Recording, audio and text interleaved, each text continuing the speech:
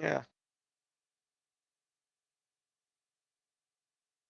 really. In Sweden.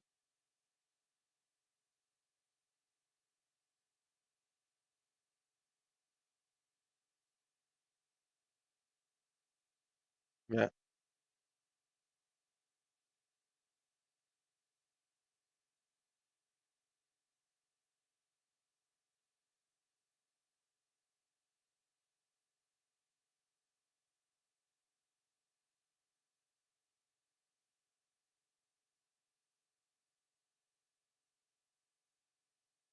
yeah,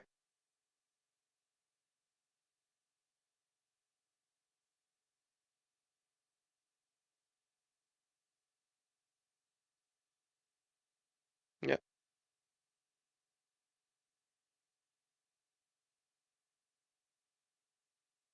Okay. Yeah, yeah.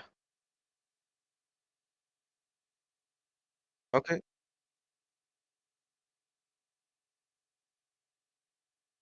Yeah, thank you, thank you. See you.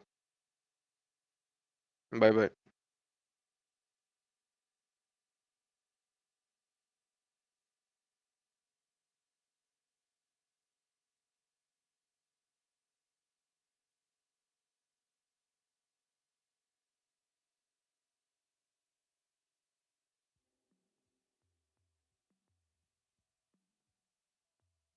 It is the first time that they've been in a semi-final situation, let alone a North American arena up against a North American team. We talk about them being Hello, confident, everyone. I'm hoping you're composed, having and an ready amazing day, for morning, situations night, like this. wherever you are. So we are going to go into the semi-finals, and it's going to be between Shopify Rebellion versus Twisted Minds in the first game, and then we have the second game. It's going to be between Face Clan versus Dark Stereo. This is going to be exciting, guys. Literally exciting. Hello, Shellas. How you doing? Let's see here. I'm just waiting for my co-stream button to come up. It does not want to come up at all. This is like hella crazy. And let's create a post to put out here. I'll be very excited because like I feel like both teams are going to be very close. Did I put it right? Come on. They are always so slow with like the co-stream button. I hate it. I freaking hate it. There we go. I think everything is good. Nah! You were fast! Oh my god! Holy! And of course, it freezes. It froze. I don't know why it does that. It actually does. You little shit. Uh, can I see that freaking button? No, we can't do that. Okay. Let's put in that.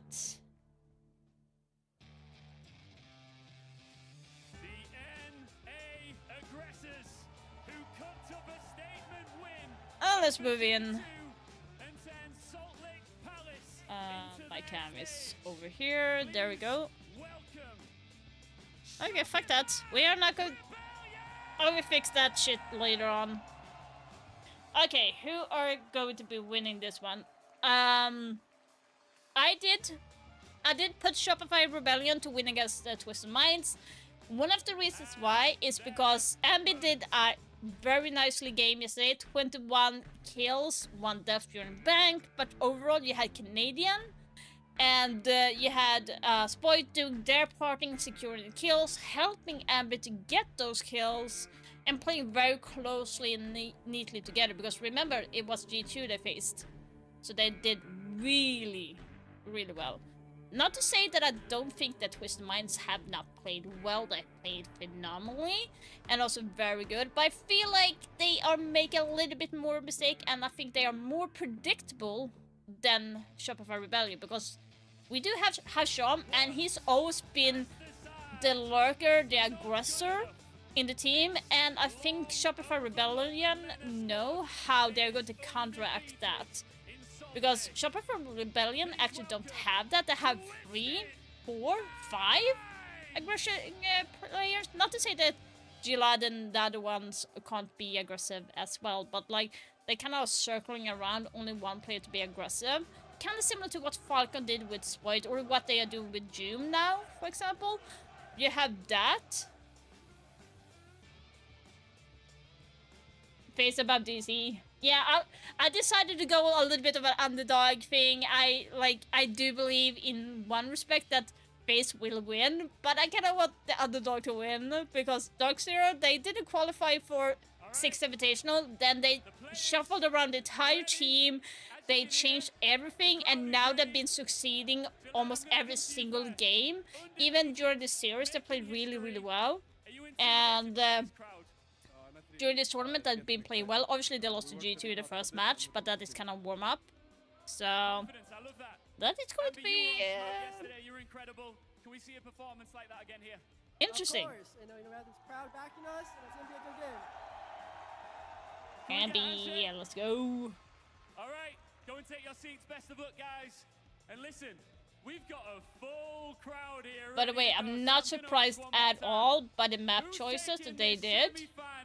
Is it Twisted Minds? Oh, damn. Maybe Shopify Rebellion. Yeah, that is Salt Lake City is ready. that is Lynx, insane. I know you're ready too. Let's get this started. Could not be more ready to start off a day with a Shopify Rebellion match. Also, guys, don't forget that you are eligible to get some drops from me, and also we have some special information tomorrow about the new season, and I know a couple stuff. Of course, I'm not allowed to say that. I will get into trouble.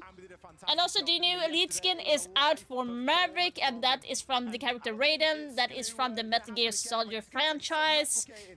He's looking a little bit weird, but still nonetheless a good skin. So. Then who's it going to be? Because Spoit also had an incredible group stage, and despite Ambi's performance yesterday, he's still not caught up. True, which is honestly kind of insane when you consider the fact that not only was the first map 21-1, Let's see here.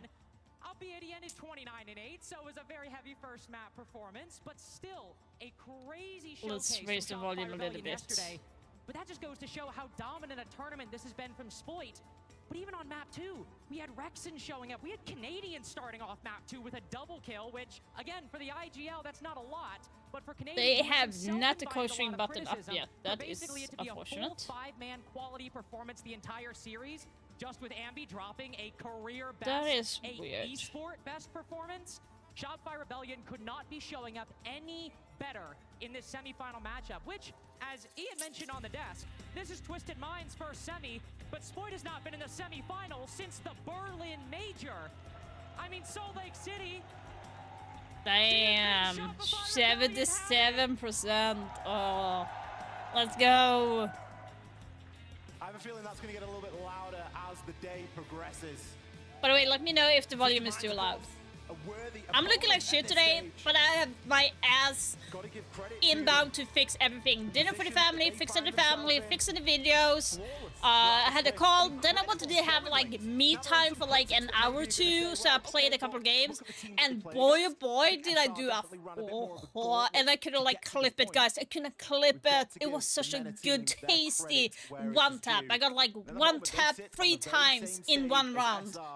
I clutched that round out. It was beautiful. There's a reason why Dear Mario is going to be disappearing as well. When I saw the maps come through, Lynx. I really like a little bit of Lair. So, Lair for Shopify Rebellion, I'm not surprised. Shopify had played really well on Lair. I would not say Lair is something that Twisted Mind likes to play.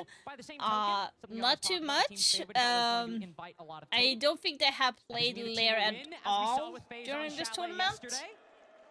I can like see if I can see the stats. Tachanka is alive? Yeah. Very standard for the hard breaching, but Monty and Snake, this is going to go right to the heart of some of what we saw. Let's see. Lair has been played. But the Snake being taken off the board by Twisted Minds. Lair's Both been players played either look at 6 the Rebellion times, who so might it's wanna pick like up the that Peloton 1, scanner. 2, 3, Absolutely. Especially with this 6, new 7, look that they've been bringing 8th us, most unleashing certain played players. is in Boy, 8th Ambi, place. Rexon's been getting Well, involved. most It really played. has been a resurgence top through bottom for this roster at the moment, and I think that that is only going to continue to grow. Consulate as we move actually on has through only been this played first 3 map. times Twisted as Minds, well, of so course, that starting is off on that really defense, who's got interesting. some brilliant tools at their disposal. Guards already Overall getting a little defense bit of a during this look tournament outside, for making Lair sure is there's no 44% drones in the way that overall. could catch them Now out they a are little bit in later Master on. There's players room like and Hasham R6 that room, really and wanna that keep a has really keen whopping eye on. 48% win in defensive rate during this tournament. So if anything, Twisted Minds should be winning on this side. Contrast going into today, what we're going to see from Twisted Minds is a lot of plays like that. Hasham trying to take bites on those exterior angles, going prone beneath desks, generally playing a much looser style than we see on the Rebellion side. But for Hasham, who stunned us all with that GK roster back in Atlanta in 2023, really put MENA on the map at that tournament. And Ooh. since then, have constantly been fighting for a seat at the table. Got it last year with EML, and now pressing everybody with a semi-final performance. Utility going quick. We're surprised at the lack of a Ying ban from Twisted Minds. This is something that, well, I was going to say, Damn, play quite not a bit of good. on Lair. But if you're just going to kill the Ying as the second kill of the round, don't really need to ban the Candelas, now do you? Gone with it as well is the Heart Breacher. Hasham, he can activate his goggles. That's not Nice. gonna save you against an air jab, and Ambi wastes no time, immediately moving in and trying to stop this bleeding at the moment. SR, they have lost a lot of their pushing power at the moment. That Ying is designed to get in there and disrupt rooms and enable people. By the way, to guys, push in. who Rexon are on excited ace as about the well. new We rank know system? how I'm like important super it excited. is I'm to getting hoping walls that open. we'll be able to Rebellion, reach they ban both the electrification operators. reach They are diamond and break prioritizing my that. record, However, because they don't that have any I second would and actually Heart cry. Breach to fall I'm not back even on. joking. So transitioning from ops all the way through into the top mezzanine into sight is going to be very difficult for them right now. So in all likelihood, you're going to look to two of the players we have left alive, Spoy and Ambi.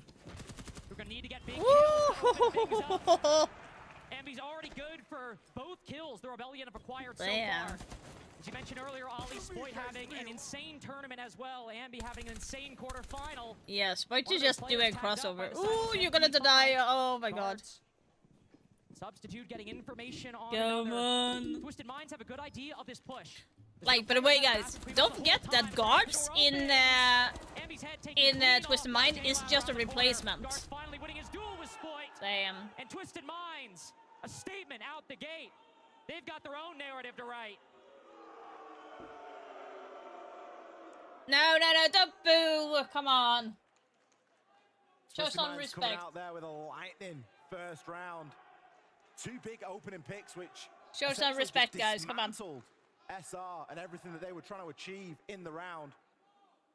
That was not a good round for An audible SR at goal all. from SR. A little bit of raw action.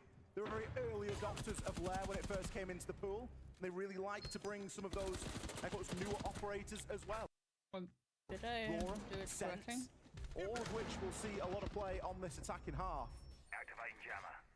But unfortunately, if you lose your Heart Breacher, there ain't too many places you can go. You can block off the door, Yep. but as we saw, always going to be skinny angles being held by Twisted Minds. And Twisted Minds not having to play into that aggressive playstyle. Really just able to sit back. Once they I got the feel like their offensive attacking it was a little about bit retreat, weak, it was to be about honest. stabilization. Yeah, the aggression really only came at the beginning of the round. Just a couple runouts, back up. Once you get the kills, it's just good fundamentals from Twisted Minds right out of the gate. And as you said, when you lose the Hard Breach, when you also lose your Ying, not a whole lot the Rebellion can do to bounce back from that. Twisted Minds now moving to the basement. We'll see another play where Twisted Minds look to, I think, pressure the Rebellion on these extremities. Hasham bringing the Scopos. And of course, recall back to the site when the moment arises. But we'll also, believe, have P9 moving around the middle floor. Plenty of options for this defense to move up to the top and the middle floor throughout round two. The Rebellion, I imagine, will take this first minute, try and map out as much of this roam as possible. 3 kills for JLad inside of round 1 as well. Big contribution there. I think Hasham is often the player on everybody's lips, but JLad has proved he can already have big contribution. We know him to be quite a big clubhouse player as well, and with that being map 2 in the series, if he starts to have a bit of a dangerous day, SR are really going to have the work cut out for him here. This opening, very important right now. Hasham caught out on the Dokkaebi. Unable to transition at the moment, and the Death Mark, they're really throwing everything at making sure he's rooted out. Throwing shields out, Nice. throwing deathmark trackers. Every bit They of utility really wanted Rebellion him can gone. muster for this roam clear, all dedicated to clearing out one guy. And when you understand the impact Hashom has, you completely get why they might make such a decision. But it's the structure that's built around him as well. Twisted Minds know he's going to invite such attention. And so P9 and JLad on the roam as well. Lurin, Canadian, and Surf. And you lose a Scopos, but you get a Blitz and a Dokkaebi in turn. Spoit, similar to Ambi last round, doing a lot of the heavy lifting when it comes to these kills. But when the Rebellion are bleeding players as they enter the map, you can't help but think Twisted Minds are getting the best of them. Not only in the kills, but also in the utility at the moment. P9 on that mute is just able to step into a jammer with Sploit going down as well. It gives the advantage away to Twisted Minds. 3 versus 2 at the moment. Fortunately for Sploit, he will be picked up now, and they've still got a minute to work with. But again, I look at the tools. We're asking for a lot out of these boogie drones, and no one's able to sit on site or close to and catch these players as they rotate out of dodge.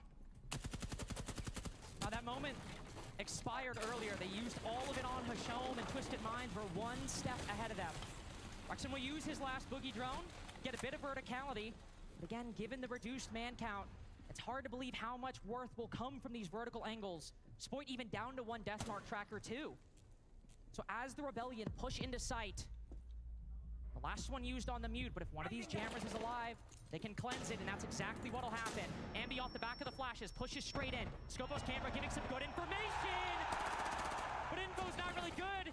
You just know where death's coming from, not whether or not you can avoid it. Trixed in a 1v2, Spoy and Ambi.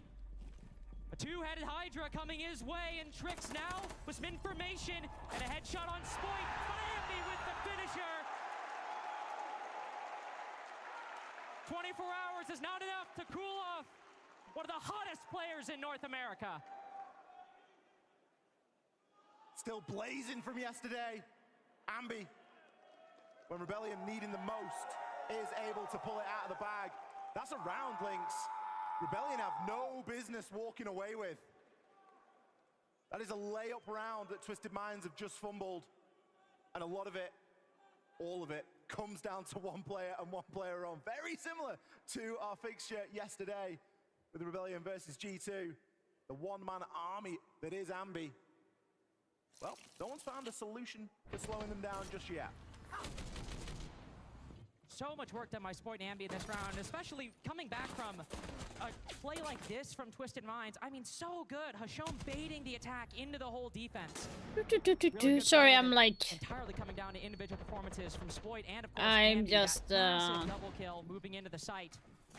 5 seconds left. Kind of thing Rebellion needs to get them back into the game, and we need a little bit more to make things competitive.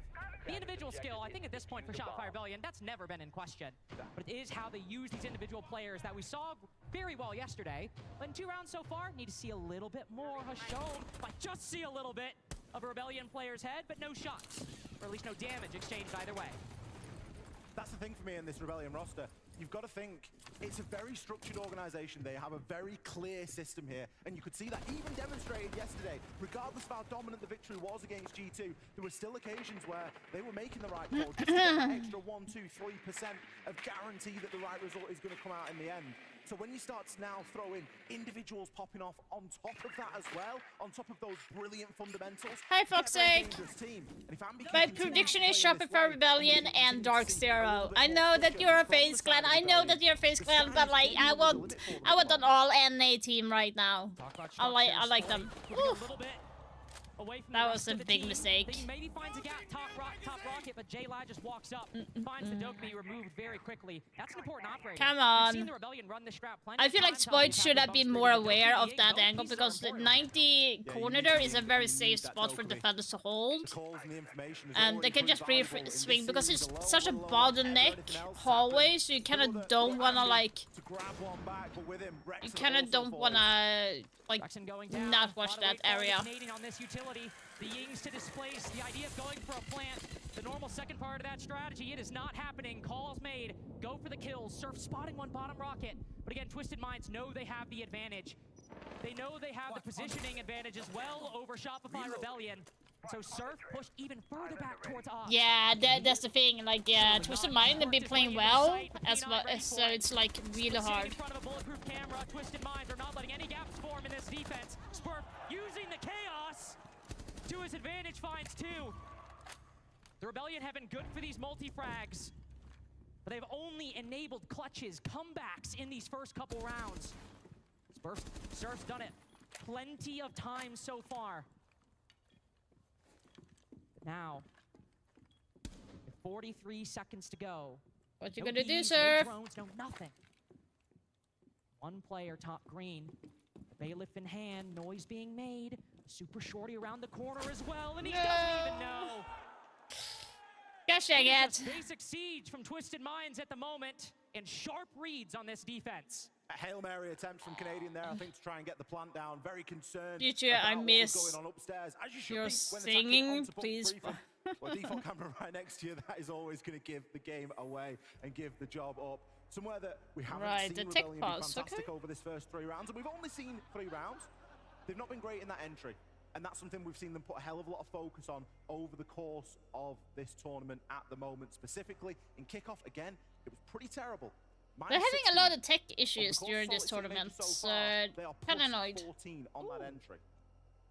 They've got a huge differential on very recent performance of how they've been playing. And so far in this game, we haven't seen that as much. We've seen a lot more risk-taking. You have the from helmet, this but roster. nothing more. Seen a lot of risk taking, and you like the idea for a team that can sometimes, I think, be called fairly or unfairly a little slow. You see Sport taking those gaps, and you think to yourself, you got a kill there. That's the exact kind of play we need to replicate something like we saw against G2 yesterday. But Twisted Minds are quite clearly ready for it. Not only aware of the possibility that Shopify Rebellion might do it, but also very conscious of where there might be gaps in their Shit. defense. Even think to last round. J-Lite didn't know Spoit might push from Ops necessarily, but he knew that somebody Yeah, I might still push don't there, like the and Sage. Terry I Thomas really led don't attacker like to the walk Sage, into guys. Ops, make their way into the office, and then get an early line of sight onto the defensive setup on the second floor. He's aware of that. He acts on it. It is just really good reads and game sense from Twisted Minds right now. And also, of course, that classic gun skill that this team has become famous for. Both No real surprise to see Dame as a Damos snake take is away bad, here at they the start don't of want round to have 4. any information. Azami as well will Jesus. fall by the wayside. We've seen far less of Azami, really, but it is always a very popular operator to choose, particularly for this top floor. They're the kind of plays you've got to be careful for Hashon making, because he's going to spend a lot of time at those exteriors, a lot of time at the extremities of the building. Spends an unreasonable amount of time outside for a defender. And it shows today that, well, it's just another opponent. He doesn't mind. He's just going to continue to play his game. First 2 kills in the match so far. Player that could go a whole heck of a lot higher if Shopify Rebellion aren't careful. But after that tech pause and after the rest of the ban phase, they will take away the Azami. Operator that P9 was playing last time, and also an operator that Hashom could go crazy, and with those Kivas getting aggressive, you never know what might be in store. But with that off the board, going back to our 6th room and office, only change we have in this defensive lineup is the introduction of a Tuberal. I believe in place of an Echo. Also a Smoke as well making its way in.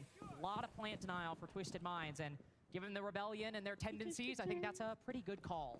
Rebellion again being quite skinny on the utility though. They're not bringing any redundancy here. We saw Canadian and Wrexham both fall very early in round number 1.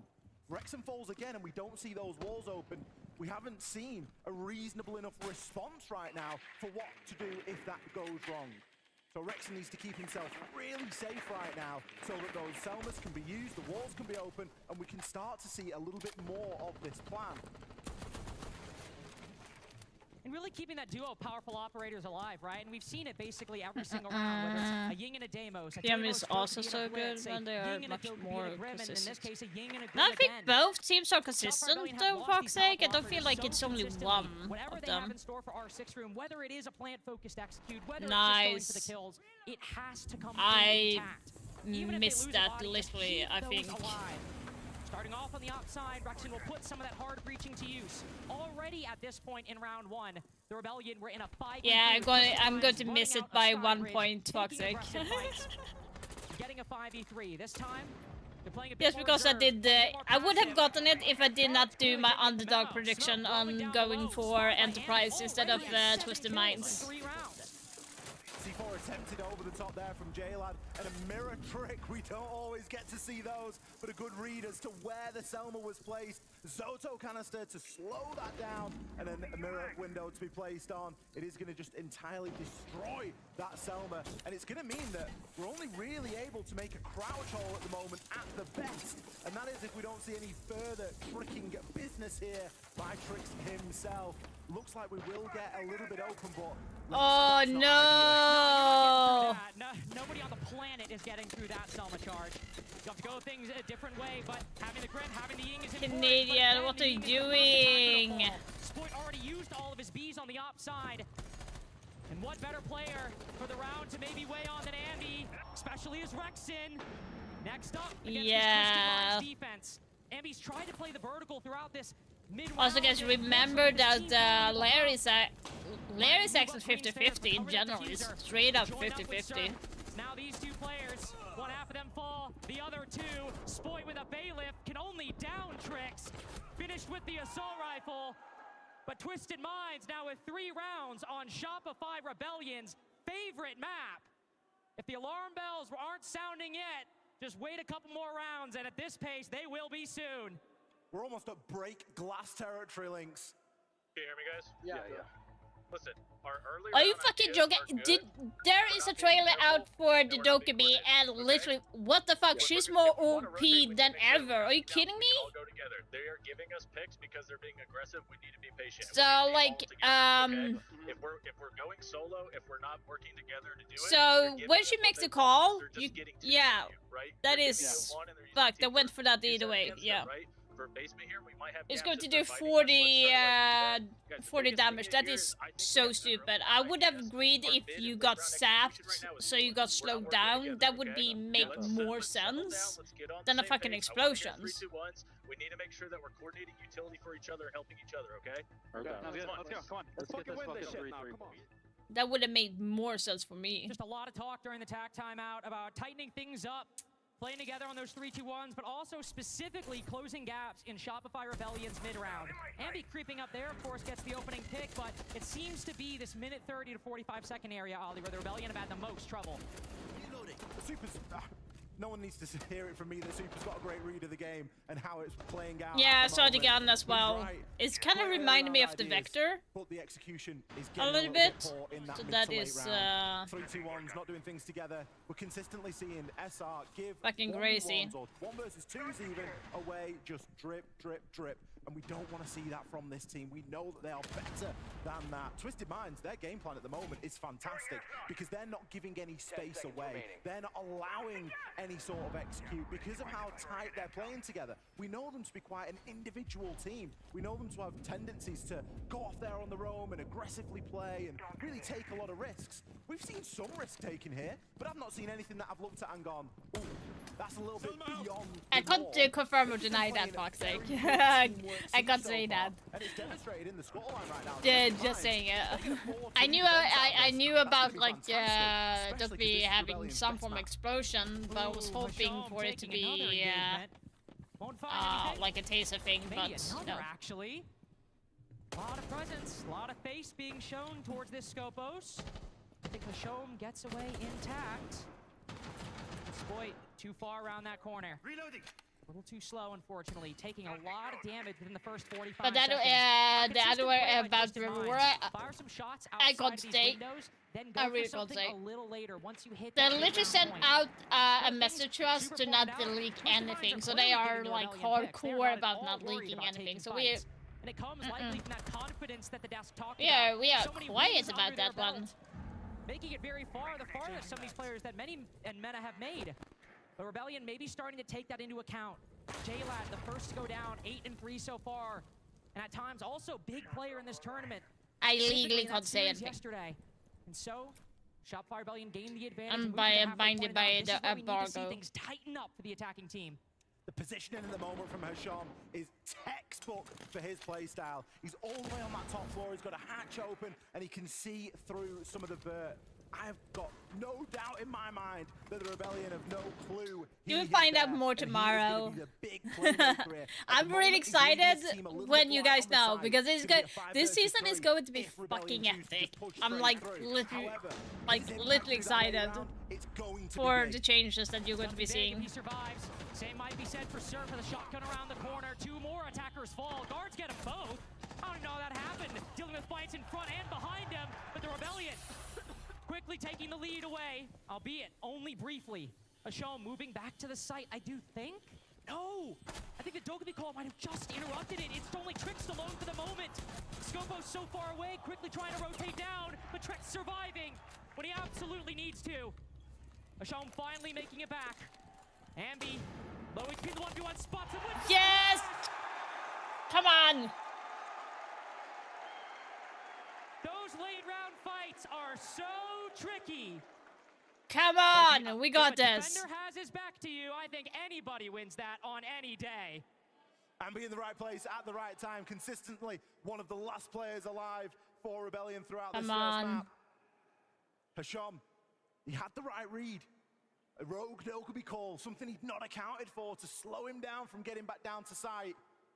Not able to find a pick through the floor and having to take that heads-up gunfight with little to no information.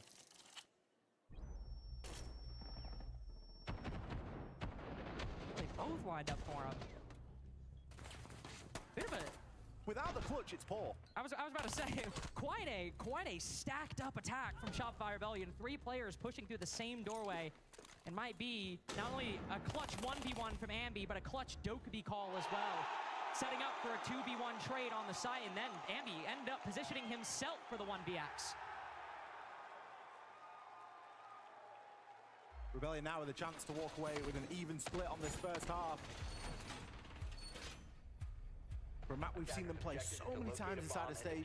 By the way, guys, if you're not following me over at Twitter yet, I do post there regularly all about games and so forth. We are getting closer to 1,000 followers over at Twitter as well. Let's see here if it's working. Makes for a good moment. Makes for something to talk It's not about. working. But the Rebellion only coming away with 2 attacks because of Ambi 1v1s.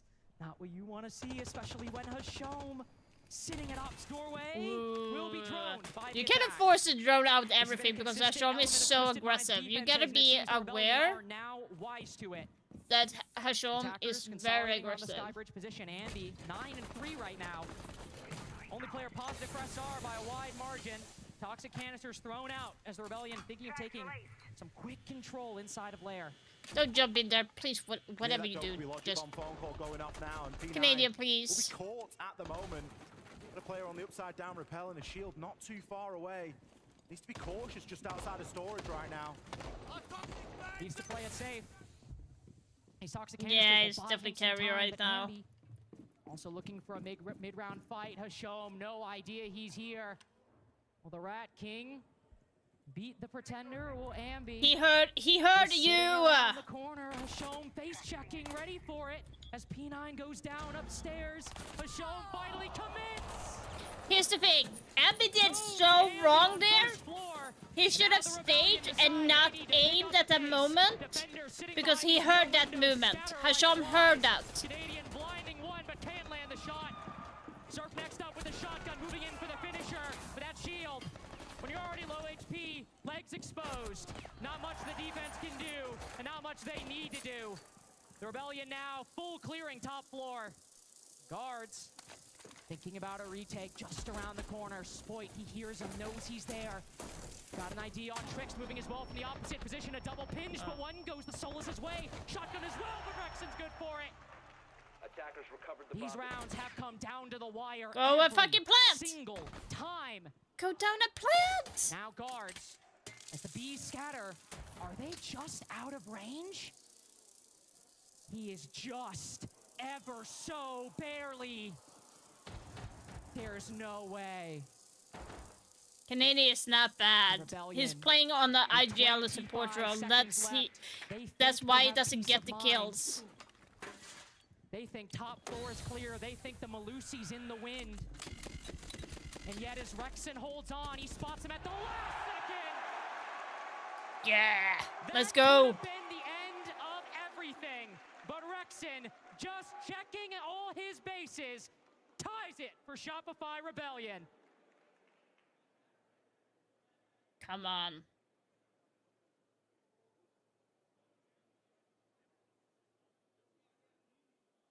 That first half, we haven't had that the entire tournament. The reason for that is the stress levels, okay? Let's just calm down a little bit, okay? Guys, we're a great team.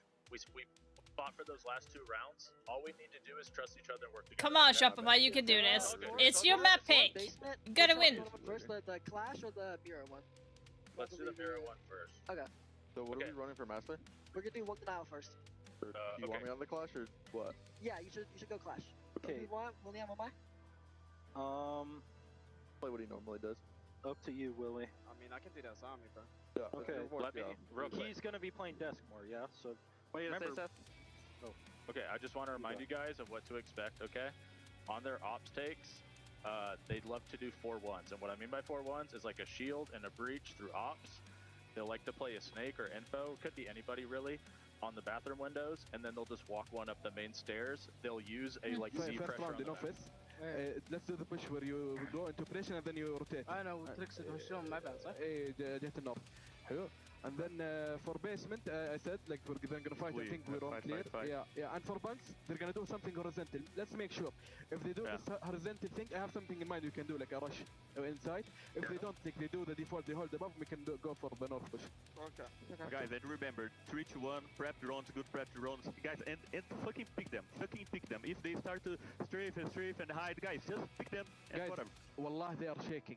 Yeah.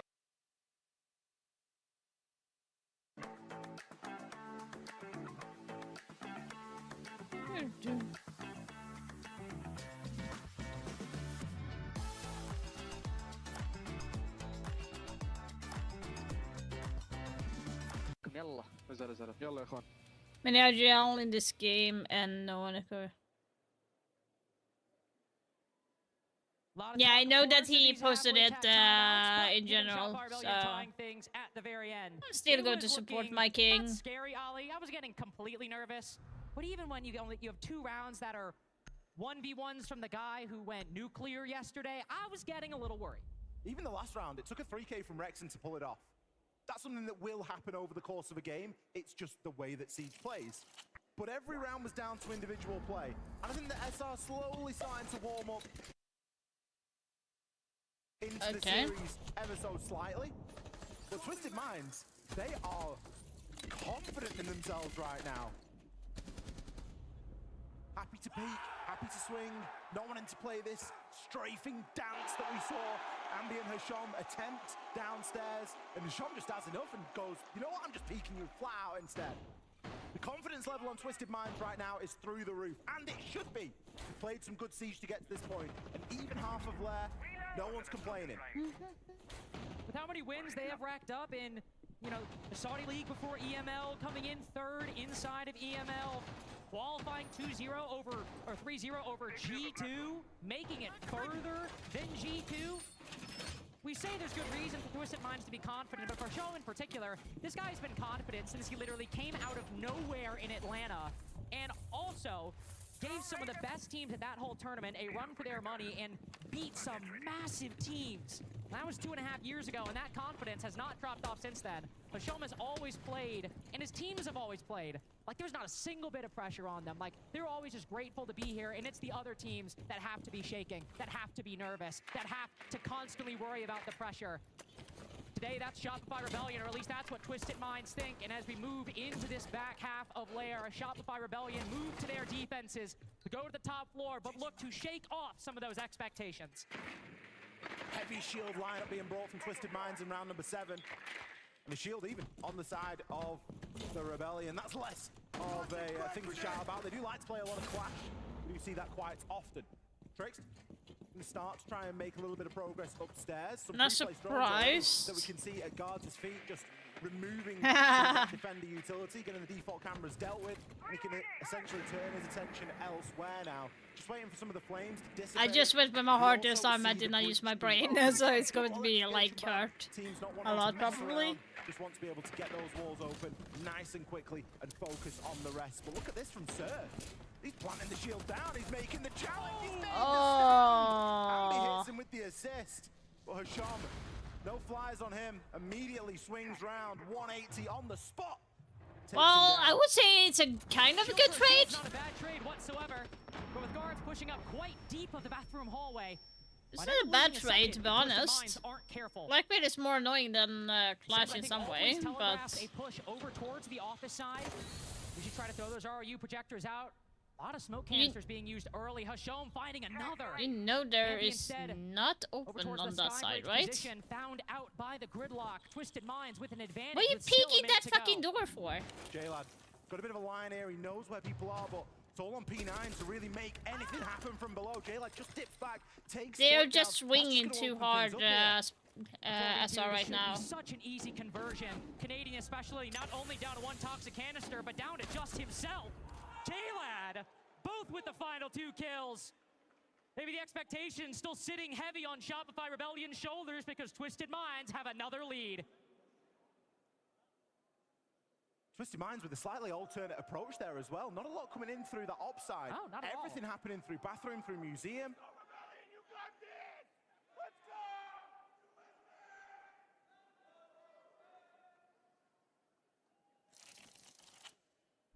Yeah. But we have the reveal of the new season coming.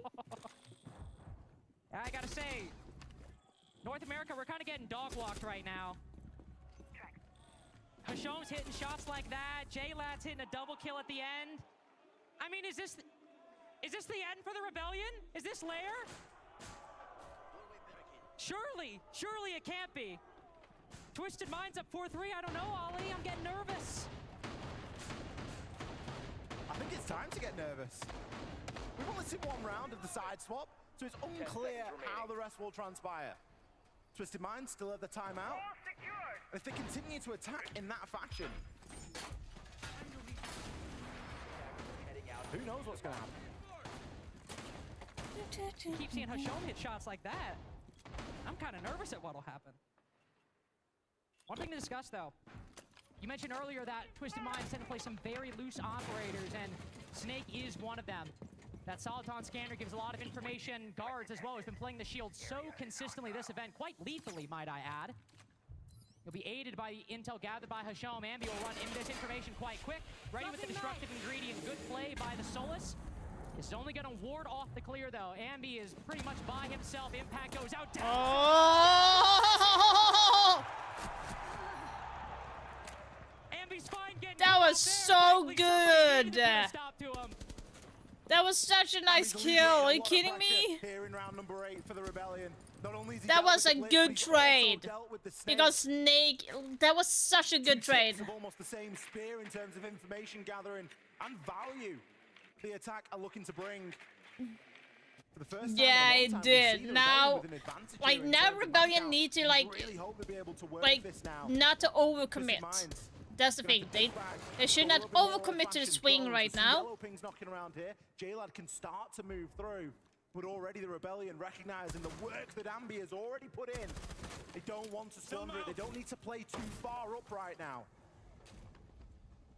You don't need to with a 4v3. We still have plenty of great on-site utilities. C4, smokes.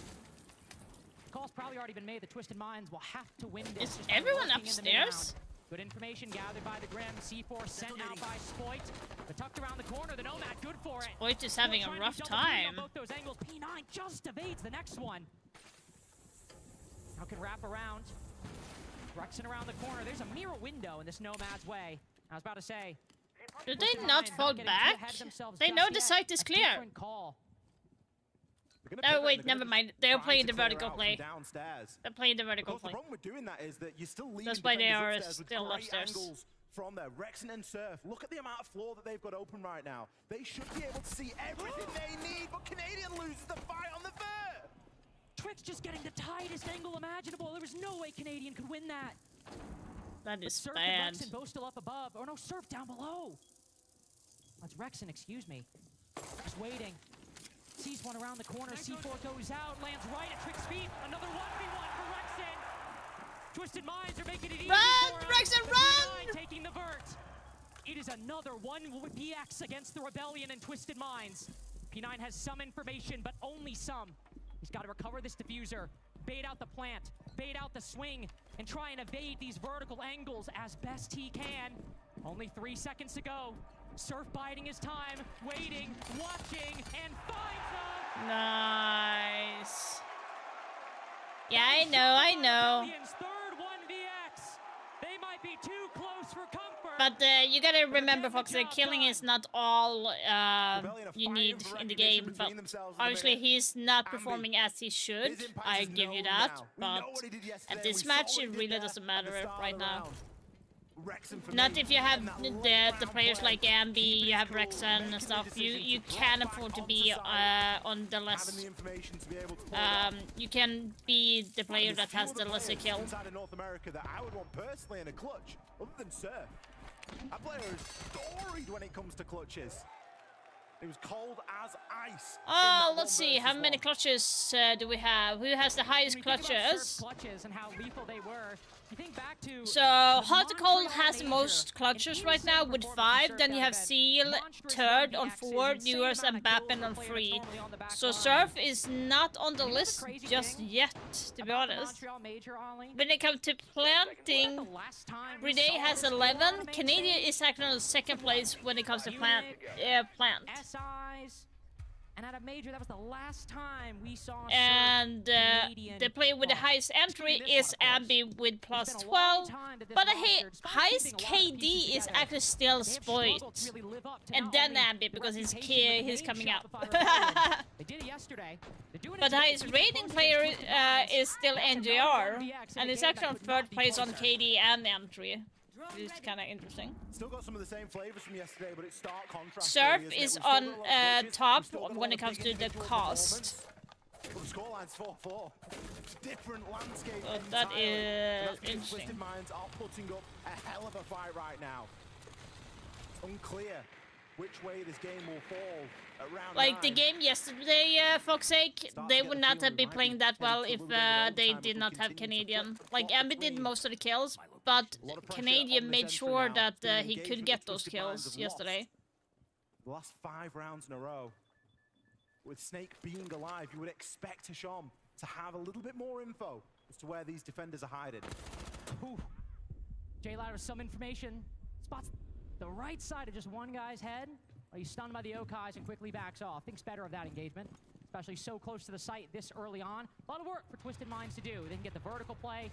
They can hunt down anybody who might be thinking about moving beyond the immediate realm of the site. Rexen, for example, playing a bit aggressive over on the yellow stairs. No one have. They said it yesterday. Ambi is the only one that has the highest KD in one match in Pro League. The youngest, I think. Themselves in harm's way at the moment. You can see they're just on a bit of a half hold right now. Rexen just at the top of those blue stairs. Not really willing to go much further, but look at this path in from Surf. He might find himself some brilliant timing right now. He's moving around the corner, but no, Guards is ready for it. Twisted Minds have made a good read. Rexen sits trick. Are you fucking joking? Hit so hard it set him to map 2. P9 next up on deck. 3 shots. 3 yeah, what do we say about that? Reloading ammo. Rexen's decided that the Rebellion need a hero, and he comes clad in purple. How about lucky number 4?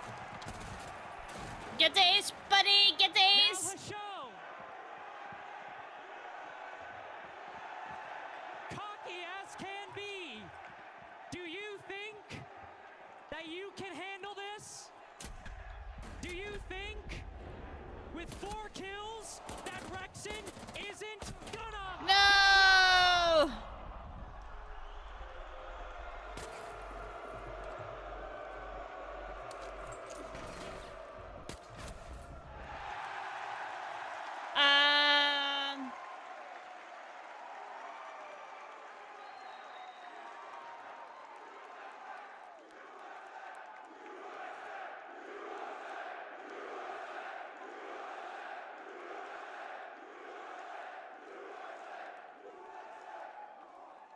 Hashom winning the battle, but not the war of round 10.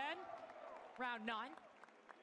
Rexen hit me so hard, I forgot how to count. So, Ambi's the one that has the highest KD ever, so 21 kills and died once. But whoever has the highest kill record in one match is actually Shaiko in a single match. Okay. In the main wall, I have no bad thing in office, right? I think we can prepare the main wall and take only ops, and after this split and play. Grim is open, have so many things open. And in the basement, I think we just do the default, they're all hunting, and also we can split, or we can hunt. Remember what you did against GK? 25 kills. You can do the same thing. اوكي اخوان اسمعوني، شفت اول ستيب يعطونا اياها ببلاش، يعني سريع بناخذها. حلو. الثاني ستيب هم اللي بيقعدوا يوقفوا عليها زي هالسموك هذا، بالثاني ستيب ما راح يسيبها وراح يلعبوا ايكو وسموكات. فاحنا شو بدنا نسوي؟ بدنا ناخذ اول ستيب بعدين ننتشر كل واحد يروح مكان. Sometimes it looks like the coach doesn't understand what they're saying. Okay, let me just put on the coach stream here. I need to do this. Creeped in as one of the highest impact players for the Rebellion. Obviously, this needs no introduction. A huge 4K with the M59, but even to finish off their attacks, a big 3K from Rexen as well. Yeah, it is crazy. Yesterday too, a player that has kind of fallen by the wayside on the Rebellion in light of some of the bigger names. Absolutely, and you'd think that that'd be something that Twisted Minds could deal with. One player playing smoke at the top of some stairs with a shotgun. It happens on nearly every map. In that position, every time somebody's playing layer, there's a smoke there. Stunned them into a tactical timeout, and it was enough to even force them back into native tongue. Like, they weren't speaking English in that time, and that was very specific, very direct. Twisted Minds obviously feeling the pressure here. Not wanting to let Rebellion stretch too much of a lead right now. By the way, guys, I'm actually going to get a haircut on Tuesday, so that is going to be interesting. So we'll see how my hair is going to be looking like. Brought them over the line for Rebellion right now. I have kind of long hair, right? 2 rounds away right from now we can kind of. the I can actually put it up in a small ponytail. Now, a chance to try right and now stabilize. it's just a small little. Chance to stabilize, but as the Rebellion have begun posing problems in front of Twisted Minds, they've struggled. Something that our colleague Crow and I think we've talked about many times with Twisted Minds. For me, it's long, okay? It's still short, but I want to keep my hair short, okay? My husband wants me to save my hair, but I kind of don't want to save it. I feel like short hair works better for my face shape. In that case, when something so simple as a smoke on the stairs, they peek them one by one. Here's another problem. You got a player bottom rocket. Maybe some vertical angles, but beyond that, this player's immediately clear. Any trading's gonna come from a vertical position. He's playing conservatively on rocket with some magnets and some barbed wire. He's moving back up now. I might go similar to what I had before, like the short hair on the side, like I was shaved on this side. How do you solve that problem? I kind of like that, but we will see. Doesn't need to commit any more magnets to it. Can say, you know what? I'll back up. I'll play the magnets upstairs. We'll see what they will find out. I like trying new hairstyles that I've not done before, so. And as good as shields are going upstairs, which spoiler alert, they're not that great. It's still not a gunfight that you really want to be taking. P9, his focus in this round is likely going to be to get a lot of that vertical work done. Still very unsure as to where anybody can be. He's going to transition upstairs. We've not really seen him use that skeleton key too much just yet. No, instead.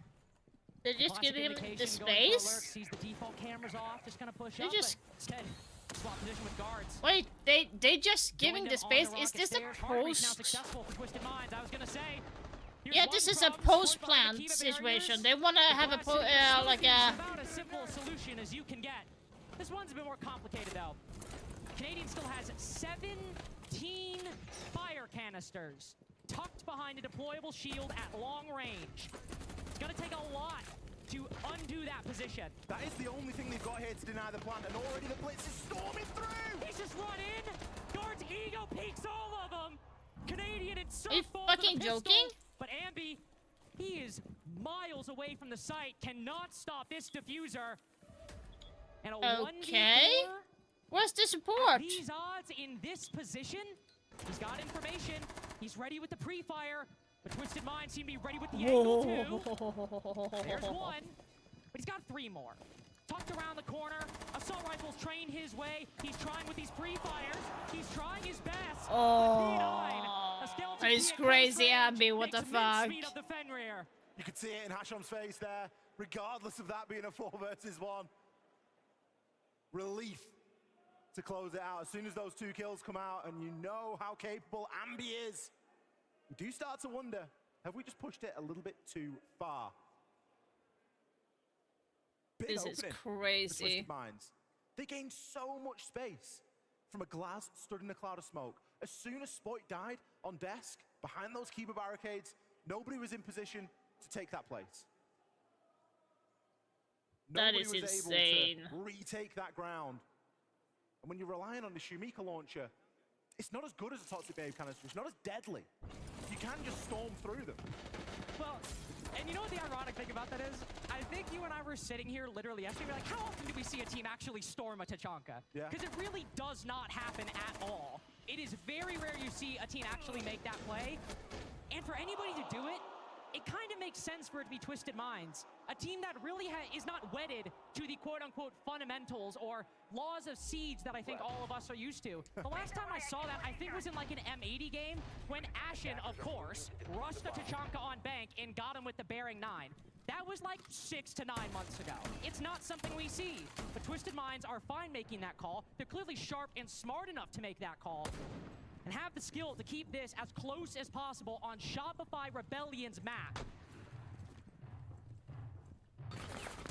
Especially when you start to think about what map 2 in this series could look like. Not a map that we see SR play all too often. They're going to need a result here if they want to avoid going to all 3. Guards, we're starting to get that wall open. It's first step of attacking into bumps and briefing. Typically isn't too contested, but he came up against a little bit of obstacle there. With that now done, attention can be turned elsewhere. A vertical clear, top down. Top floor is being held at the moment by all available defenders. Nobody is sitting on the site. They have these tight angles, they have choke points they themselves have generated. 3 ADSs. All stacked up for Spoit in an attempt to try and keep him alive. But it isn't going to stop the march from Twisted Minds right now. Just slowly making progress up Skybridge. Slow because of the insane amount of utility pushed just to hold this one position. C4 hits the too early with that. Unfortunately, for Shopify Rebellion, the Blitz taking a negligible amount of damage. Got information on not only the zombie below the staircase, but even on the support being supplied by the Jaeger. Rexon with the first, but in terms of the position that Twisted Minds are focusing on, it could not be better. Oh, Spoit got him? To the right, damn. what is this? He's at the site, dealing with the vertical angles. Guards on for 3. Are you It's fucking just joking? the retake for Shopify Rebellion now. Surf. He's got the angles, he's got the time, but he's looking the wrong way. Guards might be planning it, Trix might be planning in smoke. But if Surf is looking at the wrong angle, those glasses aren't gonna do squat. And now they just hold their post plants. With a Shom around the corner, it has got to be a 2-man retake. Stacking up on the opposite side, C4 will clear the way. Shotgun next. Oh, come on, come on, come on! No! Why didn't they drop the hatch? With 5 shots and Twisted Minds. They have put all of us. Nah, guys, seriously. Viewers, come on. Those that are watching, just Great to please, see some diehard seriously. Twisted Minds fans in the audience here.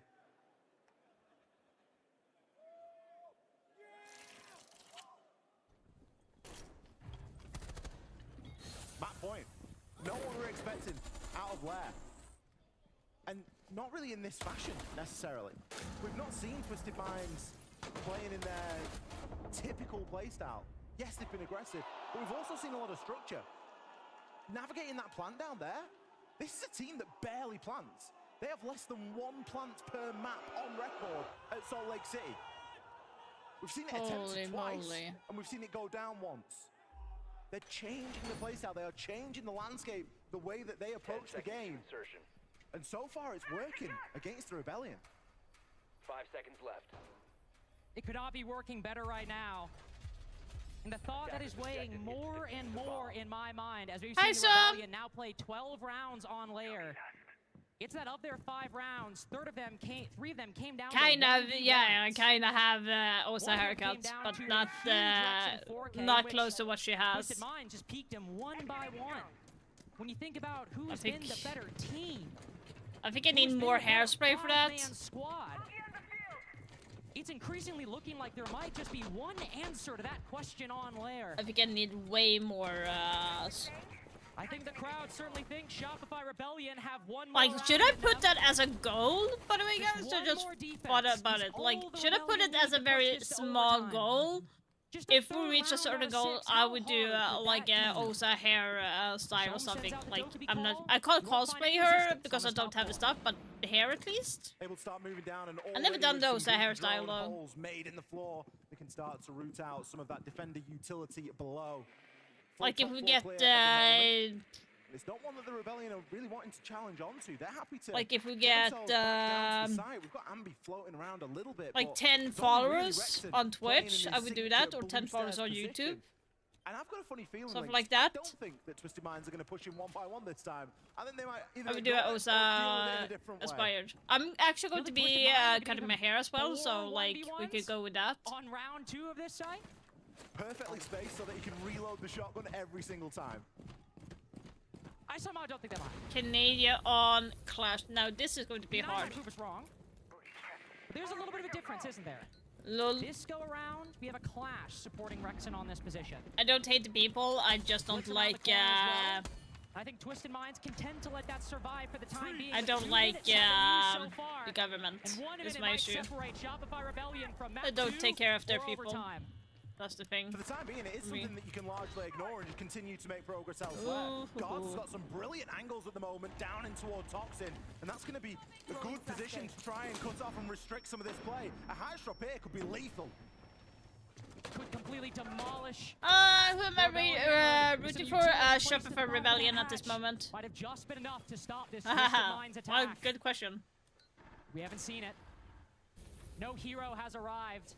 No knight in shining armor for Shopify Rebellion with 30 seconds to go. If they just want to win this on time, they have got 1 less player. Oh no! They have 2 less players. But they have Ambi, the man who made it happen against G2 yesterday, gets hit in the face by a flashbang. It might get slapped around by Twisted Minds if he's not careful, but it's only 10 seconds. Just 10 seconds to go. Twisted Minds. Ambi, how the fuck did he win that?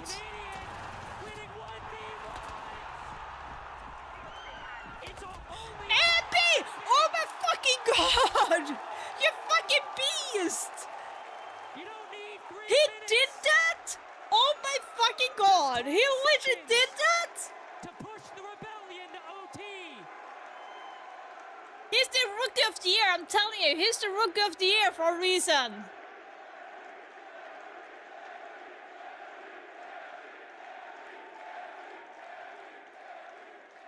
Holy! What did we come up with earlier? The Postman? Ambi delivers in round 12.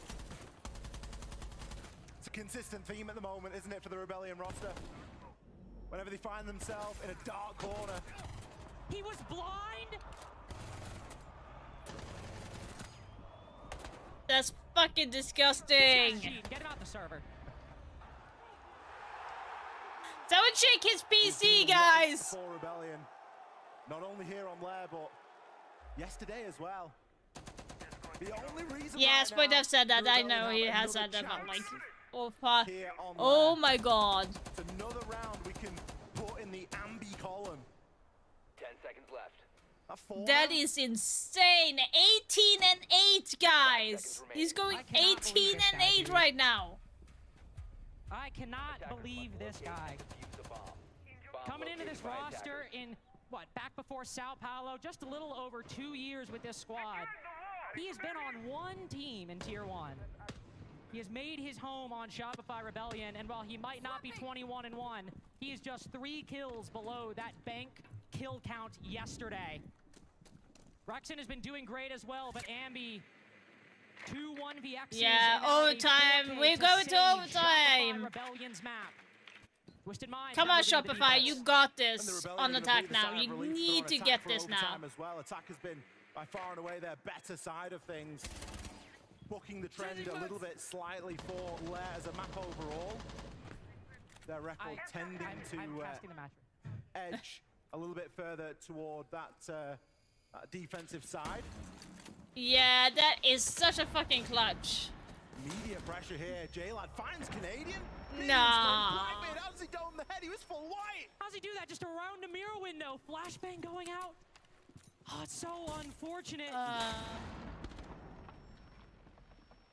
And a moment like this for the Blackbeard to fall, even struggling on the Oh hard my breach. god. Are you kidding me? Twisted Minds are not at all phased by Ambi's antics. Rebellion now in a 3-4 man disadvantage. 2 amazing kills from J-Lad as well. He's hit some absolute zingers there. Yeah, J-Lad is doing really well as well in the kill department as well. Like, he's doing 14 and 9, obviously about 14 kills to... Right now. Just going to continue to send in those yokais. Won't stop the deployable shield from going down, though. That's going to remove a little bit of safety at the end of the corridor for him. Is it another round where we have to look toward Ambi? Is it another time we have to ask too much of one player? Deploying Selma. Still got some teammates at his shoulders, but even that's going to slow Yikes. things down. They can't Selma open getting up now. destroyed by that nitro cell. Taking hit after hit in the utility column. Shopify Rebellion seem to be trying to take things a different way. I think Spike is having issue with Lair in general. He tends to underperform in Lair when he's playing. Both him and Canadian usually are doing that. That might be a high risk play to be in that corner because Shopify Rebellion still without a clear you way can't do in. much. P9 more utility than he could spend if he had 10 lifetimes. Surf runs right into it. Shopify Rebellion running right into Twisted Minds' hands. And Rexon, powerless, defeated. An impactless kill as impactless can get. I was kind of wondering. You gotta stop. You gotta stop doing that. You can actually get the warning for doing that. If you like hetzing, honey, I'm home. Into the building there, just hoping that Twisted Minds were going to overpeak. Thank you so much for the subscribing, some guy. Thank you so much. But like, if he does that to get a rise of the crowd, he can actually get a warning from the admins because it's not allowed to do that in a way. You can like cheer and like when you have won stuff, like obviously, but if you're doing it in a different manner that you want to get a rise of the crowd in a negative way, then it's going to be obviously a warning. All of this is on their number so this he is needs home. to like More than he needs to 8 chill on other that. maps in this pool. This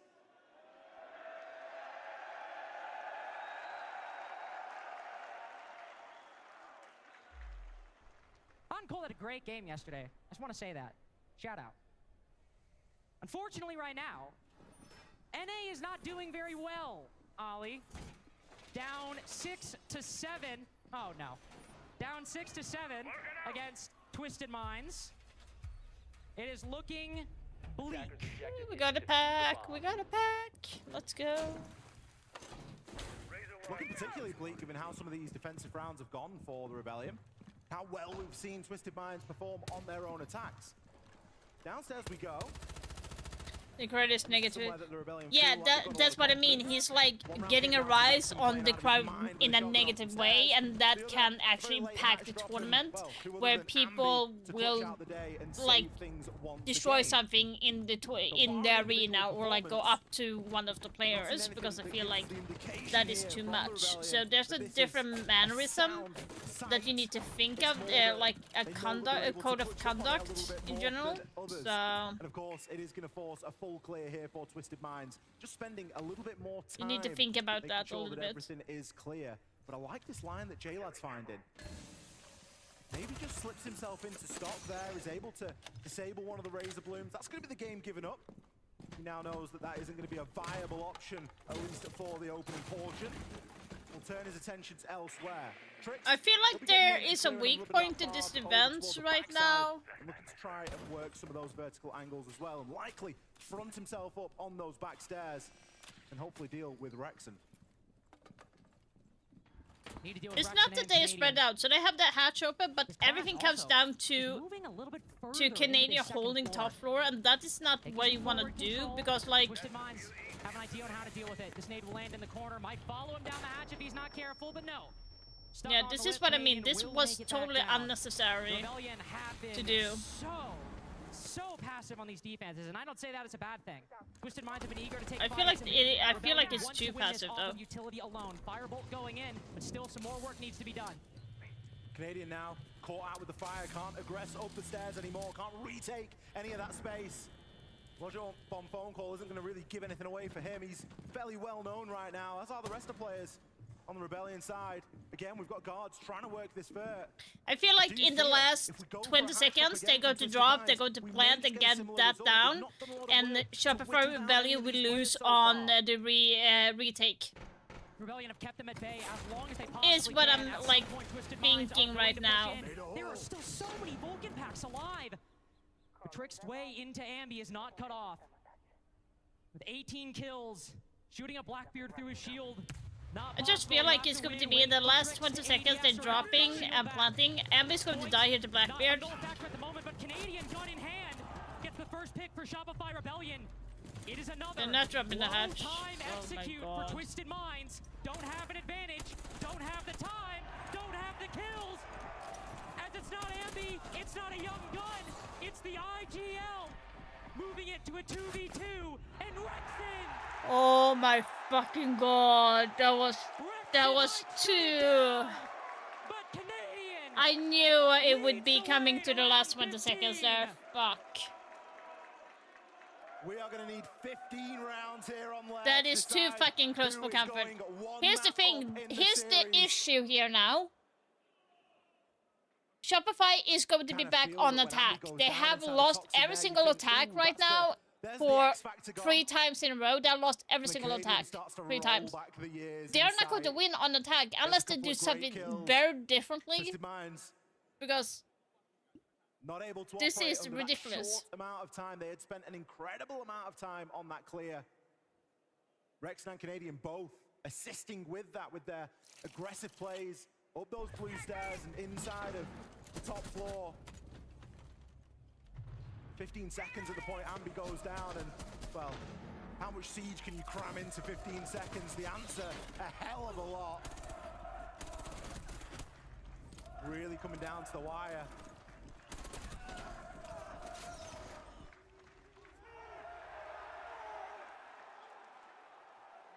Jesus. All 15 rounds. Just to I'm get like here. serious about this. The Rebellion still winning every round as close as it could possibly get. Their most dominant victory, by the way, they had 3 players remaining. Everything else has been either 2 or 1 remaining. It has been hard fought for Shopify Rebellion. It has not been clean, and it has not been... Why would you pick that, Hashom? Why would you pick that? Seriously? Like, why would you spawn peek at that moment of the game? Why would you do that? As clean as you can get in Rainbow That is Six stupid. Siege. I would say that is so... As a coach, if I saw that in this game and it was 7-7, I would cheer you out. Because you don't do a spawn peek in that situation when it's 7-7. You don't do that shit. And we're going to feel it in round 15 as well. Good night. Yeah. Will assist in some of this early. But I would be control and early map pissed. presence. The Rebellion are going to be looking Did to I got get that here. opening Spoiling pick? That's already good. made his way But right up J-Lad. they still have lost every single attacking round, even if they had the advantage. So I'm hoping that they don't fuck it up now. So they got Trilad and Hashom, good, very aggressive players now. So they got the roamers, roam-ish. They still have Jalad upstairs, who is one of the prominent players right now in getting kill. So still taking some time to drone. they're taking the time. To figure things out, but P9 creeping up to the window. Nice. Now they can go in and push. Looking to close the door on round 15. J-Lad and guards. Surf. Hello. 20% of the job done. But that's just 1/4 of it. Finally, they're winning the attacking round. With nothing. Yes! Let's go! Yes! Shopify Rebellion. Yes, we got it! Oh, my arm, but what the fuck? Dude, my arm! What the fuck? That was weird! Why do I have... That was weird. Shopify Rebellion getting it done there on map number 1. Twisted Minds putting up an incredible... I don't give a fuck, it's a USA thing, like it's the team I'm after, not freaking region, okay? But ultimately, the North American team in SR, good enough on Lair. Will they be good enough on Club? We'll be back right Holy! Finally, they won on attacking side. Like, they played bad on the attacking side. Like, finally. Holy.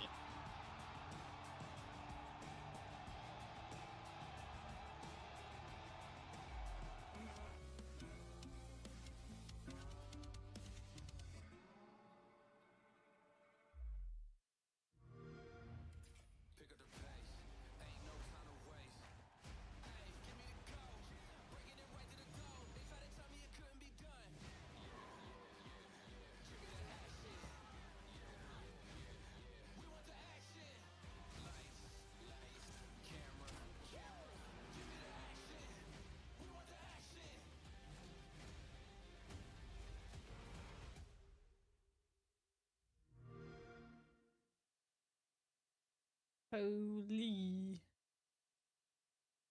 That is insane. Next map is Clubhouse.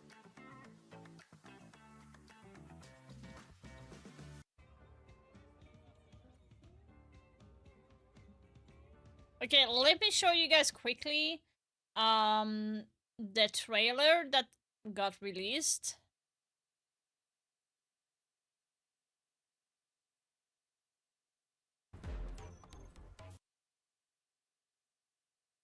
You gotta see the trailer. Wait, what? Okay.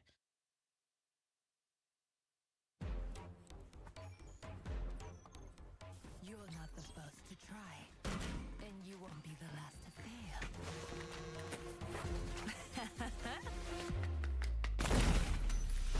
Oh, did I break your phone?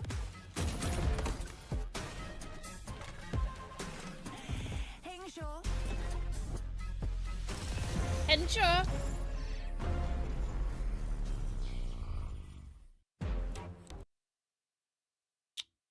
That is going to be Annyeonghaseyo! Should be saying that. Holy, that is going to be crazy.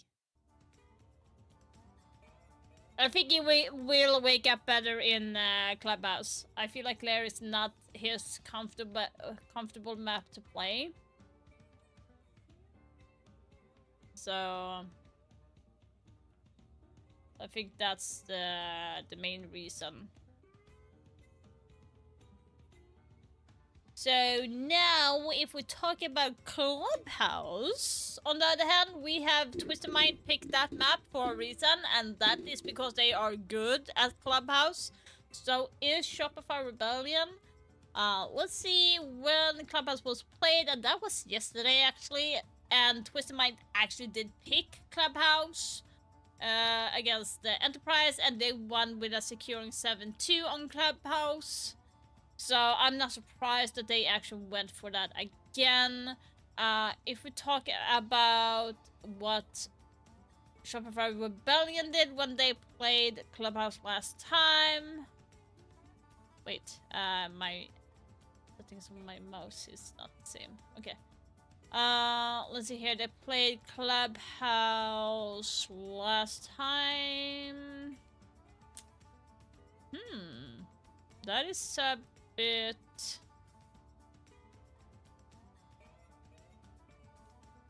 Wait.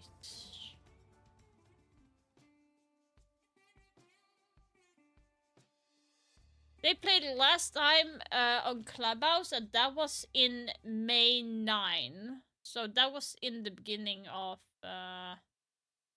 Was it the beginning?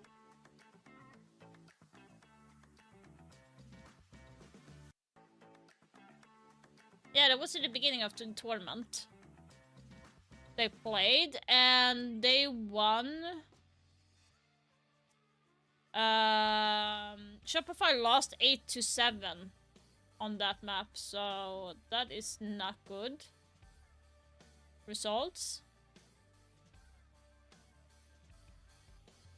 for them at all. That is not good result. If we talk quickly about the bans, I do believe, based on what I've seen on stats and stuff, I do believe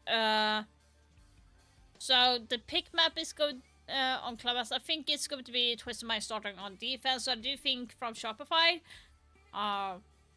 it's going to be like Bandit and Kaid ban. They're going to do as simple as that. For Twisted Minds, now that it's starting on defense, I think it is. It's going to be a Monty. I think they're going to ban shields overall, to be honest. I think it's going to be a straight up ban for shields, because we know that they like going shields. Shopify, we have Canadian that is on shield all the time, so I think it's going to be that.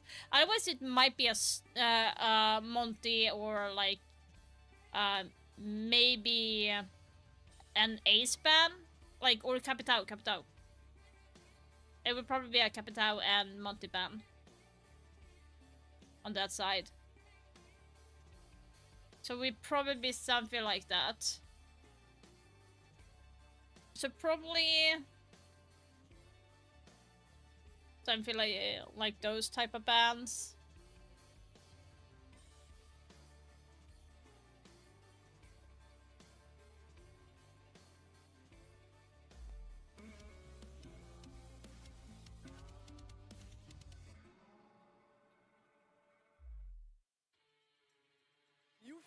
When this crowd is chanting your name? I mean, yeah, like, you know, we're wearing noise-canceling headphones, but you can definitely hear them when they're loud.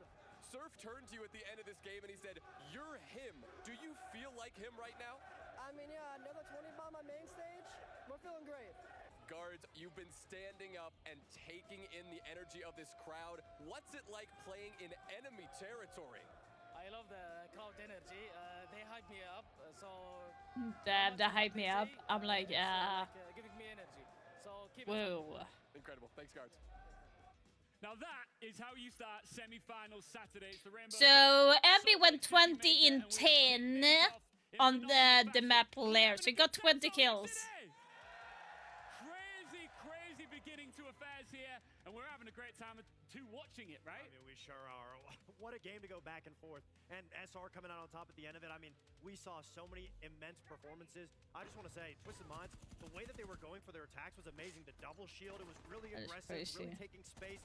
That was what was giving them that edge on their entries. Absolutely, and then for Ambi, I mean, you said it in the beginning of this. Can he get another game, another lifetime career game of 20 kills? He absolutely did. But as you were talking about, you were talking about, it wasn't just on Ambi as well. No. Wrexham was also the backbone of the team, being able to clutch up in many given moments. You were talking about Top Yellow. He gets that 4K on there. But again, this is, I mean, we can't talk enough to do this match justice. You would have had to watch this game every single round. Yeah, Ambi, I don't know how you do that blind. Getting that kill on Blitz, then being able to transition, get the kill, get the down, and then to switch into it and get the diffuser being planted. Ambi is literally a walking highlight reel. He's him. He's thriving. He's living every second. I mean, it's one of those things for Ambi. When you just show up, even in the first rounds, first situation on main stage, we saw him yesterday have a big game.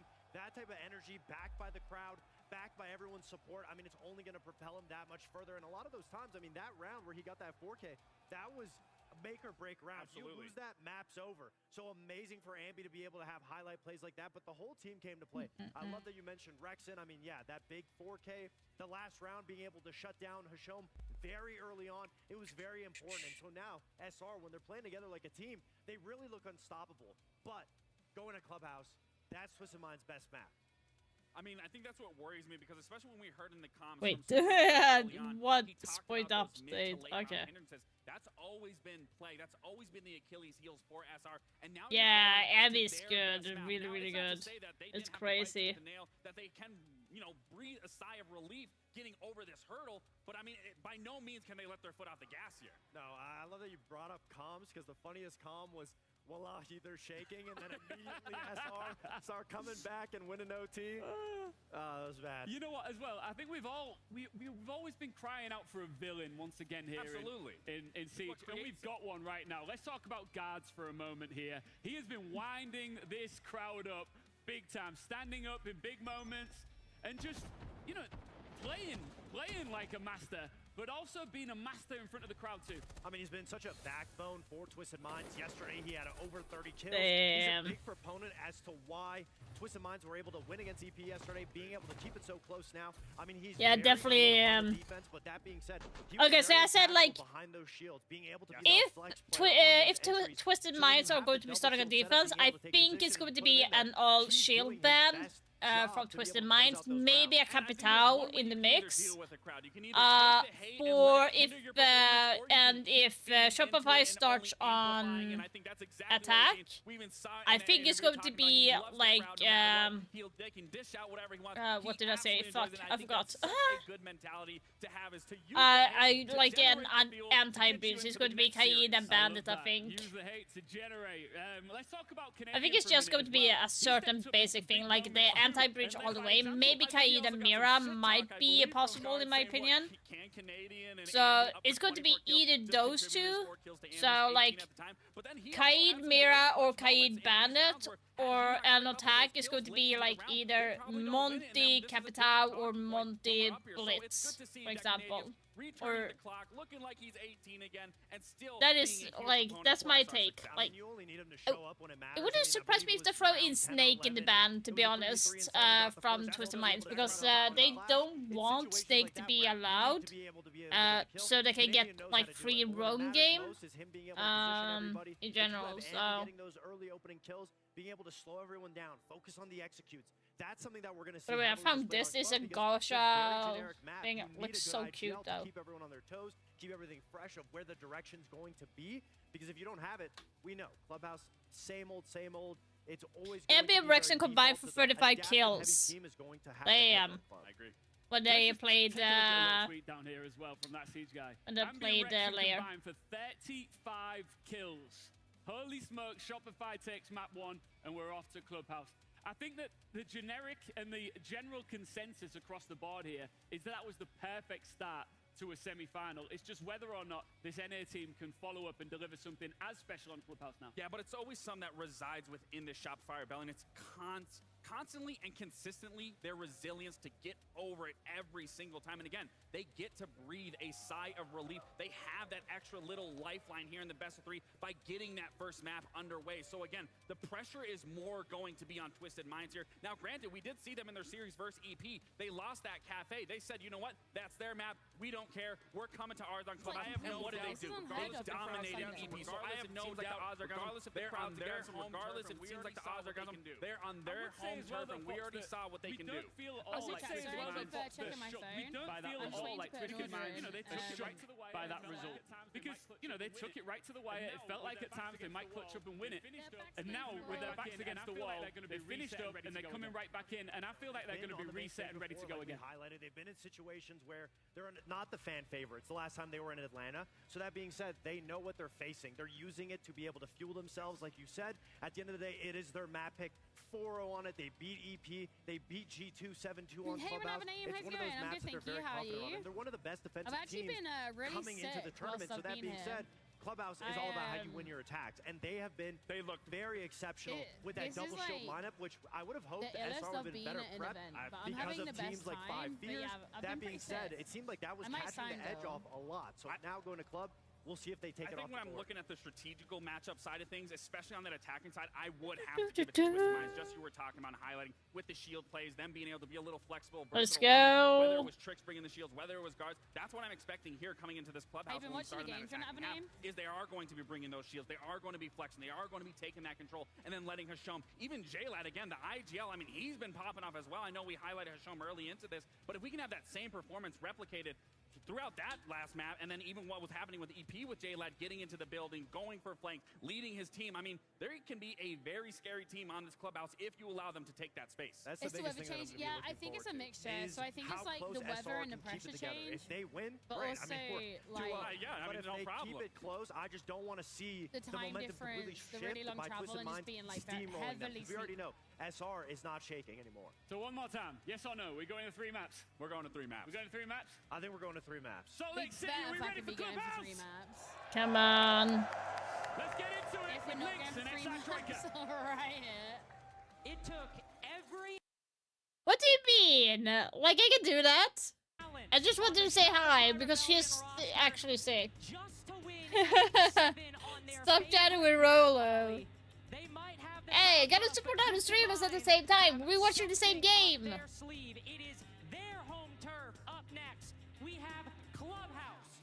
Map 2 between Shopify Rebellions and Twisted Minds, starting right Let's see if I'm right. I said Monteban and Capitao, maybe like Blitzban and Rebellion on defense, so it's going to be twist around. So They've played this map 4 times in the last 6 months, and they have won it every Capitao and Kaid. time. Okay, I was right.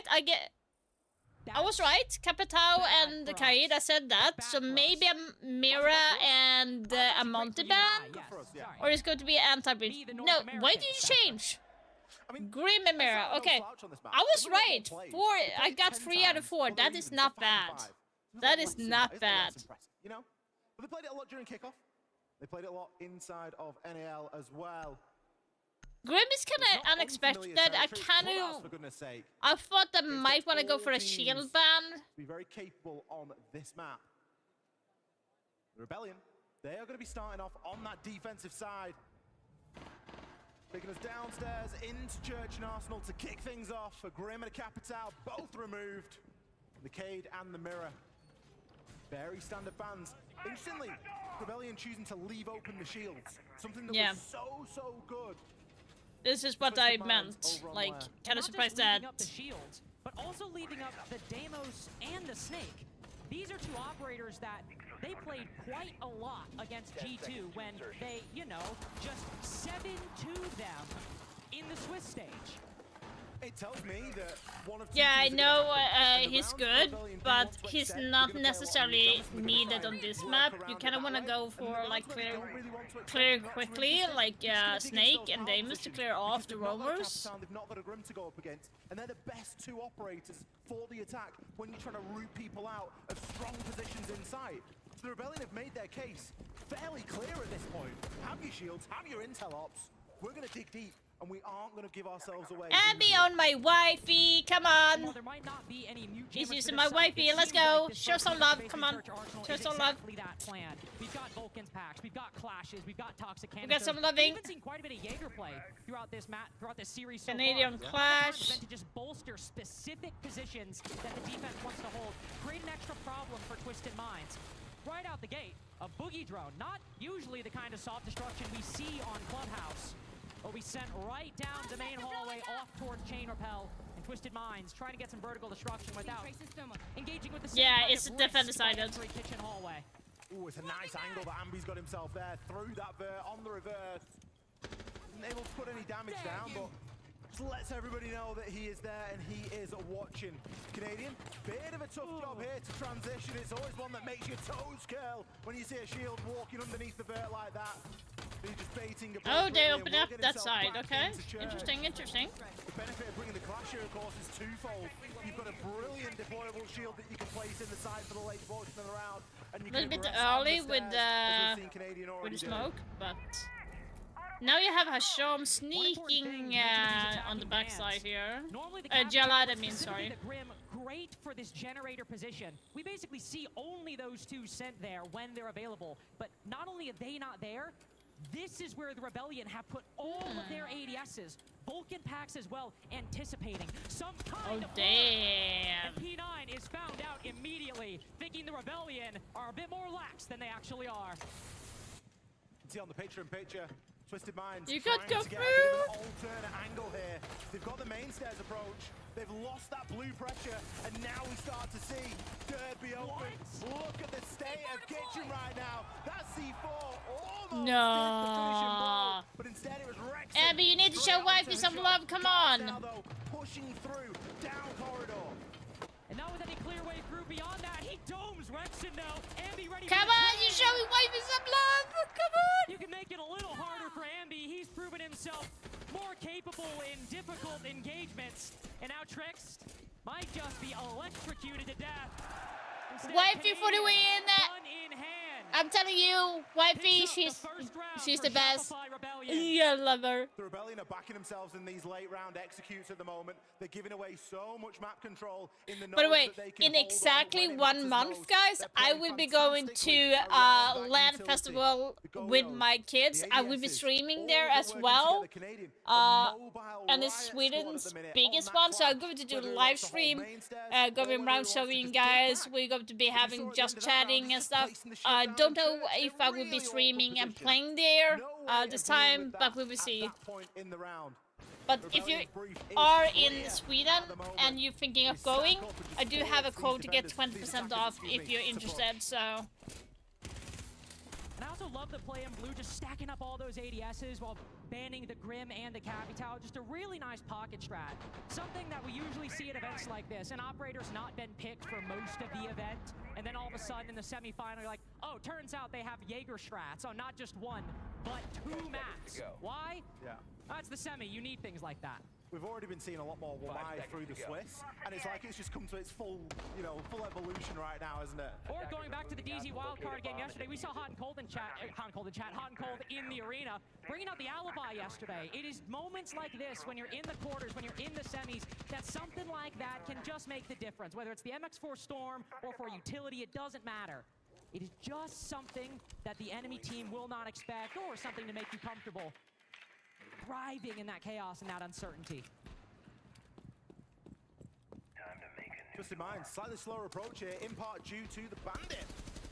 See an addition of Bandit here in round number 2. It's going to be Canadian rocking that. I don't believe he places Bandit batteries on the plat wall. Instead, he's got them a little bit deeper on that cash wall. It's still going to reinforce plat and force an exothermic to be used to open that.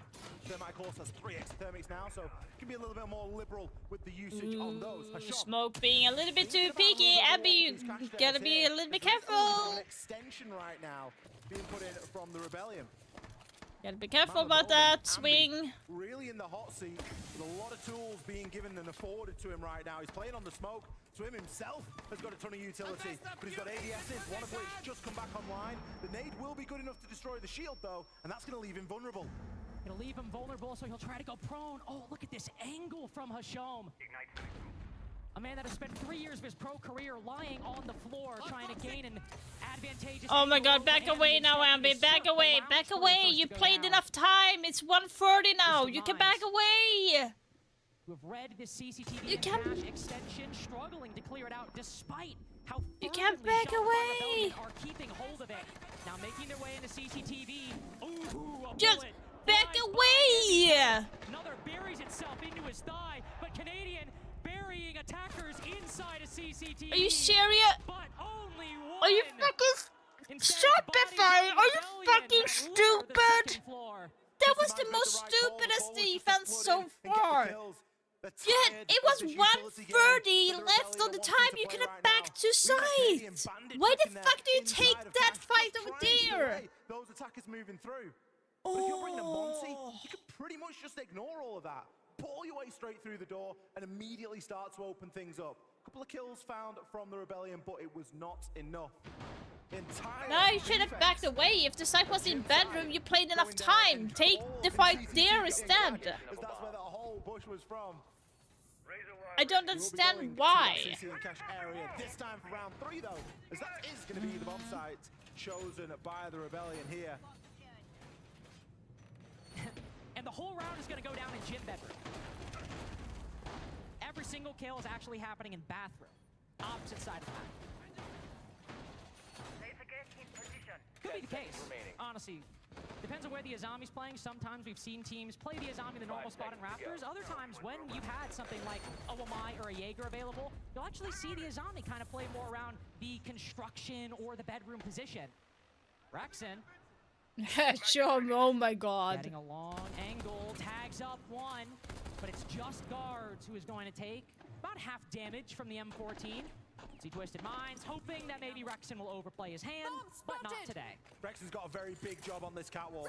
As you mentioned, Lynx, it's not the Azami, it's going to be the Aruni that is playing in this position.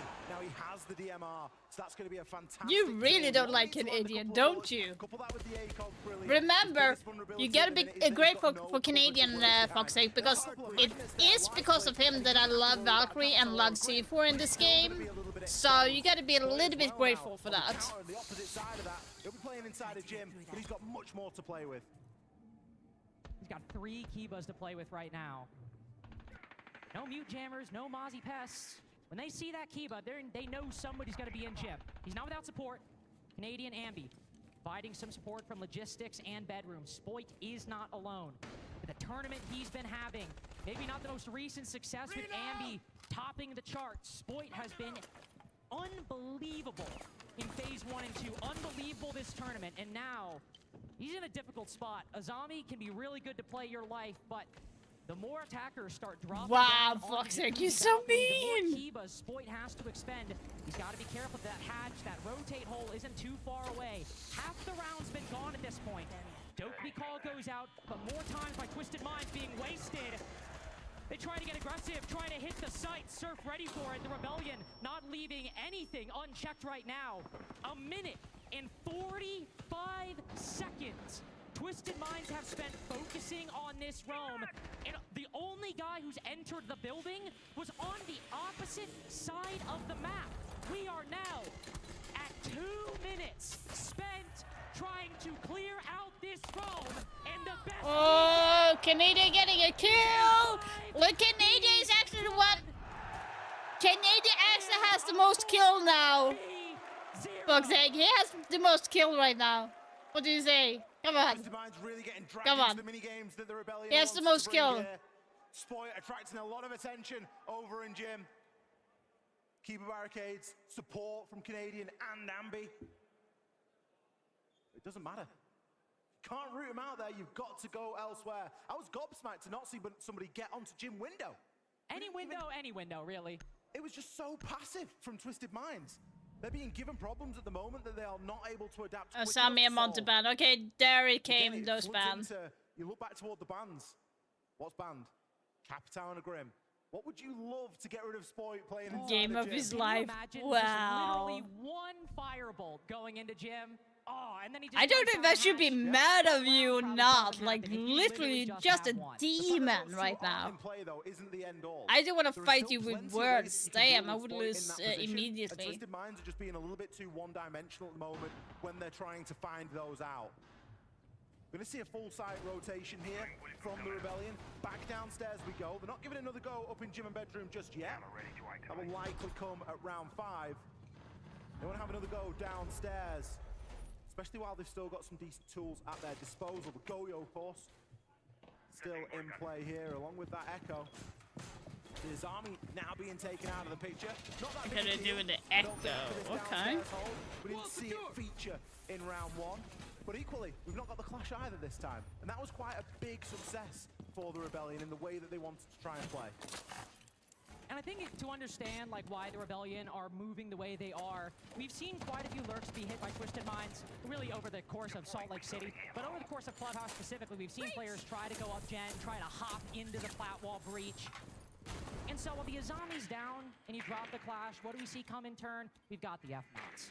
We've got the Fenrir's who can stock up generator, can hold these different positions. You can't really do the same projectile denial with the strat. Twisted Minds literally just by sheer numbers could overcome that with this lineup. So, oh, they're rushing? Rebellion said moving to counter more directly, Twisted Mind style. Guards moving up the red stairs, going for a massive full clear, of which there is nobody. So that utility just went to waste for nothing. Surf has been on a little marathon of that top floor and placed a load of mute jammers all over the place. So what happens in the prep phase? Well, you set some pre-placed drones on that top floor and you see some mute jammers, and then you go, oh, they must be holding upstairs. Spoiler alert, everyone's in the basement. Nobody's upstairs. There's nobody upstairs. And very quickly, Twisted Minds have learned that. But it has already burnt the first minute. And for a team that we know has struggled a little bit under the clock, not only in this map but the last as well, that's a win at the moment for the Rebellion. So they're going to be pretty happy, sat back in that side, knowing, well, we gave it a good shot. We phantomed our own presence, and now they've wasted a good portion of time, a little bit of utility. But this is where the round really starts to get going, especially with Hisham on that ram. We saw the value out of the ram inside of round one. Kitchen floor did not exist. It was a very dangerous position to play in. Same can be said here for Kitchen Corridor. So all of that has been opened up as well. F not being triggered, another slow round from Twisted Minds. A lot of utility to compensate for that though. Soliton scanners, Candelas, just trying to get a little bit more utility. Good find by Twisted Minds, in fact. But still looking for a kill. Michonne moving down Moto Oh, that was just the dumb Echo Drone placement, but... There is an F-Nod in here as well. More information being gathered by Shopify Rebellion. Yokai number 2 making its way, anticipating a plant over in Arsenal. Guards putting it down, just creeping on in, gets in the right spot, but through Ash Wall, what the fuck? Nobody expected it to go down in opposition. It's a quick trade.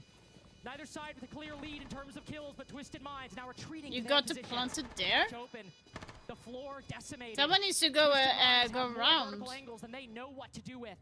Rebellion now with half the post plant gone as well. Still struggling to come up with an idea for this retake.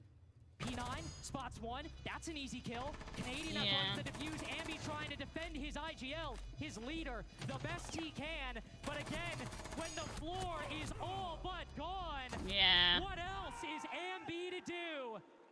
Back and forth on Clubhouse. Twisted Minds tie the game.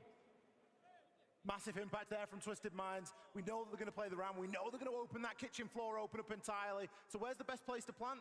Bang, straight through Ash Rush spot and just get it down there. It can be very easily held from upstairs. Kitchen hatch is open. Defenders are going to be very reluctant to make that journey all the way back to the side of Arsenal. P9 did his job and more. The barbed wire, it was placed fine. It was just a little bit too close to the generator. Had it been a bit further up, maybe he gets it, but then maybe you don't hear it. Tricky position really to play, and it needs someone actively able to watch it. But when you get the kind of attention gets drawn elsewhere, and you get split in two a little bit. Twisted Minds responding with the round, leveling things up. Let's not forget, they were good for round 2 in gym and bedroom as well. This was the site where we had a heavy extension over towards CCTV and cash with a lot of bandit play. That isn't a factor this time. It's going to be a much lighter hold in that area. And hey, they were great for clearing out CCTV and cash when the site was not CCTV and cash. True. Something about that overlap seemed to boggle Twisted Minds, well, mind. Better way of phrasing that, probably. But now as we look towards Gym Bedroom, they make an attempt to win this site a second go around. We'll have to go against the Clash, which we saw on the basement site, but not on Gym Bedroom. And to me, this actually indicates we might see an even harder CCTV cache hold than we did before. We've got the same shield and ADSs, but a Clash joining the mix? Yeah, it's going to be a contradiction in terms, isn't it? It's a harder hold, but it's a little bit more passive because Canadian can take his utility within this time. He's not committing all that utility to one spot and then feeling like they have to play it for the duration of the round. Ambi, a little bit of a different story. He will still have the ADSs, but there's a nice addition here. He's been given 2 this time because one ADS just lipped onto the top step and didn't catch the nade. The nade, good to destroy the shield and the ADS, and that was kind of the first undoing of this hold. The Twisted Mind's going to need to burn a little bit more in that area this time, but they've got plenty of means in doing so. It's all going to be about getting them in and getting boots on the ground. P9, he'll be starting his approach as he walks up these garage stairs. Garage wall is more soft, that should give an indication away to Canadian. If not, the Selma will... That was kind of a little bit low. You can tell that the heat is starting to rise. Okay.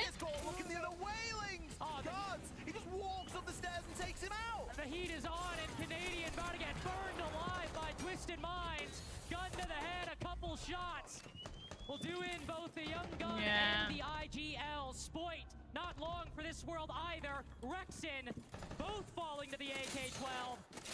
Surf even sees the player on bedroom window, but that was a weird kill. It gets guards. That is But it basically bad. means nothing. Twisted Minds currently 4-5 in these opening duels, and now 3-2 on rounds.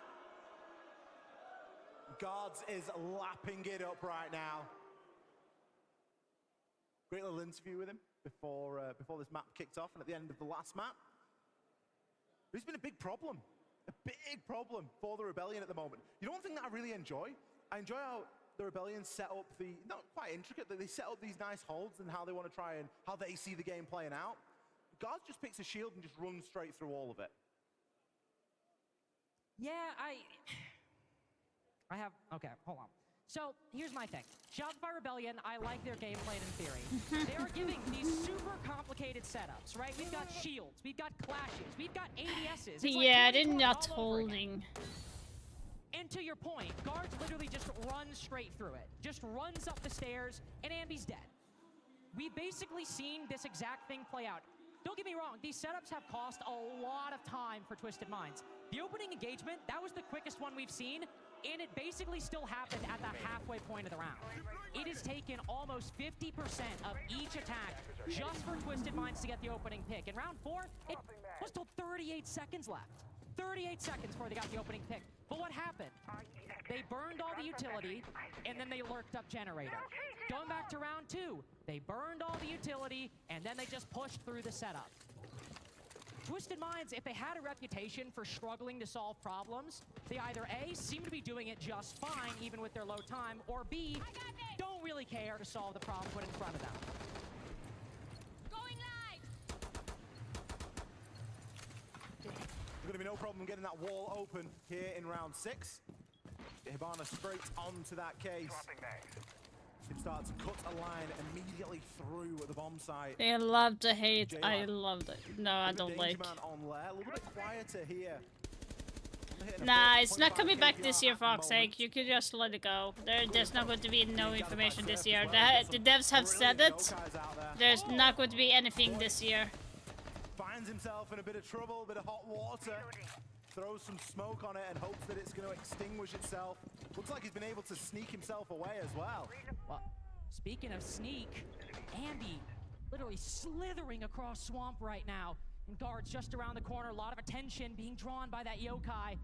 But Ambi playing so passive.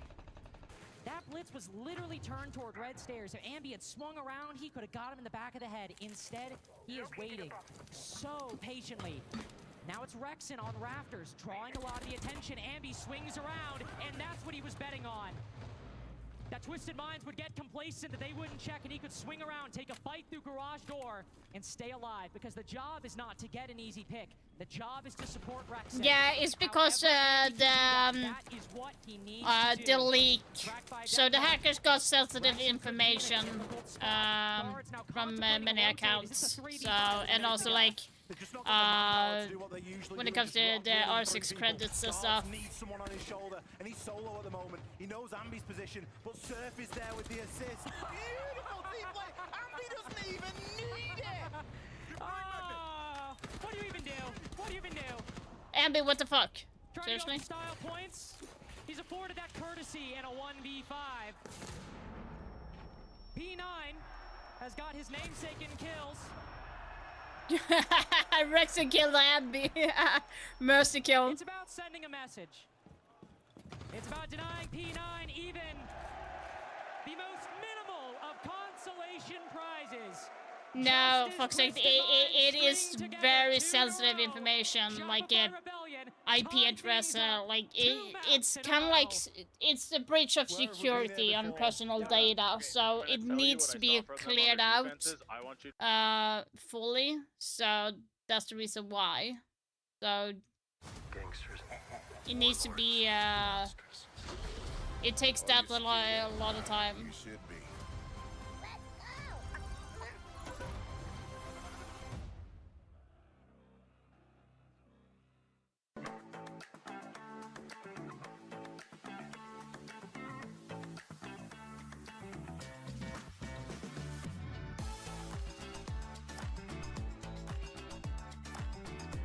freaking commercial. And you need to be careful of him like running out of the stock door too. Fuck him first. Okay, they play Goyo solo in sight. He puts a Goyo in dirt, but his setup was long, so I think you could scare him and just pop that because I didn't see him actually being able to start there. They play Ella blue lounge area. He can like run up and down and help above, and Mute was playing above like Jib master side. If the Ella walks up, they'll use the اهم شيء نسويه نلعب مع بعض عادي، وحركات انه انت لو انا مت بايرلي راوند نقول لا تحس انه انت لازم تسوي شيء انك تجيب البيك، ما راح يسمحوا لك.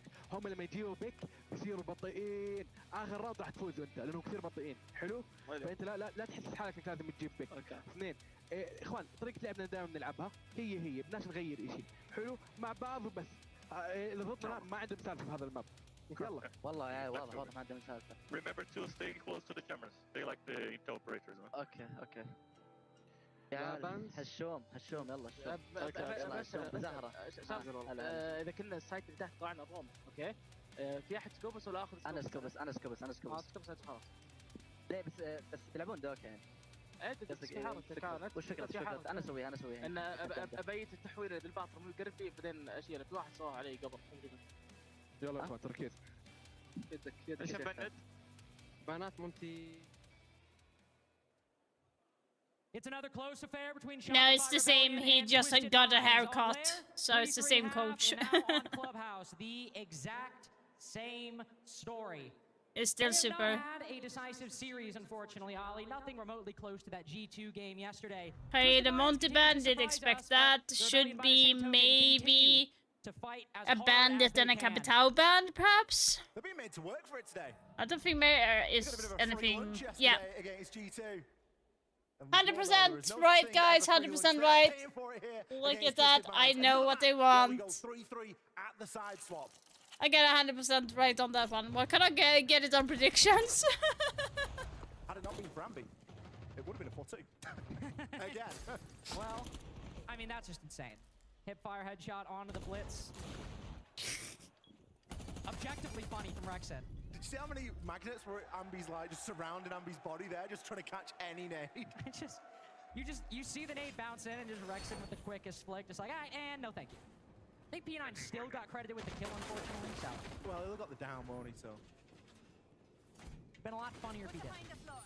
Twisted Minds now starting off Church and Arsenal.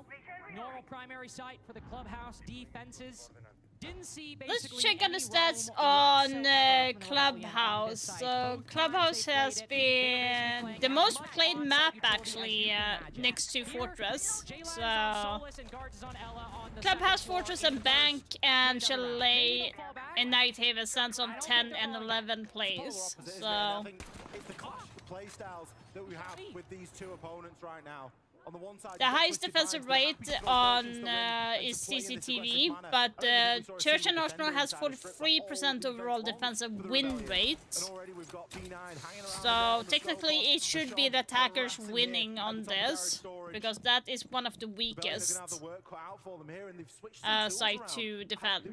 Obviously except for Bar, which is one of the weakest, but... Could have been fantastic here to try and pin some of these players down, because at the minute they've not really got anything aside from Lion, but they need to gather some information first. They'll gather just a little bit, but it's on a player inside a site, moving around dirt. More immediate issue is finding this Azami, who will make herself scarce. Used a lot of Kibas, though. I think that's around 3 that she might have used on that window. And you don't need a lot to bolster Arsenal, but you need to make sure you have enough. And so one thing I am a little concerned about going down, while that's wasted the first minute, Michelle might be light on resources, depending on what the Rebellion have. They do have 3 more nades, for example, and a DMR. These Kibas might get shot, and the site might be softened up a little bit. So has been a minute, though, and there I was about to say, J-Lad making himself known. Will tag up Ambi for the second time this round, but he makes his way back.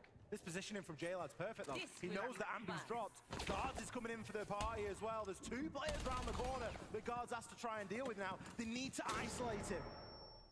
To throw off a flashbang, try to ward him off. The barbed wire betraying Guards a little bit on that flank.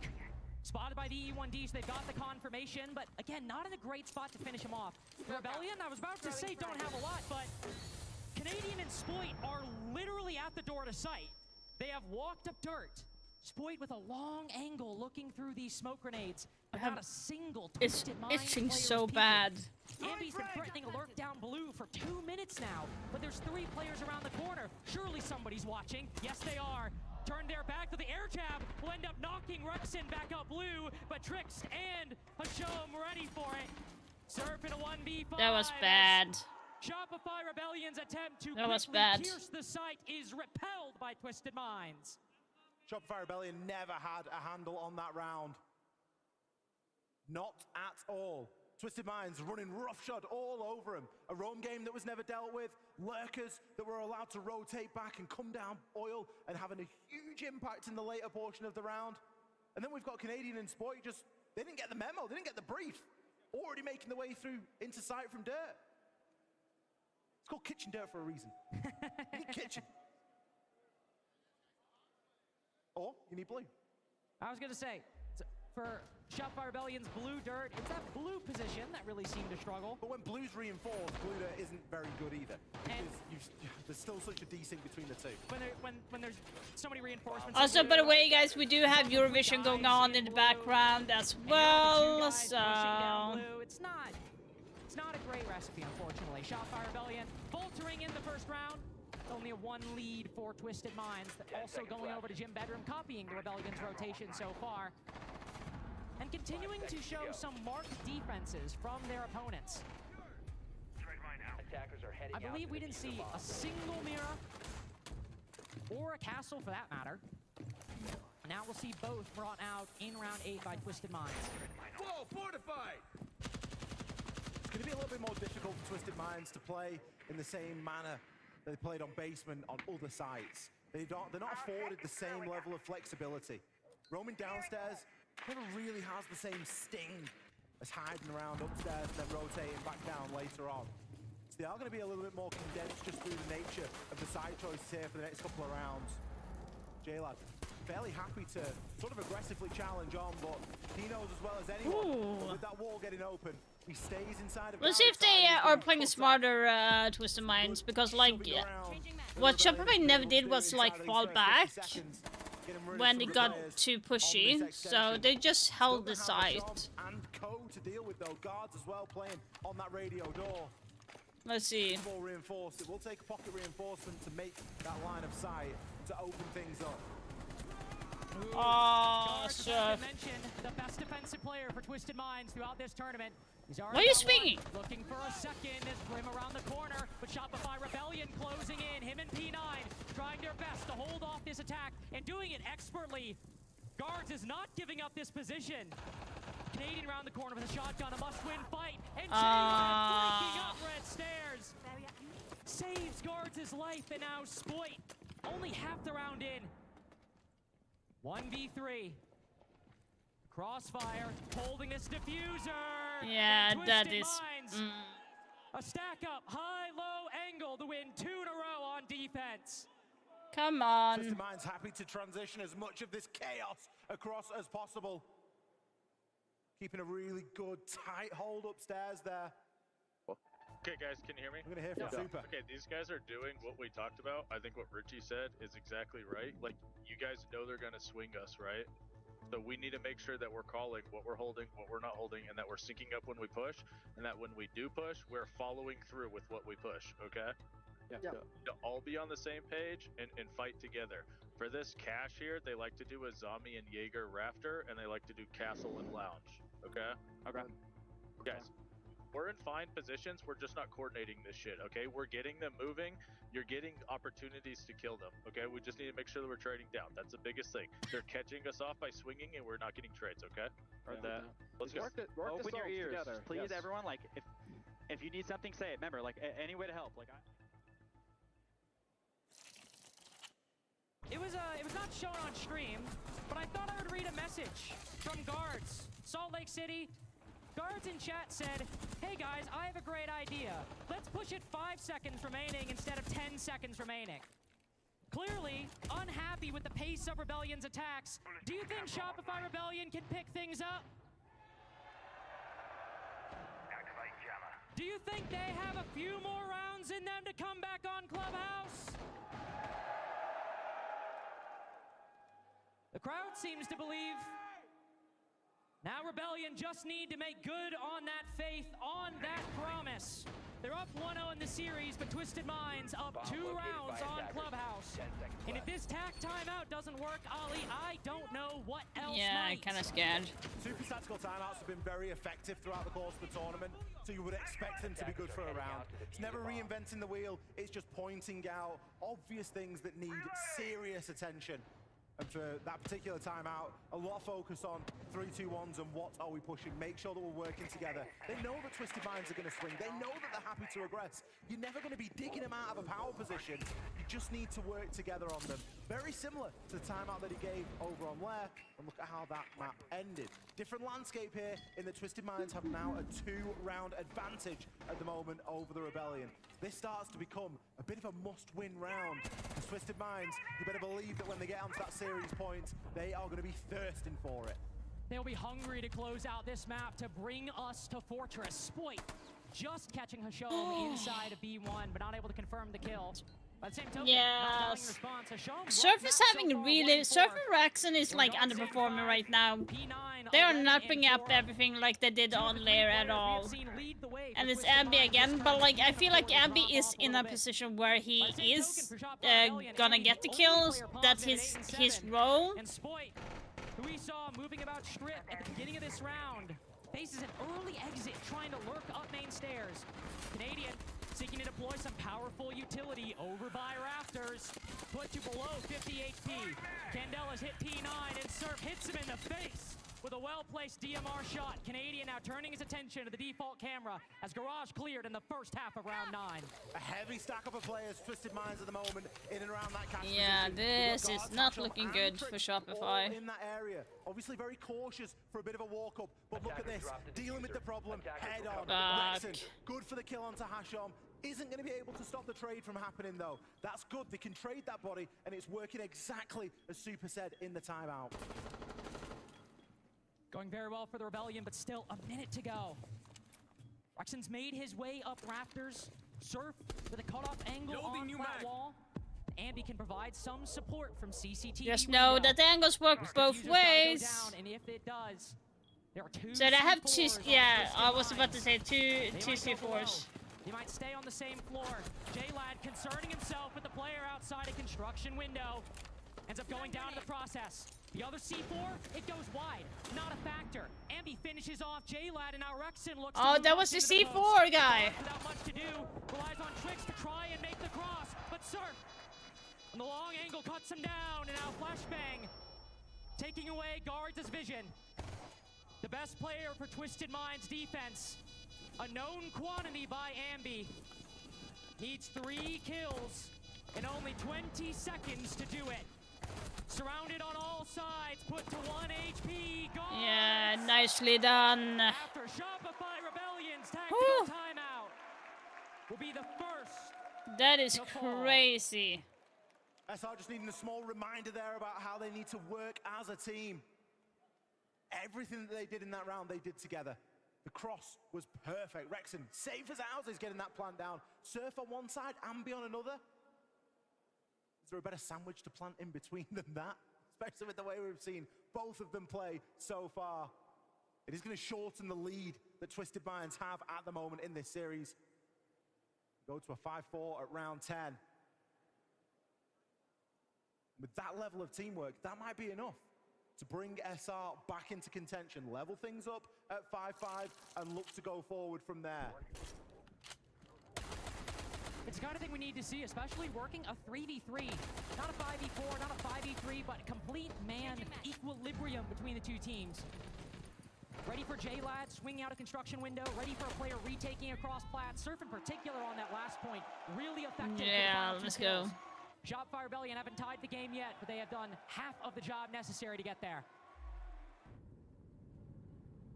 Back downstairs, this is going to be the danger site.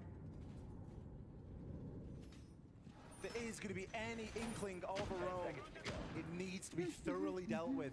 And we need man counts, we need to know where people are. With the lineup that we've got, it's a little bit less clear. Hashom, ACOG, oh, no ACOG. Color me shocked. MPX? The MPX. Oh. You need the DMR, buddy. The second time, he has just tagged Ambi out of spawn when peeking secret window. Neither player learning from their past engagements. The same thing happening on the second attempt of Church and Arsenal, albeit, to be fair, many differences beyond that. No Azali, she's been banned. Pashom moves down very quickly. He stayed in secret for a full minute last time. Now, rejoining his teammates on the site. It really doesn't seem like anybody from Twisted Minds is roaming right now, save for maybe one player, I think, over by main stairs. Yay, we've got another pack. Let's go. To get that information and to fully understand that. Ambi playing on Deimos, he is going to be able to deathmark track people this round. That much is clear, and it's already started. Targeting Hasham on that two-brow, seeing if they could just try and pick one out of the herd. Guards, this is a brilliant off position. No one is really going to be expecting you to play there, although Rexon's angle says otherwise. Just giving it a little bit of courtesy. Yeah. Thinking he might see somebody flanking up Oil Pit. The Hibana is on me off. I'm surprised that they are not going with Snake, because Snake would probably be a faster choice to clear out utility. But I'm guessing it's for the post-plant. This Deathmark tracker doesn't seem like it'll have a whole lot of use until the execute stage, with nobody from Twisted Minds threatening. Like I said, just like I said. Which, to be fair, Ali, they have 4 of them on the defense. Their greater concern might be utility from below rather than a flanker. There's still quite a lot of util to cover here. We've got the ADS's. Guards is still harassing in his position there on Generator. It was Rexon at first, it's now Ambi. They're going to need to be dealt with because a lot of these throwables are going to get wrapped up if they're not too careful. Can't they? Hatch and kitchen. Why haven't you? That needs a bit of desperate attention. And it's really Why have you not opened up kitchen hatch? It's like 1 minute left. Why isn't it open? Are you kidding me? You're expecting something inside a church here. That's where the plant is most likely going to go. Oh, the C4. Okay, that's why. Ooh, Canadian. Slowed inside of dirt. Hashom then swings around the corner. Another key operator for the Rebellion. That is stupid. Taken down before it can see its full potential. That was a big trend on their attacks on Lair, not as much on their clubhouse attacks. It's more just been Twisted Minds running roughshod over the attacking team. But now going into this late round, thank God. Things might get problematic, but Spoit and Rexon both just moving down blue decide to end. Thank God. Oh my God, that was not looking good at all. 2-minute setup for 10 seconds of action. The Rebellion tie things up. It's been a while since we've seen a Spoit round. Thank God Spoit woke up at that. What? You guys don't watch. Yeah, we're gonna go gym and then basement again. Okay, guys, I think they are bringing the intel operator. We can bring some jammers for demos, and we just that need mic to play is at the horrible. Exactly what we did. We did it well. It was only the ice bomb. That is horrible. For some fucking reason, we go for a garage. We can retake with flash, maybe. Close the wall and retake with flash, or double garage. But basically, I think maybe they will focus side. So I think we should just do the same and try to focus side. Yeah. اوكي خلاص اخوان هسه جيم بعدين تحت معنا ميرا بعدين تحت عندنا ميرا خلينا نجيب هذا الراوند اوكي بمرجل يمكن يفوكس السايد يمكن يفوكس السايد خلينا نكون مركزين على الموضوع. Twisted Minds taking a pause as things tied up 5-5. Another close game for both of these teams. All 15 required on map 1 for the Rebellion just to squeeze out their map pick. But now, to move from attack into attack. Twisted Minds, I think survival weighing on them a lot more. Down 0-1 in the series. Shopify Rebellion's beginning to gain some momentum, gain some speed on Clubhouse. Twisted Minds now rethinking their approach as the focus lands on them. The Rebellion are doing cracking. They've won the last 2 rounds. They've started to chain things together and we're seeing a lot more teamwork. That's something that Super was really keen to drill into them. Okay, so that's the lineup. Everything that they're doing together though, and that's the big takeaway at the moment for me with the way that they've started playing, particularly after that timeout, post round 8. It was where we saw that timeout come through. So we're expecting them to really start to continue in that fashion right now. Some of them have been struggling, and it's a point that we brought up over on Lair. The opening engagement has been eluding them here, and they are very often fighting from behind. As again, something else the Rebellion worked incredibly hard on, as well as a lot of operators switching up. We have seen them work incredible on that opening engagement. It was kind of a part and parcel of switching the operators up and sometimes changing the roles. That was yeah, really, W Mike. As to why that started to change as well. But as we move into round 11 here, one team can start to and put themselves onto a map point here. If it's the Rebellion, it'll be a map and series point. If it's Twisted Minds, it will be clutching at a lifeline for a chance at Fortress. Come on, Shopify, give me the points. I put my faith in you. I did put my faith in you in all the other games, and I won except for when you lost. Like, this would be to be honest, like, any team, but a rapid rise for a region that just 2.5 years ago was hardly on anybody's radar. Just making it in, Falcons at Copenhagen, but then GK at Atlanta. That's when MENA really started to make things happen. Now, Twisted Minds getting to feel the weight of the region on their shoulders. Third in EML, they're used to success at this point. Rebellion, as they look to dash those hopes, need to keep that pressure on and keep these underdog-turned villains at bay. P9 just going to be popping his shield at the top of those cash stairs. He's got FNATs working for him as well here. A couple of castle barricades kicking around. Damn. Another opener here for her. That's the Damus. That is not good. And the rush to Shopify Rebellion, if they're not careful, might all fall on these red stairs. Are you fucking kidding me, Canadian? Again? Lining up for Hashom. Surf with a direct beat on one. Still has 2 more to cut through. Both Blackbeard and Deimos fall, and so Spoit adding another angle. Oh, P9 is just nasty. Does Surf feel confident? He tries his best, but Hipfire will get the job done there. Guards decide he's fine. Oh my god! Runs straight into the Rebellion, but with a C4 from below. Map point falls on Surf.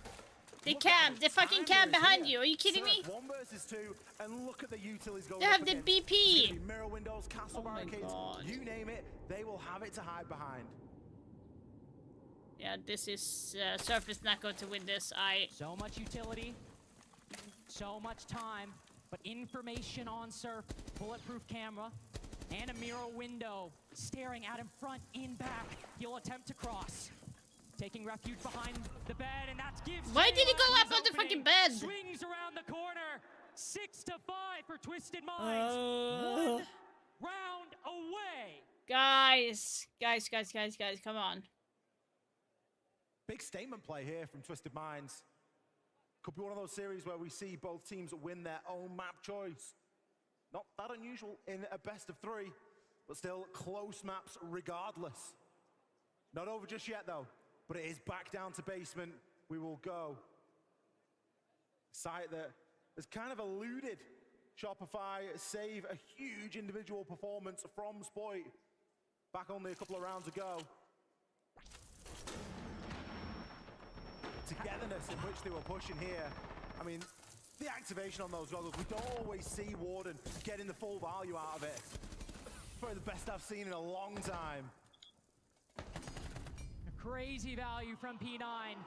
Such an insane player this tournament. I mean, Hashom, JLAD, P9 guards, they have been a monstrous quad that we've seen in Salt Lake City so far, but P9 took a little bit to get going in the group stage, in the Swiss stage, but has really shown up for his team in big key moments. Right now on these defenses, right now in Clubhouse, 13 and 7.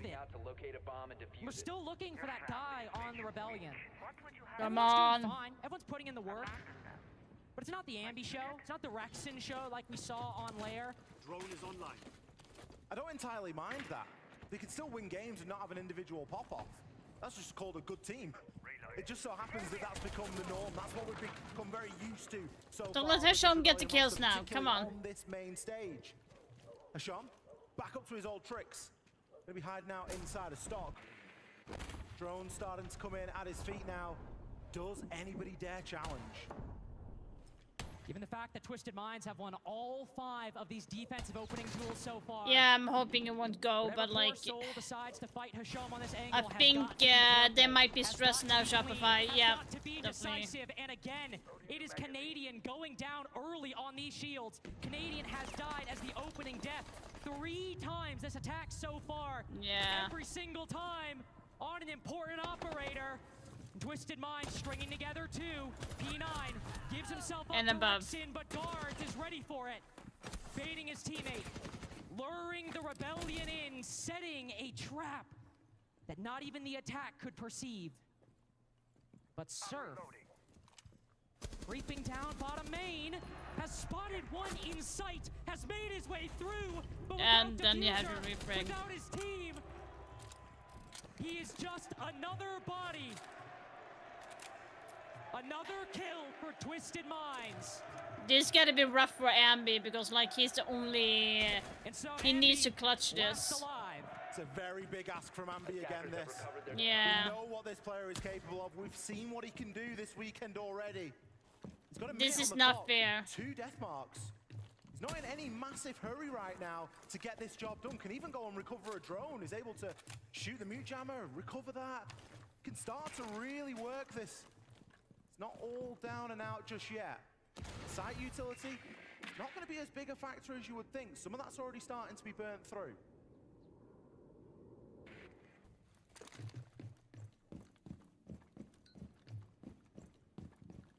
Taking What is he every second at thinking his now? disposal. 2 Deathmark trackers remaining. Ambi's been alone, without help for a minute and a half now.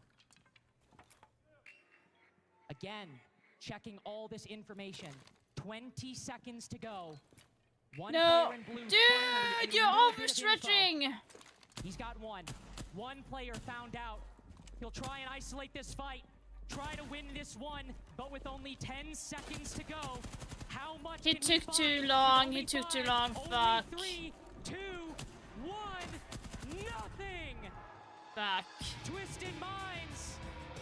Let the clock do the talking.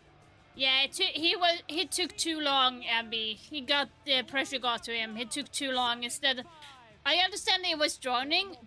That was the right choice. So when he droned blue there and like knew that and jumped the drone over into church, no one was there. He didn't need to drone. He knew where like one of them were. Like the second guy was like.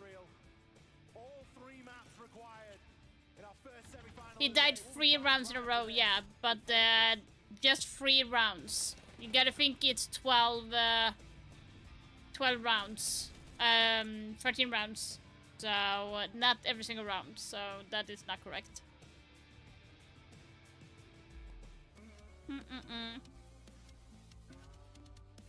Now it's going to be Fortress.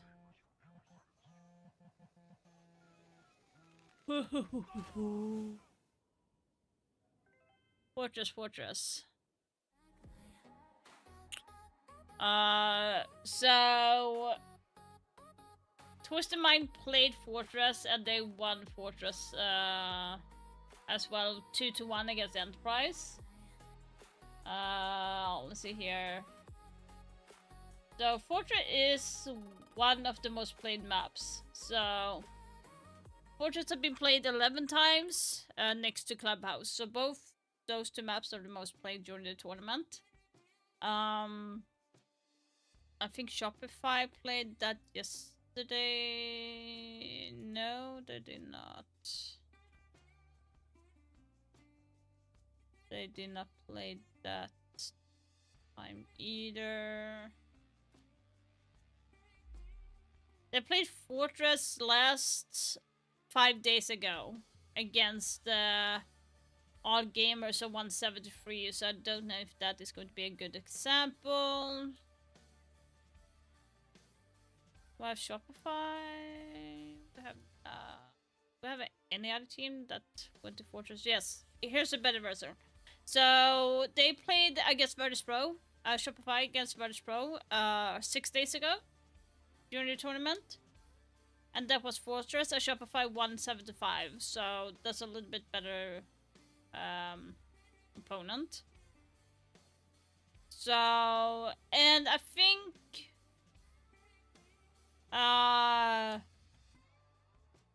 think Twisted Mind has been playing that map more than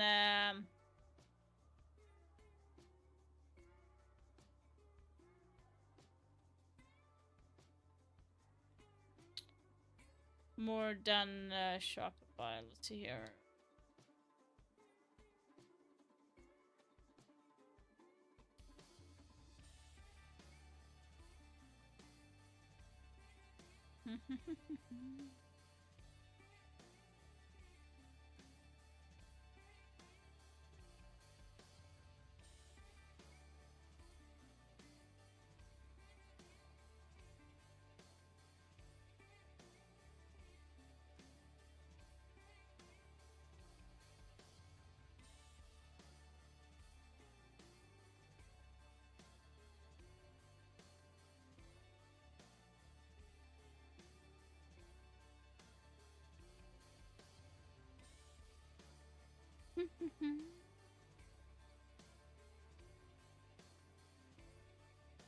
Let's see here. I will go grab some something to drink, and I will be right back.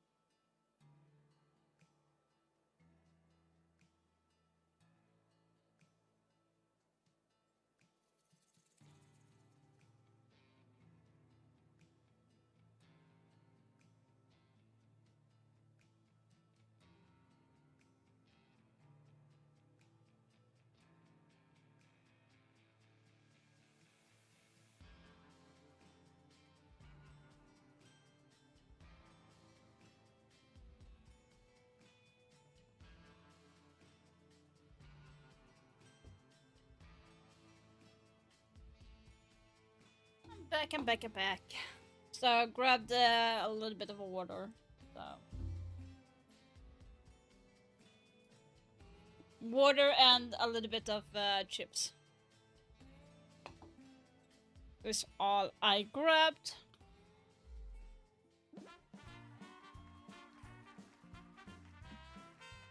Jonah Show. This is Jonah's Showdown, and this is the show where we take 3 of the best players in the world of Rainbow Six, and we put them into a 1 versus 1 trivia gauntlet. Are you guys excited to get started? Yes, sir. How many Banshees can Melusi deploy in 1 round? Stop it. 4. Correct. That's a point for you. Great start. Honestly, I forgot that I was supposed to bust in the first question. Now I know the game. I think now I'm locked in. What is the range of Thatcher's new EGS disruptor gadget? Jigsaw. 30 meters. Not quite. Little long.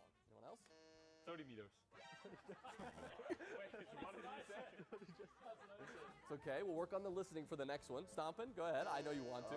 13 meters. Closer. We were looking for 10 meters. 15 Damn. seconds is how long. Damn. Canadian, we know this team can be tricky. What do you need to do on this third map to take the win in front of the home crowd? Hi, I Toxic. think honestly, just resetting and going into a new map. Best of threes work like that. You want to win your pick. They might win their pick. That's just how it goes.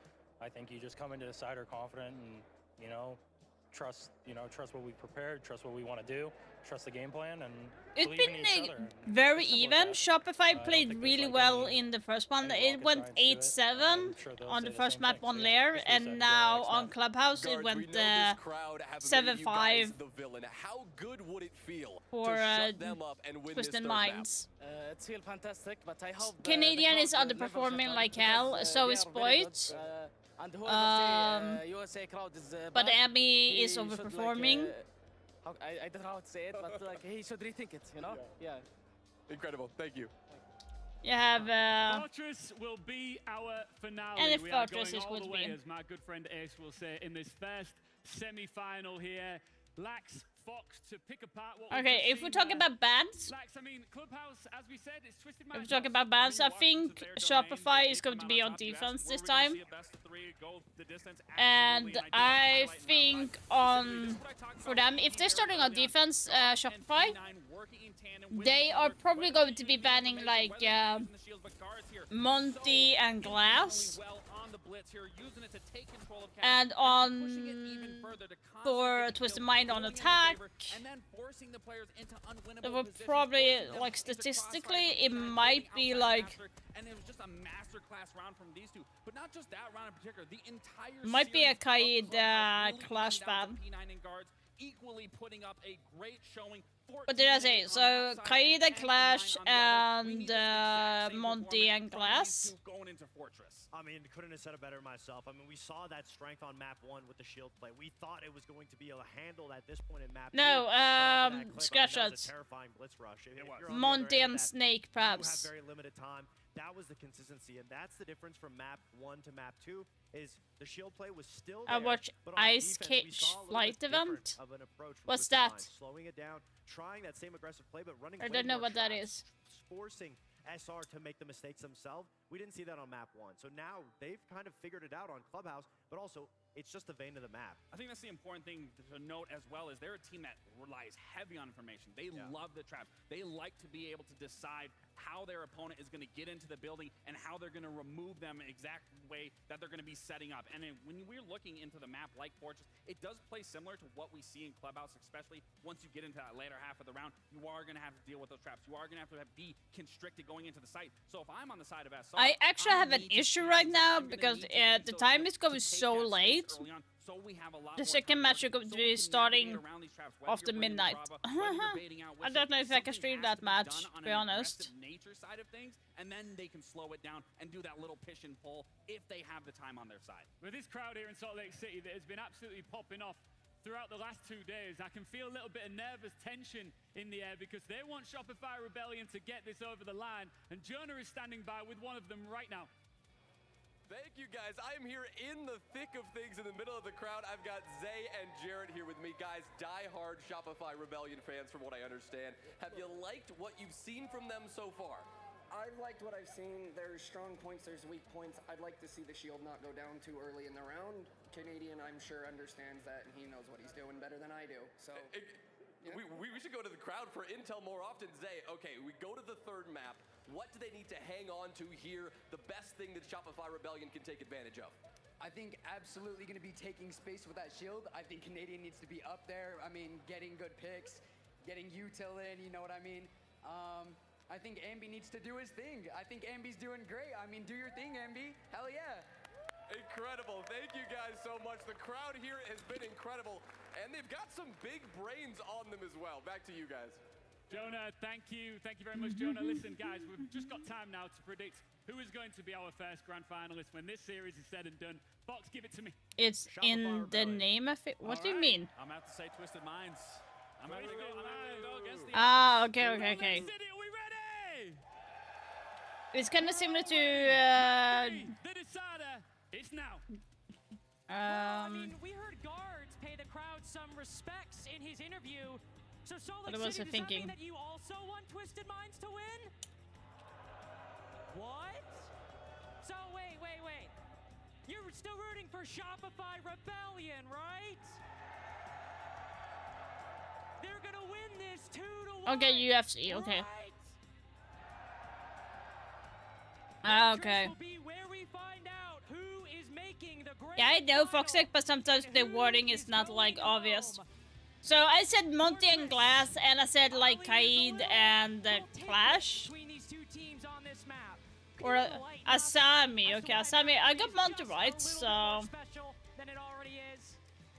Well, as if it wasn't clear enough that we're in a map 3 after two very close map 1 and 2s.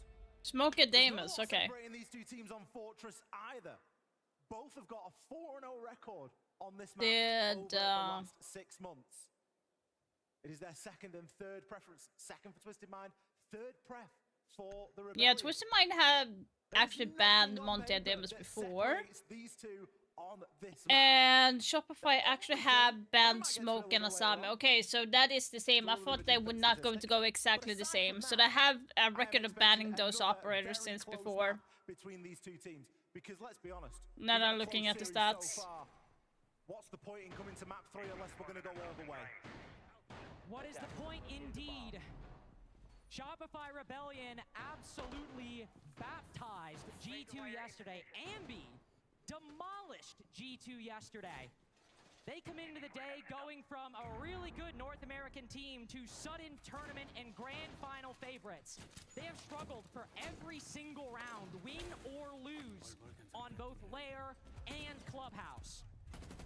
Now as we find ourselves on Fortress, this team, I imagine, will still face the toughest fight they have this entire tournament.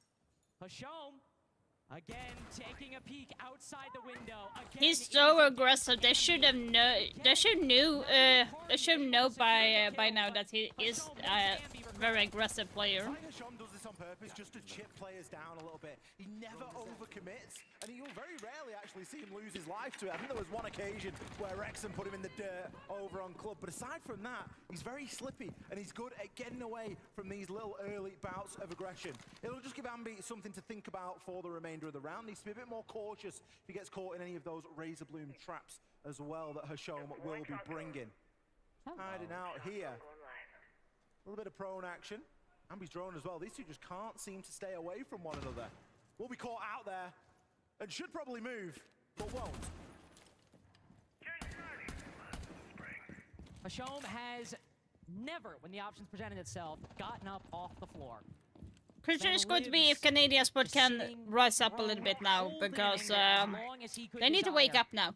He'll be droned, he'll be spotted by not only the Soliton scanner, but the Dokkaebi call as well. And still, he and Trixt just moving around the extremities of this site. Hashom, it's not Ambi he duels, it is Spoit he kills. It's J-Lad leading the way for Twisted Minds in round 1 of Fortress. Ambi and Surf both quite low. Hashom finally getting another. But his main prey, public enemy number 1 for Twisted Minds, has still not gone down. It is Ambi in the 1v4. Just one player peeking around the corner. He finds him. A 3K for Hashom, beginning and ending. Trying to fight and succeeding to fight Ambi. Yeah, that was weird. The Ambi versus Hashom stand-up, and it finished the very same way. SR's attack kind of just crashing out, not really achieving their desired goal. Of course, never ideal losing that opening pick, especially when it is Spoit on Snake. You're looking for that, for a lot of that information. Yeah, like it looks weird. Hashom was playing.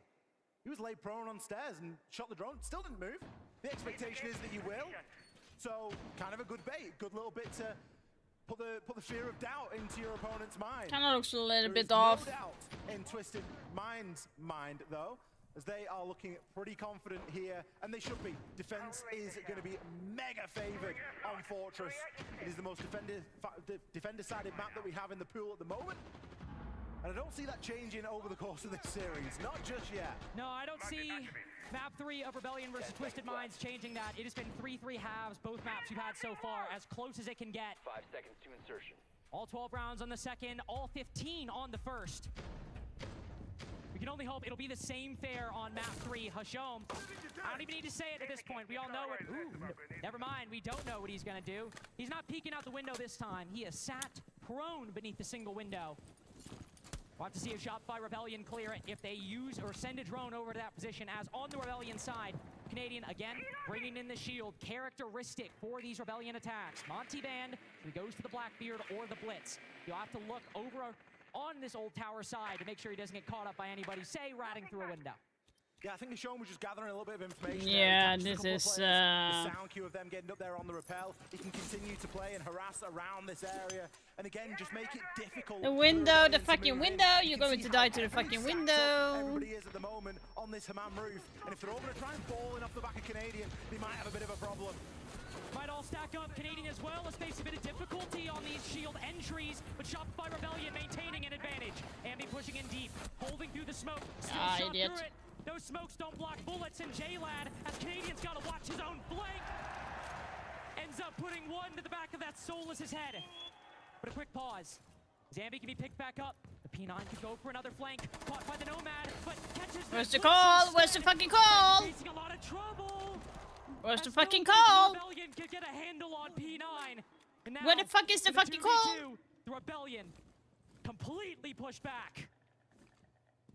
The call wasn't sufficient there. P9 being allowed to play in that position. Retake that ground. Has devastated the advantage that the Rebellion worked so hard for. They almost had the plant down at one point, and the decision was to come off and guarantee it by having a good idea as to where these remaining defenders were. My question is, where the fuck does Boy put their air jobs for the flank? And they're both going to push one door. Just one door. This is so... Ambi just slithers in front of him. Guards knew that gunfight was coming 3 whole seconds in advance. And now Rexen trying to make it work from the exact same position. Down some support, no information. A new angle, one flashbang. And he's made his way into sight with diffuser in hand. And start to put it down, maybe bait out some kills, but no, dude. Today. Guards playing patient, Twisted Minds. Not the ready team we thought they were. Close out the 2v1 with some textbook siege. Twisted Minds happy to play from deep. No, that was a strat. That was a strat. You pushing like that, but I'm thinking like, why didn't Spoit put any air jabs towards Force, for example? Literally. All or nothing play, sending Canadian through. They got a decent opener. Rexen was able to take Hashom down, wiped him off the face of the board straight away. So that's all of a sudden the lurk player, the flanker, the player that you're expecting to be a bit of a problem. The problem player was P9. Yeah, sure, Canadian gets the kill onto J-Lad, but that cross right there from P9 was devastating. Not only grabbing one, but a second as well. Spoy tasked with watching that window. Technically, it's not a dumb strat. Nobody crosses. It comes down to if the enemy, if the other team is ready for it or not. 2 rounds to 0 now for Twisted Minds. They start to streak a bit of a lead. It's not unusual in this series. We've seen both teams go up by at least 2 at some point, but this is the time for response. We'll need to see a response from the Rebellion, or we'll probably see a timeout from Super. I'm surprised we didn't see it. All things considered. If we lose one more round, Super would do timeout. They get 3 in a row. They're making the most compelling argument this entire series that they, the best meta team we've seen on the international stage in the history of this game, making a semi-final. They'll be making an argument that they can push this one more map, one more series, and be the first meta team in the grand final. Me sitting and eating chips, watching this, means that it's exciting. Looking to get that 3rd round, will move down Just to saying. the 1st floor. Everybody scattered around the bomb site, but nobody up top. Hashom died, okay. Nice. Will go down early to Rexen. not having desired impact over the last couple of rounds. He was brilliant in round 1, but aside from that, he's been quiet. Hasn't had a kill since the opening portion of this game, and will be quiet here in round 3. Rexon, again on that entry. Again, that player that has been quietly putting the work in so far for SR. No immediate response, no immediate ground taken here. As SR are just looking to try and further this advantage. See if they can catch another one of these players just out of position. Guards, he's been moving through sitting room downstairs, but he's got a great chance with those doors being open. Great chance with the breach open, window as well. Stokely call goes out, instead Tricks again. Canadian going down early on these powerful operators. Now it's 2 kills that fly the way of Twisted Minds. Still at the halfway point, still equal. J-Lad puts Spoit flat on his back. And it is again Twisted Minds just completely dominating the Rebellion. It might only be one body. The Rebellion started off with an opening pick this round and the last. And now when we get to the end, it is Twisted Minds up 2. A beautiful recovery in round 3. Now it's looking bad. And so Surf, who has clutched so many times, in so many positions, sees a laser just right on the windowsill. Just a little bit of hope, and yet it seems unlikely for him to get this clutch. No, they can turn it around. They can turn it around. It feels like an ask that is too big at this point. Sure, everyone's low, but they're buddied up, and they've got control of the kit. There's 40 seconds for Surf to try and work with here. He may find one, but picking up all 3 is going to be near impossible. It does not seem likely, especially with a shotgun right around the corner. J-Lad and Trix might be low HP, but Surf would have to hit one of the craziest shots this whole tournament. J-Lad swings a little early. Dershmont gives away Surf's position, but they already knew that. They just saw their teammate get decimated by this R4C. Time, it's getting low. Surf's gotta move forward, gotta push into sight, gotta either bait out these picks or somehow, some way put the diffuser down. But Twisted Minds, who've done it so many times, they just burn out the Tricks. Are you fast enough? Can you get there in time? Sees them and snuffs it out. Got a little bit closer than it really needed to be there. Trix just found himself a little bit too far away. Timeout. There's definitely need that timeout. In a slightly off position. By the way, I bought a bag of chips, and this is what I get. Like seriously, I did not get the time back for myself. On this map of Fortress. That is a little bit annoying. We've not had the timeout yet. It feels like it's looming. This is the most important side of Fortress. We've seen early timeouts before. That is pretty much what I wanted to tell you, right? We know these guys are highly reactive. They're just flying to wherever we are. We should be looking to apply pressure by removing the traps from the equation so they can't rely on these traps, pulling them because we know they're going to react, and just seeing if we can split. But we have to make sure we cannot do that if we're not clearing fucking anything, okay? Yeah. So we need to make sure that we're bringing shit to clear traps, clear barbs, so we actually have split pressure. If we just are sitting there hoping they run away, it doesn't matter because they know they have the traps to rely on, okay? Guys, I think we've been doing great trading these down early. We're losing the mid-range round again. We need to reset, get on the same page, talk about how we're going to help each other, how we're going to push off each other, okay? Yep. Let's go. Come on. Let's go. Don't ice it now, bro. Round by round. This ain't the first time yet. Come on, Shopify. Foretold by Ali, and I think all of us sitting at home, seeing Shopify Rebellion, slowly letting this game, not even slowly, quite rapidly actually, Ali, letting this game spin out of their control. 3 uncontested rounds for Twisted Minds on these Fortress defenses, and if we get a 4th, God forbid a 5th, we might be down 1 NA team in just half an hour. Coming into this day, Rebellion had a 55% attacking win rate on this map. Over half, which is great for a map that's tough to attack on. Like, you would expect this to sit at like a 48 sort of %. So the fact that they haven't won a round yet means they can't achieve that 55%, of course, because 3-3 will be 50-50. They can still perform and they can still do fantastically well. But as Super sort of recognized there, they're going to have to shift up their attitudes if they want to try and make that happen. The traps are becoming a huge problem for them, bringing big, powerful operators like Canadian has been doing on the Ying consistently, or the Blitz, and not seeing the desired value out of it. And a player that's being quite quiet at the moment has been Spoit. 0 and 3 across the first 3 rounds here. bit uncharacteristic from the Spoit that we were used to seeing inside of the Swiss. He hasn't had the greatest series so far. Well, this could be a redemption map if he wants it to be. Not the lowest rated player on Shopify Rebellion, but just 4 EPS above Canadian right now. Spoit has been having the roughest series this whole tournament. And coming off the back of a rough kickoff, the Rebellion need every player to show up right now. After the tactical timeout, Super trying to get the team together, trying to come up with the solution. It'll be a slow beginning. Getting a lot of utility, hacking these Aruni gates. They've got no shortage of targets for that clutch drone, mind you. Aruni gates, Razor Blooms, F-Knots. So much utility, a bulletproof as well, that the Rebellion can look towards at the beginning to try and create gaps, create little opportunities for Rebellion to slip into this mid-round and get Ambi activated, get Spoit activated, especially as the Snake has survived this mid-half ban phase and got some good tools. All the focus Come on, Shopify, you got it. Clutch drones from Brava, you name it. Ambi, he's going to have the info here as to where Guards is positioned. But Guards, he's going to dig back, playing a deeper angle with that DMR. The drone comes through to confirm it, but they are out of there, not willing to hang around. They don't need to see what happens when they stick around. They know what'll happen, especially with Ambi around the corner. Rexon, the first kill onto JLad. Mira goes down. That's Rexon's 3rd opening kill in a row. And Rebellion don't have a single round off the back of it. But a 5v4 is never something to shirk at, but it's also something you don't want to waste. Hashom, it's another early death for Canadian, but Rebellion maintain their advantage. P9, he went big in this position earlier. He'll go down in the same spot.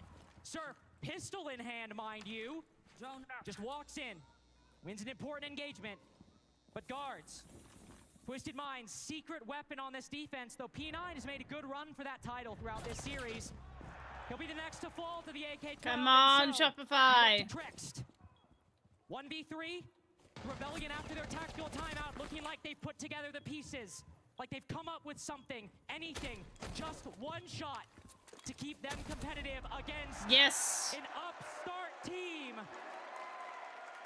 They put their first round on the board. I bet the Rebellion wish they could have a tactical timeout from Super ahead of every single round played, because it is very, very effective. It's taken a while to come online here on our 3rd and final map of the series, but it has been good for another round. The difference, a focus on traps, and again, a reminder and a focus on that teamwork.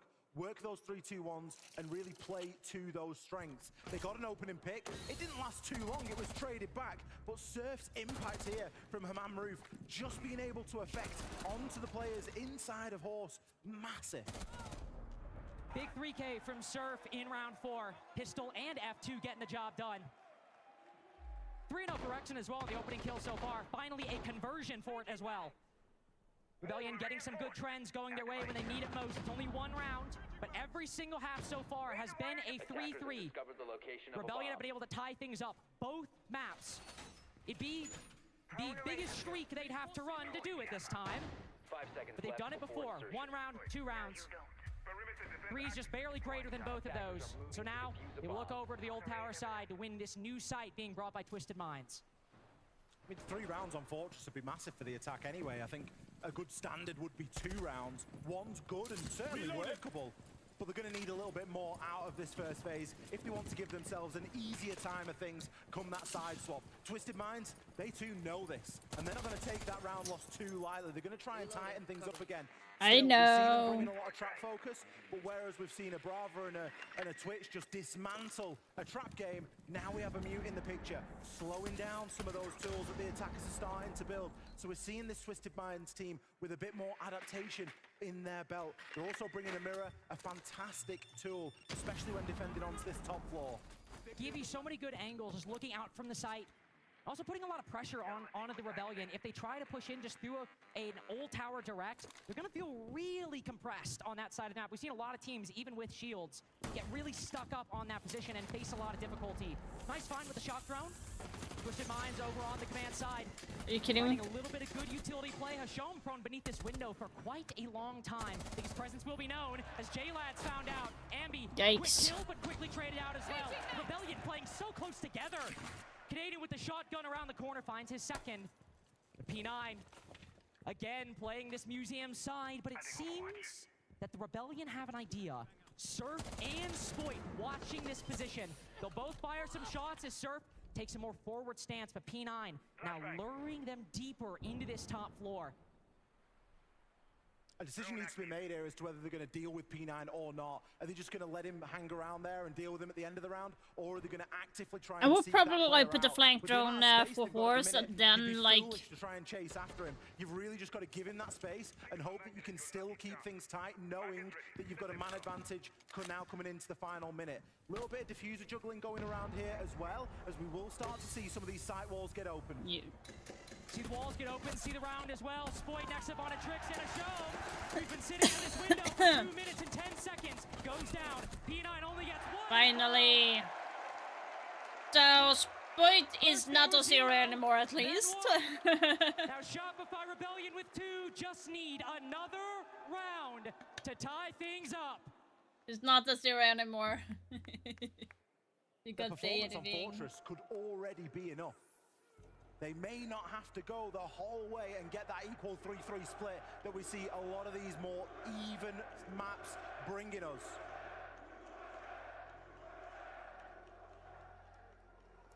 Crowd slowly starting to warm up here for what will be the final map of this series. One that Shopify Rebellion really do not want to let squander. The Twisted Minds, bit of a wake-up time, Lynx. They had a really easy time of things those first 3 attacking rounds. A tactical timeout from Super, and the board has just been flipped on its head. And one thing you heard discussed by Super in that tactical timeout was how reactive Twisted Minds are playing, that whenever we do something, we go there. And something I noticed in round 4 was you saw Canadian use 2 Candelas early, then they rotated to the other side, clearly trying to bait Twisted Minds away, then hit where they're just now rotating from and where they're weakest. He's taping it to his ear. That is dedication. That's going to be wild to take off later. That is going to be crazy to take off later. As we find ourselves 3-2. Salt Lake City, Shopify Rebellion just need your faith for a little bit longer. They'll need it for more than 1 round if they want to win. But for this half, to get themselves the same tie game they had on Lair, on Clubhouse, here on Fortress, they will need you to believe for another 3 minutes and 30 seconds, including the prep phase. They need to make good on it. The Rebellion now, after that tech. Well, hold on. Maybe we'll have another one. We will have another one. I hate when I get a bug in my mouse. Don't you hate the mouse bug? I've been thinking, Lynx. You've been thinking? I've been thinking. What are you thinking? I'm wondering if the Rebellion have done enough already here on this map. LOL, that's so mean. We've got a little bit of time. Okay, go on. I'm listening. 17 out of 19. Okay, that's a fraction.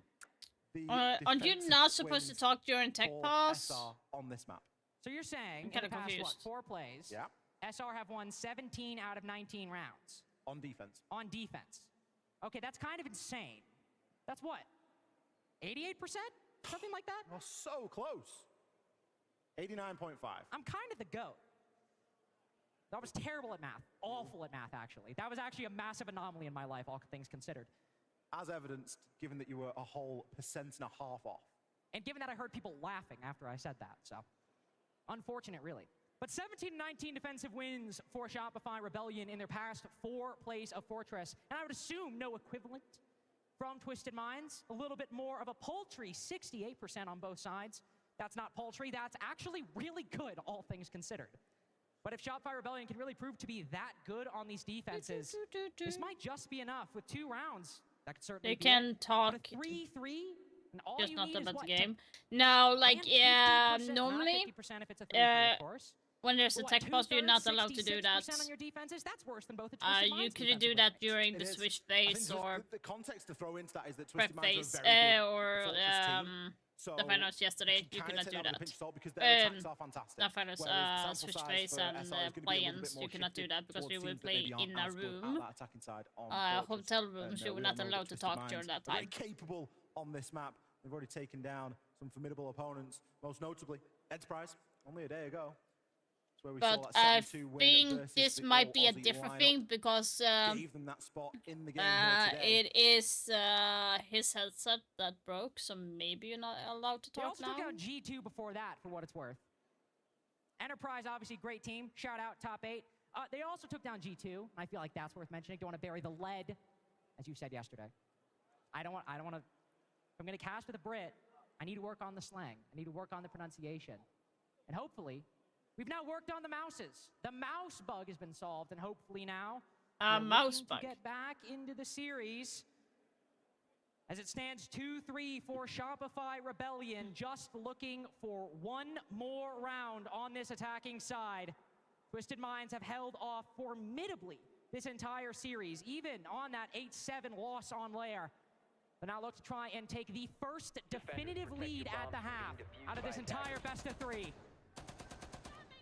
We've been treated to 3-3 being the side swaps at the halfway point. Will this map be any different? Twisted Minds, they would love to go onto their attacking half with a brief lead over Shopify Rebellion. The tools that they're going to be bringing to do it, they are just going to be doubling down on those pain points. Traps, traps, traps. That's the order of the day right now. Not only have we got Thorn that we've seen already in all but one round, we're now also seeing Ellaby brought. We've got those F-Nats from Fenrir. They could be a nightmare, especially with how many techie small corridors we've got over on Fortress. And a good old Tachanka just to bring a bit of stability and really zone off those corridors. A lot of corridor play on Fortress. It really is very layered. Once you've got yourself into the building, you kind of just get into another corridor in a lot of instances when you're trying to attack that top floor. And Tachanka can be brilliant for zoning off large portions of that map. Also worth pointing out, that was 3 sets of barbed wire put down at the bottom of Old Tower. So not only good for zoning off positions, but in particular that spot. If for some reason the Rebellion try to go for a direct takedown there, which we've seen a lot of teams do on Attack this event, they can call that barbed wire. That fire is going to envelop their feet and will likely take down anybody who walks through that position. Seems the Rebellion have something different in mind though. Currently just probing around the map, opening up some of the important exterior walls, also getting some important information. That Soliton scanner, I believe. P9 and JLad Spotify it. Might be something else as well. Canadian prepping some utility. Again, this might just be a fake. Might just be 2 Candelas used without any commitment behind it. But as we get to 3, this is entirely different. Canadian catches P9 off guard. Ambi next up onto JLad. Looking for another. Finds one. And look at him run back down the hallway out of the range of that Soliton scanner and joining the rest of the team on site. Twisted Minds now trying to dig a little bit deeper. They've got some utility to do it, but losing 2 bodies cleanly on that roam clear with very little spent is a big, big problem. Yeah, we've seen the Candelas used, but we've not always even seen Canadian get a chance to use those Candelas, and we've still had close rounds. So the fact that he's still got one in pocket, going to spend that out right now. Hashom will get a very important refrag back, though, but he's still in hot water. Still in hot water as Rexen quickly trades him around the corner. Minute 10 seconds to go. Come on, Rebellion. Have diffuser outside of the single window currently. Need to go pick that back up. Unless Ghost is flanking. What a big rotate, but Canadian. Oh, just face checks the angle. He's ready for it. Shotgun tags up guards a little bit. Now the Melusi quickly sprinting back to site. LMG tracing a player as they walk down the Old Tower stairs. Flashbang sent out in turn to keep him at bay. Guards now taking another 1v1, desperately trying to find a successful gunfight. He's tried so many at this point. He's looked at every... Yes, let's go, Shopify. Wake up now. Come on. Damage dealt to every single one. And after 3 in a row, the Rebellion tied way better. Again.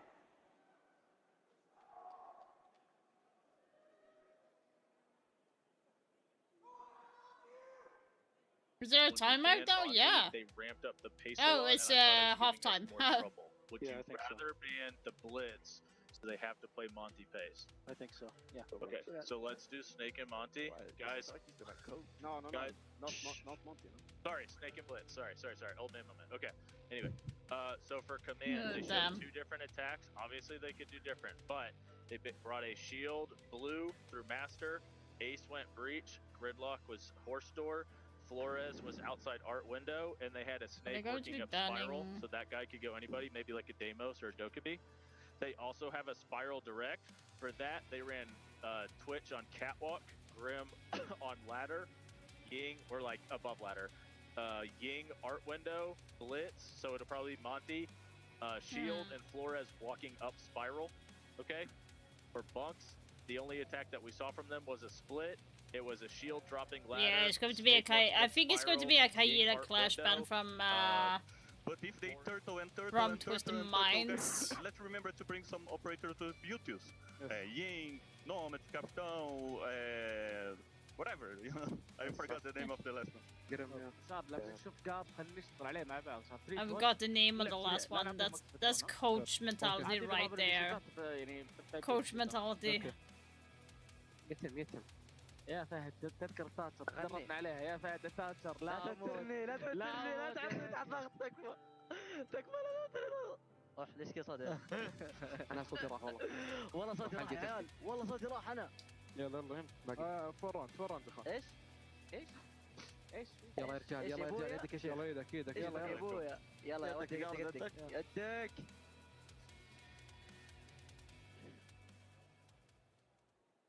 Another tied half, 3 maps in a row. Haven't had OT on each one, but at least for this first bout, through every single map of this series, neither one able to acquire a decisive lead. So as Shopify Rebellion moved to the defenses and Twisted Mind moved to their attacking side. Yeah, that's kind of what you need to do. You need to do your homework on that. Ooh, I thought maybe we'd get the double hard breach to now ban, but no, it is instead Snake and Blitz taken down. Okay, I got Kaid, the only one. That was interesting. On every single one of their attacks. Mirror, they're leaving Clash on board actually. Obviously, like Kaneda has not been playing Clash really well, but for everyone in the arena that didn't hear it is, of course, that the Rebellion are much happier with them dealing with a Monty pace than a Blitz pace. So on Clubhouse, where we had Blitz and guards just running through site setups, because they're Blitz and they can do it, because they're a little bit quicker, they're a bit easier to mobile the way through. It's going to be much more difficult to do that on a Monty, and I don't think that that's going to be something that really Twisted Minds are even going to attempt, at least for this first round. Called Ying a Flores play. It wouldn't be unusual to see them play the shield, but I think the Blitz ban is brilliant because it just picks away at something that Twisted Minds did exceptionally well at on Clubhouse. 10 seconds left. It is a good read by Shopify Rebellion. On the flip side, Kate and Mir being taken down, 2 operators that sure go to the heart of Shopify Rebellion's defensive strategy. But also 2 operators we banned so often on so many of these maps. It is not really going to throw the Rebellion off guard, I think. Because when you look at what they have, it is still quite a comfortable lineup. Not only for the Rebellion, but again, in general. Couple trap operators, couple time denial with the smoke and the Goyo being brought by Shopify Rebellion. And then, of course, you have an M14 Aruni. It's contractually obligated. They literally have to bring a DMR. I mean, if you don't bring a DMR at the moment on defense, you pretty much throw it because they are genuinely that good. It's an incredible uptick in the use of DMRs, particularly since they kept hold of the ACOG. It can be a brilliant tool to really affect some of those longer angles that you will find. Fortress, again, not being a map that's a stranger to a long that is kind of annoying when it does that. You can really cut through it. It's been raining a lot in Sweden as well today, so... And yesterday, so... Likely going to be some of that Goyo and that Ela utility. Trying to clear the way for guards. I'm surprised they're all lean. Blitz previously, this time it's a Monty. And Rebellion, they feel more comfortable dealing with that. Let's see if that actually is the case. You can see it in theory with to be honest, I would rather deal with Monty than Blitz if I had to choose. I feel less intimidated by the Monty. Gonna give Rebellion good information for where Twisted Minds are pushing. Spotting a shock drone as well. Likely indicate to Ambi that maybe this could just be utility clear on one side. They could be rotating and could be pushing from Old Tower. P9, conversely, him and Trix both right outside the site. Instead pushing from Tower itself and looking to bring in this other element of the attack. These 2 current pieces and squish the defense between them. J-Lad ready for that flank. Yeah. Knew Ambi was gonna go for it. His own barbed wire telegraphing that play. Hello? Surf so focused on the other angle, so worried about the Deimos. Goes down in the process, and while the Rebellion fight back with 2, it is equal on both sides. An equivalent exchange that just solidifies Twisted Mind's advantage. Spoit spotting one above, stacked up above the boxes. Just slightly cuts off some hair, shaves his head, and now down into a 1v2. Shom's got to cover J-Loud in this diffuser. Waiting so patiently, J-Lad will pop up for a second, but they have 25 seconds to play with. They can try and bait out Spoit. They can try to see what he's gonna do. As the Ela commits, as he swings around the corner, he's softened up J-Lad quite a bit. But Trackstinger's on one side, so low HP, so little time. Where is he gonna go? Where is he gonna commit? As one player around the corner, they're just barely dodging these angles. He'll take the long angle fight, try to bait it out. With a hip fire headshot. On Come on, 1 Spoit. HP, Spoit just needs one. Wait, what are you looking at? What are you looking at? Seriously? Why are you looking? You heard the shots. Good night and good luck. Didn't he hear the shots? Retake the lead. What the fuck? Yeah, hello? Did you not hear? Did you not hear where he shot? Did it disconnect or something? What a time for Spoit to show up. Round 7. Post plan. And a 1 versus 3 for his troubles. Navigating Hashom, like, to perfection. hello? Hashom. Did he disconnect? Yeah, I was like, Just flat looking the wrong way. Oh, yeah, it he's looked right. AFK. He's gonna be. He was stuck out. You could see half of the body as Spoit Yeah. swings the corner. We'd said earlier, Spoit had a quiet series. That was Even if weird. That's his only contribution. That was really, really It's weird. enough, or it could be, depending on how these next rounds go. I mentioned already the Rebellion, a fantastic, eye-watering defensive win rate on this map. Yeah, because like the way Spoit shot, you clearly heard him, and then like his teammate died in the hallway. You would actually give the call like he's in the on horse. I want to see what they can do on a good round. On round Lol. 1, the You calling her only thing that fat? What do you separated mean? Shopify Rebellion and Twisted Minds was Calling one her round. junkie? Just one round, 3 minutes, 5 kills. Barely anything to take notice of in the grand scheme of things, but in games like that, if you can get a player that buys you around by sheer force of will, that can make the difference with how close this game has been. If Shopify Rebellion becomes the team, Gross. channel that defensive energy you pointed out, an 89.5 defensive win rate in their past 4 plays of Fortress. That round might still be the difference maker in what has been one of the closest series we've seen in all of Salt Lake City. Guards moving down tower with fire in his way. There's nothing he can do. He understands he can't retake that position. Shopify Rebellion will fall off in turn. Reinforce off as the Deimos and Monty Full join of forces muscles? to begin this round clear. Really good extension. She's kind of like, yeah, her theme song is like, yeah, from the Madagascar song, like, I like them junkie.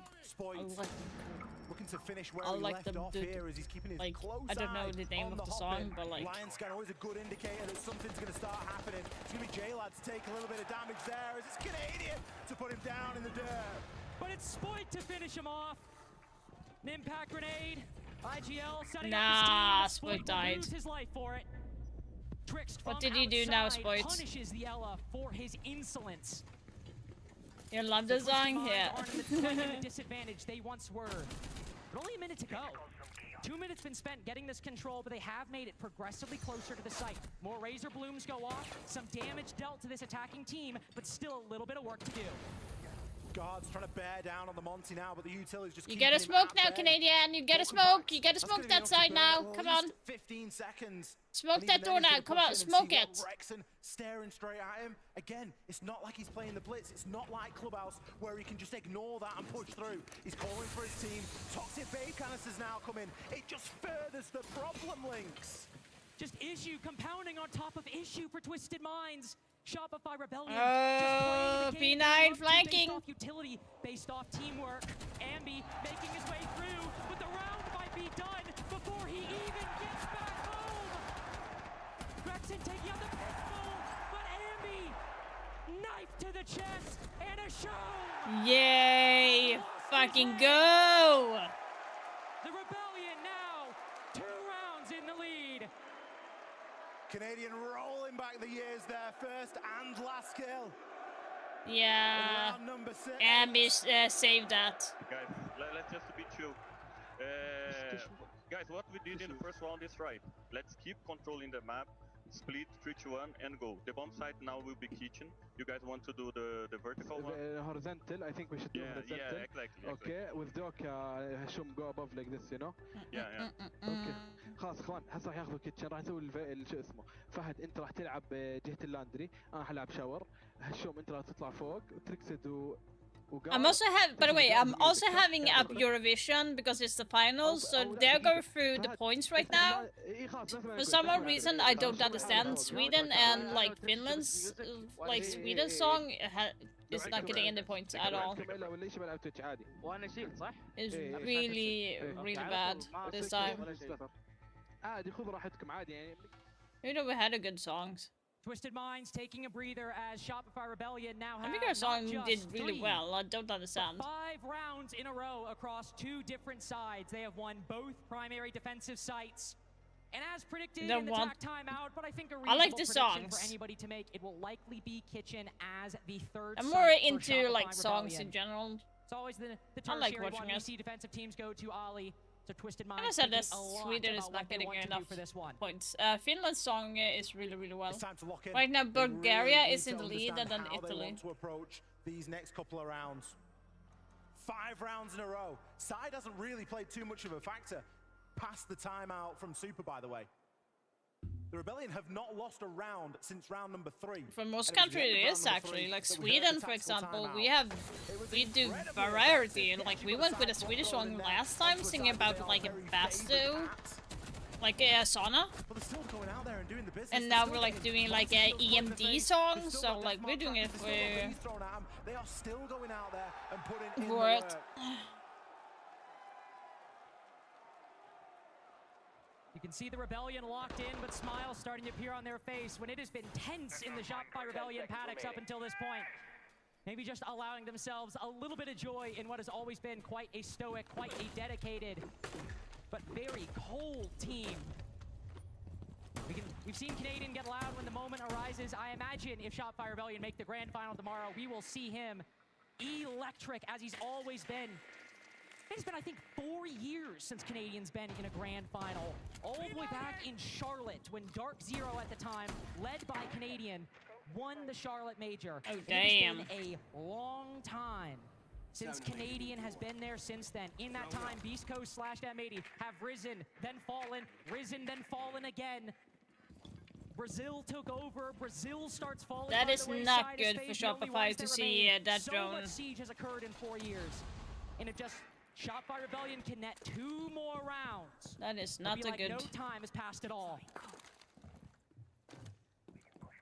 Logic on phone calls, trying to open things up here then for Twisted Minds. They are still trying this Monty. They are still trying to gain control, and they are still facing the same old tricks. Smoke canisters, keeping them at bay. Not able to progress, not able to gain. They're not seeing the Twitch drones, Shopify. It's kind of scaring me.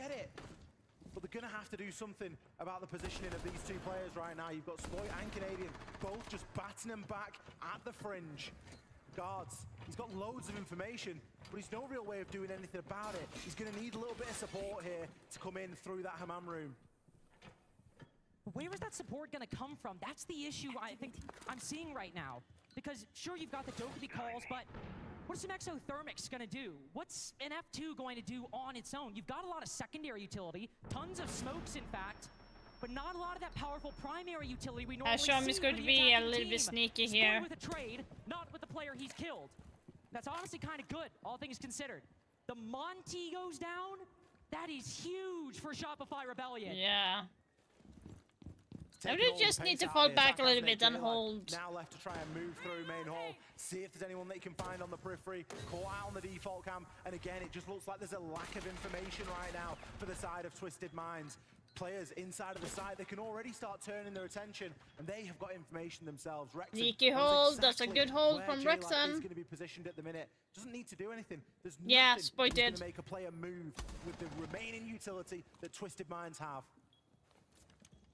Okay, so if you need to be aware of like audio fucking where? Time again through Salt Lake City. Ambi has 2. We've seen round after round, kill after kill, moment after moment. Ambi gets 1 in round 9, but Shopify Rebellion with 15 seconds to go.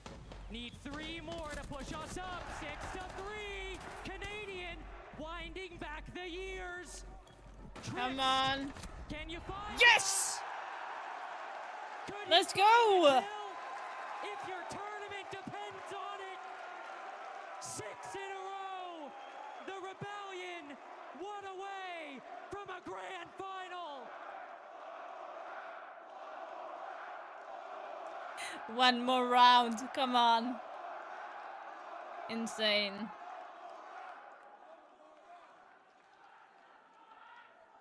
Shopify Rebellion. All you need is 1 round. They've done 6 rounds in a row here. Yeah. Send them home. Oh my god. They're believing. Oh, he hit him in the shoulder. He hit Monty in the shoulder. I missed what? Oh yeah, okay, I mean that. Never mind. 6 in a row. 6 rounds in a row, Ollie. So right now, Spotted Canada has been waking up at least, so that's good. Start thinking, how many more times they're gonna bang their head against this same wall before we see something change? Again, it's the Monty, and again, how are they going to deal with the most basic of utility, taking control of the map? 10 seconds to go. The lineup. Has that got what it takes? Yeah. To root players out, but SR have already proven so stupid. They're happy to play dug in. They don't need to move. Wrexham barely moved that whole last round. Still came away with a couple of kills. Okay, you jumping up for a drone? Like the tide has turned in this series. And considering that map 1, I don't know. Map 2, People just being. It just doesn't feel like Fortress is going to be as close. Starting to feel that way. Twisted Minds struggling more and more. They haven't won a round in, what, 15, 18, 20 minutes? In siege time on 1 map. That is ancient history. It's only been Rebellion victories in recent history, sir! That was a miss of the Kiva barriers. And tries the rat, and Surf makes him pay for it.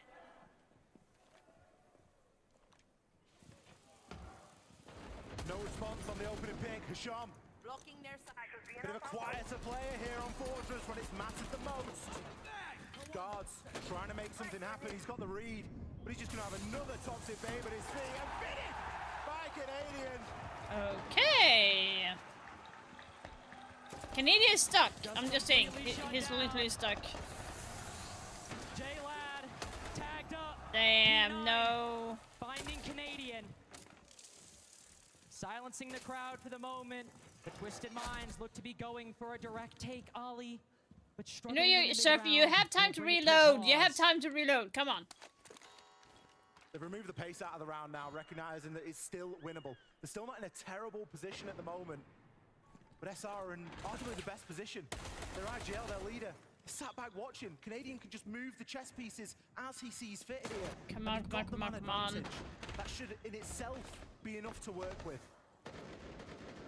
That should be enough. Directing his team. And we got the kill. Let's go. A man who has needed no introduction. A man who does so much for Shopify Rebellion. Serve. Serve, you need to move. You literally need to move. That have kept Twisted Minds. Oh my god. For 2 minutes and 20 seconds. And it is yes! They got it! This is no rerun. Salt Lake City, North America make a grand final. And the Rebellion will be live. As an organization this weekend has been a deep plunge into the darkness. For SR, this is uncharted territory. The first time as an org, they will make a main stage, and with that win, they'll book a spot in the grand final. We got tomorrow. it. It's been a long journey for this roster, and while they do have major winners, I like Jay. He's smiling at least, that guy. lift the trophy. It has been so long since we have seen the Rebellion, since we've seen Canadian in a moment like this, with a grand final tomorrow.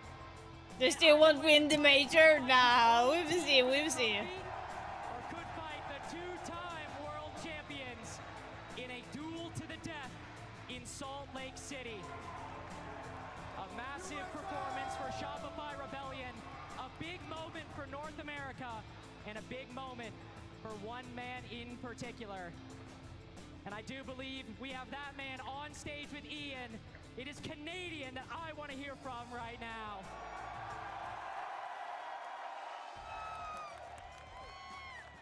Salt Lake City, we give flowers to legends while they're still doing what they love.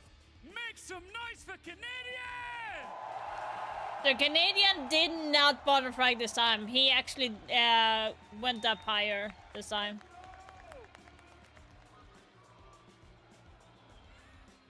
He shut down the USA champ.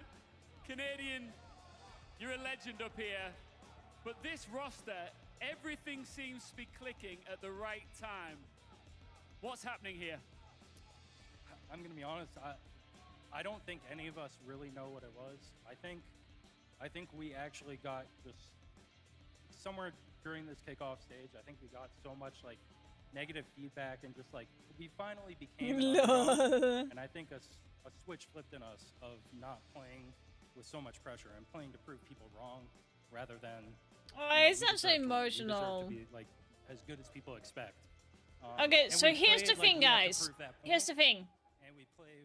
Should I continue streaming the next match? Because I can only do like one map or maybe two, depending on how fast it goes. After that, I need to go to bed. Otherwise, I will not have the energy to stream for tomorrow. I'm not even sure how I'm going to be streaming the finals because it's best of 5 and it starts like 12:30 a.m. I'm like kind of pissed that it's so late, so I can't do anything about it. I mean, the guys are like just absolutely thriving though. I think we're playing great as a team. I think our coaching staff is like incredible too. The amount of so like, what do you think? Less stressful it's made it for me, you know, compared to past years that I've had to deal with like doing so much extra work. I think it lets me just focus on how I'm gonna call on like what I want to focus on, and not being too stressed out. But I don't know. I like competing, man. I think it's until I really feel I can't do it or there's something else I want to do that I want to prioritize, I'm going to do it. I love doing this. I love being a part of a team. I mean, there's nothing more rewarding than, you know, than just working hard for this. And I mean, yeah, like getting back to this stage, getting back to a grand finals, it's not something I take for granted. And just competing in general, it's not something I take for granted and never will. So. Whichever suits me better. Quite nostalgic as well because the last time we stood together I do. in a situation like this was 2022, the Charlotte Major. You're back in North America, another grand final. Can you do it again? I mean, the sky's the limit. Obviously, nothing's going to be easy. Nothing's granted. But we know we're capable of beating any team as long as we show up and, you know, do our due diligence and play as a team and believe in each other and play with confidence. We're capable of anything, and we all know that. So, I'm not going to get ahead of ourselves, but you know, we're not going to be no pushovers tomorrow. That's for sure. All right, Salt Lake City.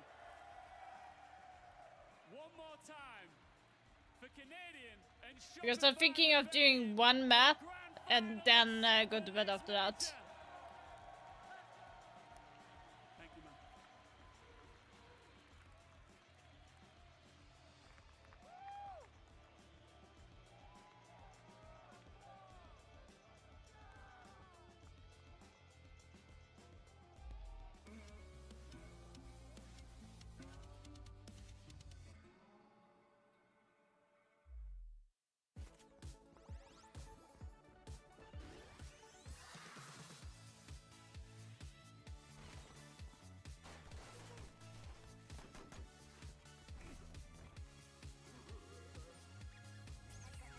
Yeah, that's what I'm thinking. Then we will have the drops as well, so kind of want everyone to be able to get the drop.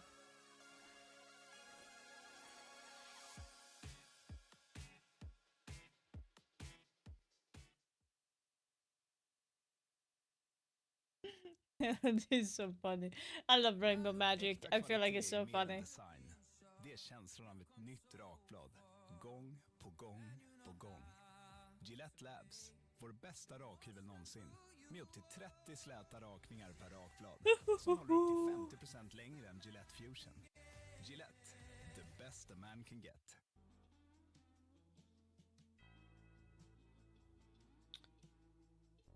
Yeah, I love the Fenrir skin. I'm so hoping that I will be able to get it. I got the bodysuit. So far, I just need the headgear.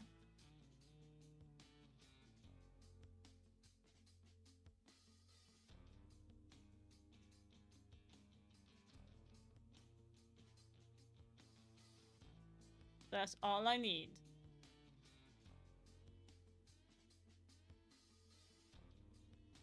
That's all I need. Okay. I was gonna say, it doesn't say how many minutes here, actually. That is interesting.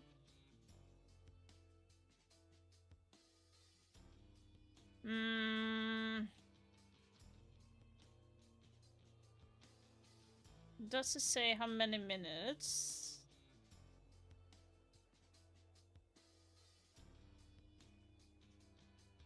So, let's talk about when Darkseer FaZe Clan faced each other last time, which was quite some time ago, and that was actually 2023 in November. That was, I think that was during Boston, 2023 actually. So, and that was best of 1 and FaZe Clan won 8-6. So, FaZe Clan had won every single time Darkseer have faced each other, but remember, that is the old Darkseer. So yeah, so I do think it's going to be different this time. Way different.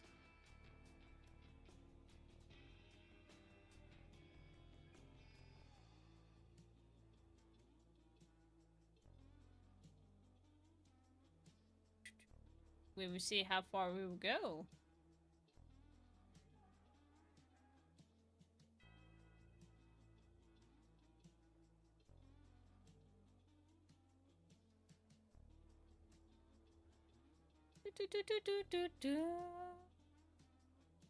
I'm trying to see.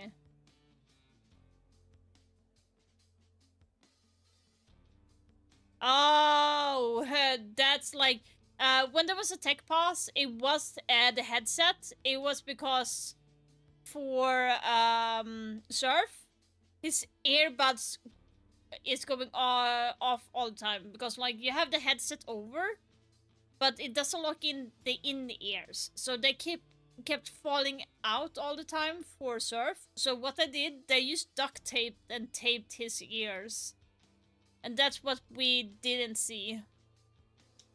That was kind of like very funny. Hello Nad, how you doing?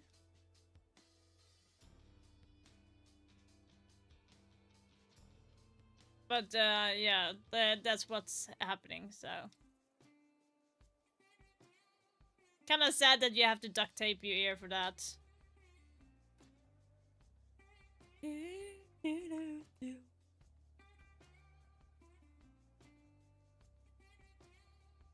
But insane matches like that. That was insane. I think so far those matches, this match in general has been the best one so far in the tournament, in my opinion.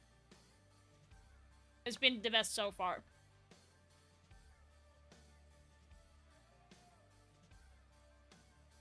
Yes, the GOAT predicted that Shopify would win and FaZe Clan would win.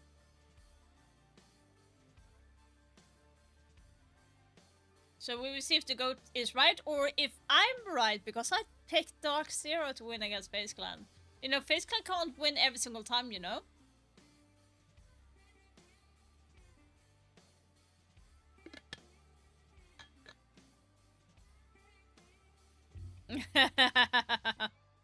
Nah.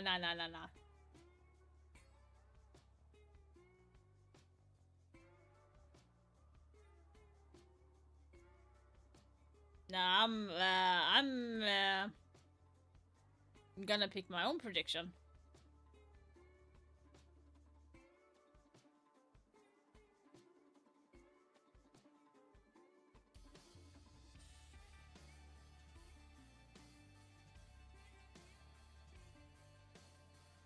Okay, I know it's going to take quite some time before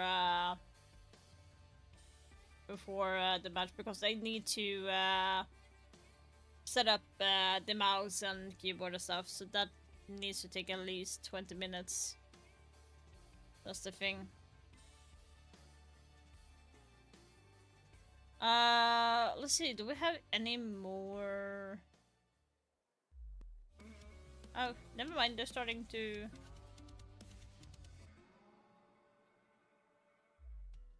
It's official, we've got a North American team in the Salt Lake City Major Grand Let's see here. Shopify Rebellion. No more info about the new season. For tomorrow, guys, we will start at 10 PM for the showcase match, so we're going to be watching that. And the reveal is going to be at 11:30 tomorrow. So that is the plan for tomorrow. Thank you, Foxake. But Fortress defense, the fact that they tied it up 3-3 once a side swap at that point. Say goodbye to 2 points. Nah. But all of Rebellion needed to be able to, like you say, to bring those 7 rounds into their favor to close out this series, to put them in a grand final. No, like 11:30 PM, not AM. Bring it down to that nail biter where we weren't sure what was going to happen, and almost midnight. So delivered. I mean, he sure did. That was the final nail in the coffin. I truly do believe at that point, first round on side swap, you're shutting down Twisted Minds like that at that point. It's very difficult emotionally to come back from it. But when you yeah, the scoreboard, the season reveal is starting near midnight. So listen, outside of just focusing on the players, the show match and everything will start at 10 PM. Such a phenomenal job in his coaching. Every time we heard those, so it's going to be late. That's why I'm saying, like, I will not be able, like, to be honest, I will not be able to stream the like the finals. That is kind of impossible for me to sit up and do. If you guys want, I can go live on Monday and watch the match replay. I will just not watch any results or anything, so I can go live and do a live reaction of that match. And you can sit with me if you want to. Like, what do you think about that? I mean, they performed exceptionally well. Absolutely. At the end of the day, I would have to start the stream a little bit earlier, but I'm sure we'll see them down the line coming to more events, and a lot of people were sleeping on them, and they came to play. They delivered. At the end of the day, there's a little bit of an experience difference when you're going up against Shopify with Canadian on the IGL. So or I can just make a YouTube video about it. The fact of the matter is, they have worked their asses off. They were absolutely so deserving to be here, and they gave us quite the show to watch, and they should be leaving here with their heads held high, and I have no doubt that we are going to see them in the future. Hey, that's only one semi-final done. Let's get on to the next one.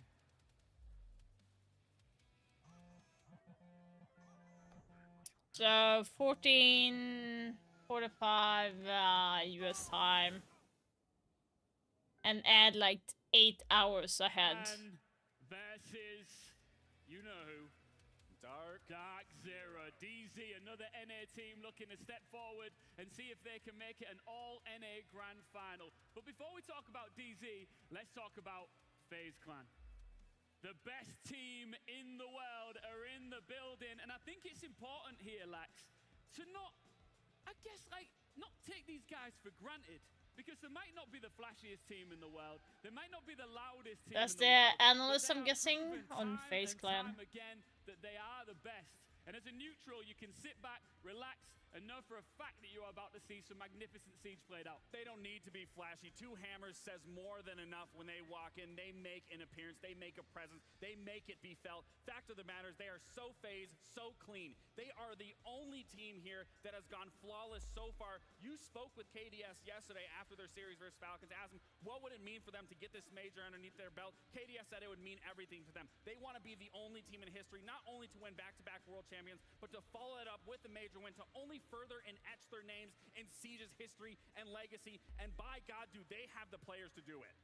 Speaking of the players, let's talk about them. Cyber, Handy, absolute showstoppers. Listen, we've talked about Handy at SI. He was the back-to-back two-time world champ, but also the MVP. But we also have to look at Cyber. I mean, both of these two in their series versus Falcons, these are two players that you are absolutely going to have to watch. They are the head honchos of this team. They were leading in those opening engagements, and they are quite the force to be reckoned with. I mean, we know what Handy's going to deliver. He's always so good. Every time the moment gets so high, he shows up. Cyber is one of those players that we were highlighting yesterday. You never know when it's going to happen. He could definitely be on the bottom of the leaderboard, and then instantly he's able to hit the flanks. He's successful on being able to just run numbers on the other team. He's a snake that you have to consistently worry about. Like I said, he's a snake in the grass. And one thing I love about these two, with how sneaky, aggressive they are and how they control around, is when you think about Cyber, he can flank, he can get aggressive at any given moment, whether it's early, mid to late round, where you will see Handy shine and bring. I'm guessing the maps. If we're talking about maps, I think it's going to be a clubhouse. Are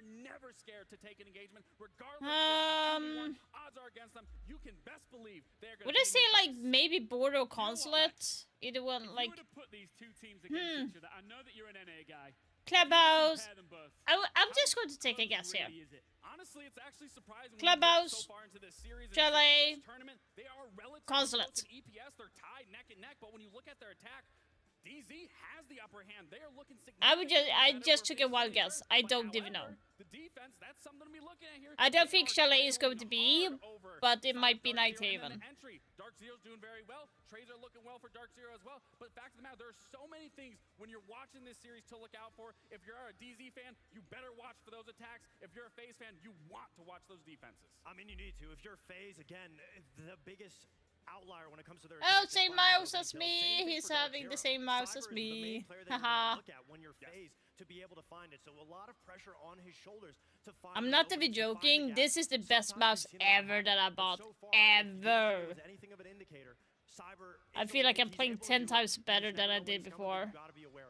Well, you know what? Looking to knock the best team in the world off their perch, we've got another NA team that has just arrived into the building. How cool is it for the fans here in Salt Lake City that fresh off the back of watching Shopify Rebellion make it into the grand final, they get to lose their minds and their voices collectively to support another team. DZ in the building. It's not just amazing. I kind of feel like it's going to be Clubhouse, and I'm contemplating between like Nighthaven or Chalet, and then you have maybe if they wanna spin something off and do like a pocket map, I would say Consulate at this point, because like it is only played 3 times. That might have been a good thing. With this team. Say that again? How impressed are you with DZ? Oh, I've been extremely impressed. Again, back when it was the old SSG roster, I mean, I never thought they could ever get to this point just due to the structure. They didn't have support players like Kino, like NJR, and with this addition of these two, it's allowed this team to flourish. It's allowed players to feel revitalized, re-energized, and we're seeing it through and through with each and every single game. And I would say if it was back in the day, the old roster they were going against FaZe, I wouldn't have the hopes. But I'm going to be completely honest. With how this roster looks now, I am confident that they can make this game relatively close. You've already touched on some of the stats that make this team so good. Fox is standing by to talk about why their attacks are so impressive. Well, it's not about brute force. They don't just punch their way through a problem. It's about creating an might not be it might not be when DZ is attacking it might not be Clubhouse then. First, they want to be able to get the outer connector wall. So now they have time to set up one of these traps. You got Kino who's watching the CC window for a swing. This is going to be interesting if it did not be rotate again.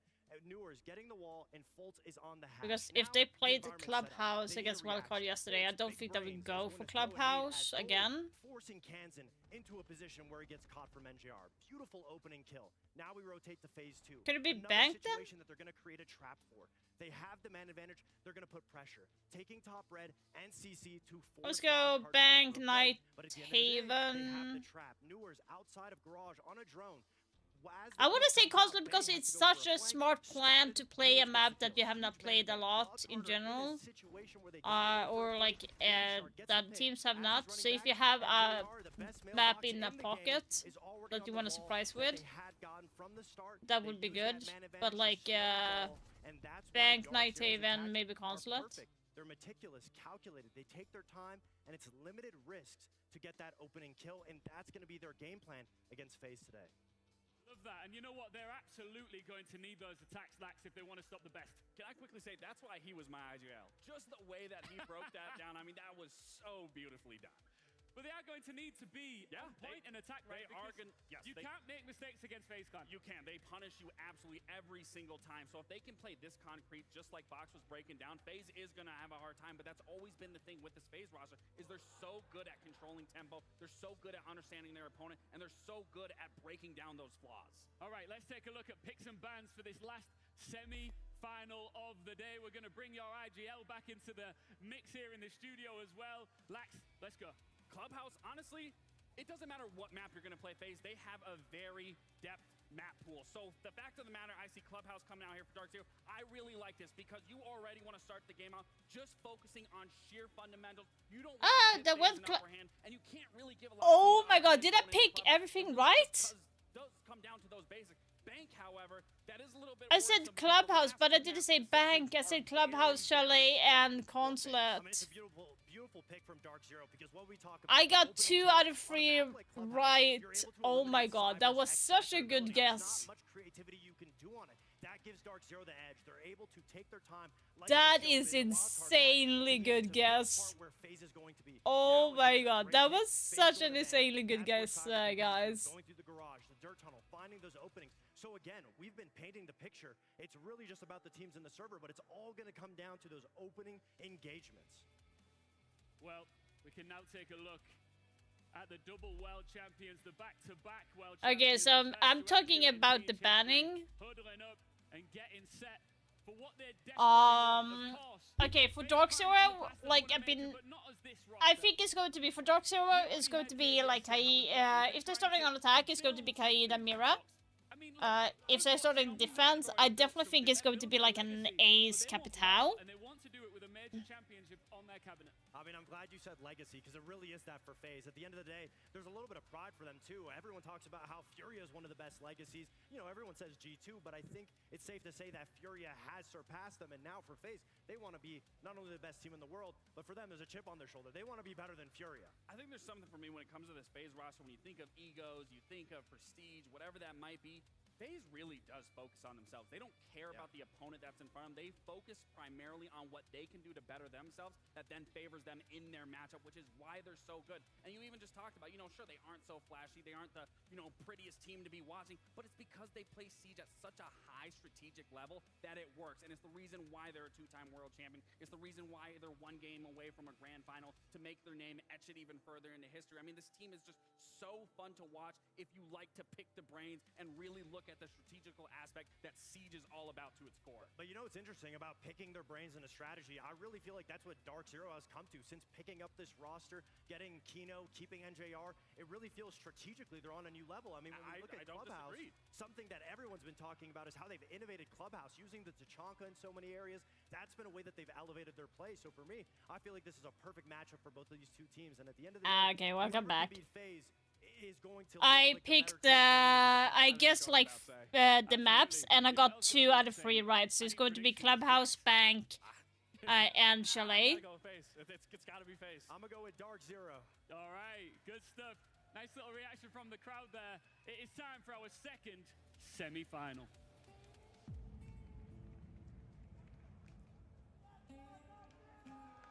Of course, the lights go out once again. We've seen so many teams find the light.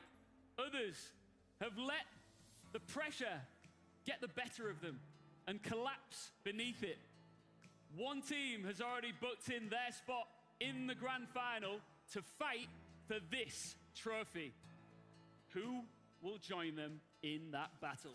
It's time to find out.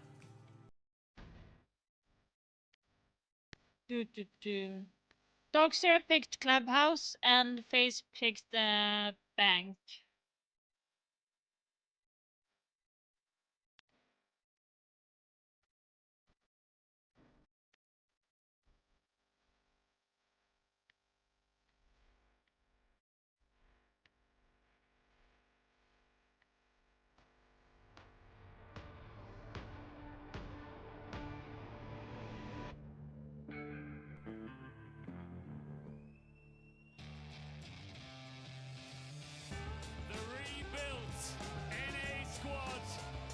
Turned an early Swiss stumble into a decisive quarter-final sweep.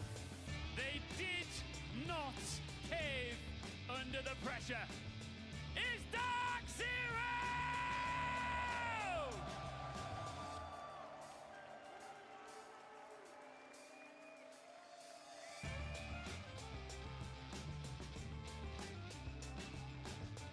Let's welcome their opponents.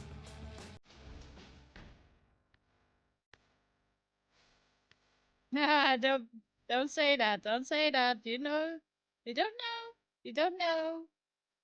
Maybe Dark Zero has something to surprise them with. It's not going to be easy though. They're not going to be winning easy.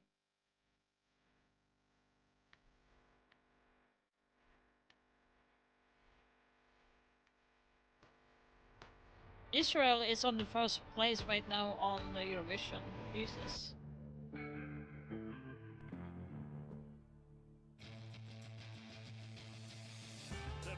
Back world champions who haven't dropped a single map. Cruise through the I'll just send you a kiss. Okay. Welcome. But I don't know if they will win today though.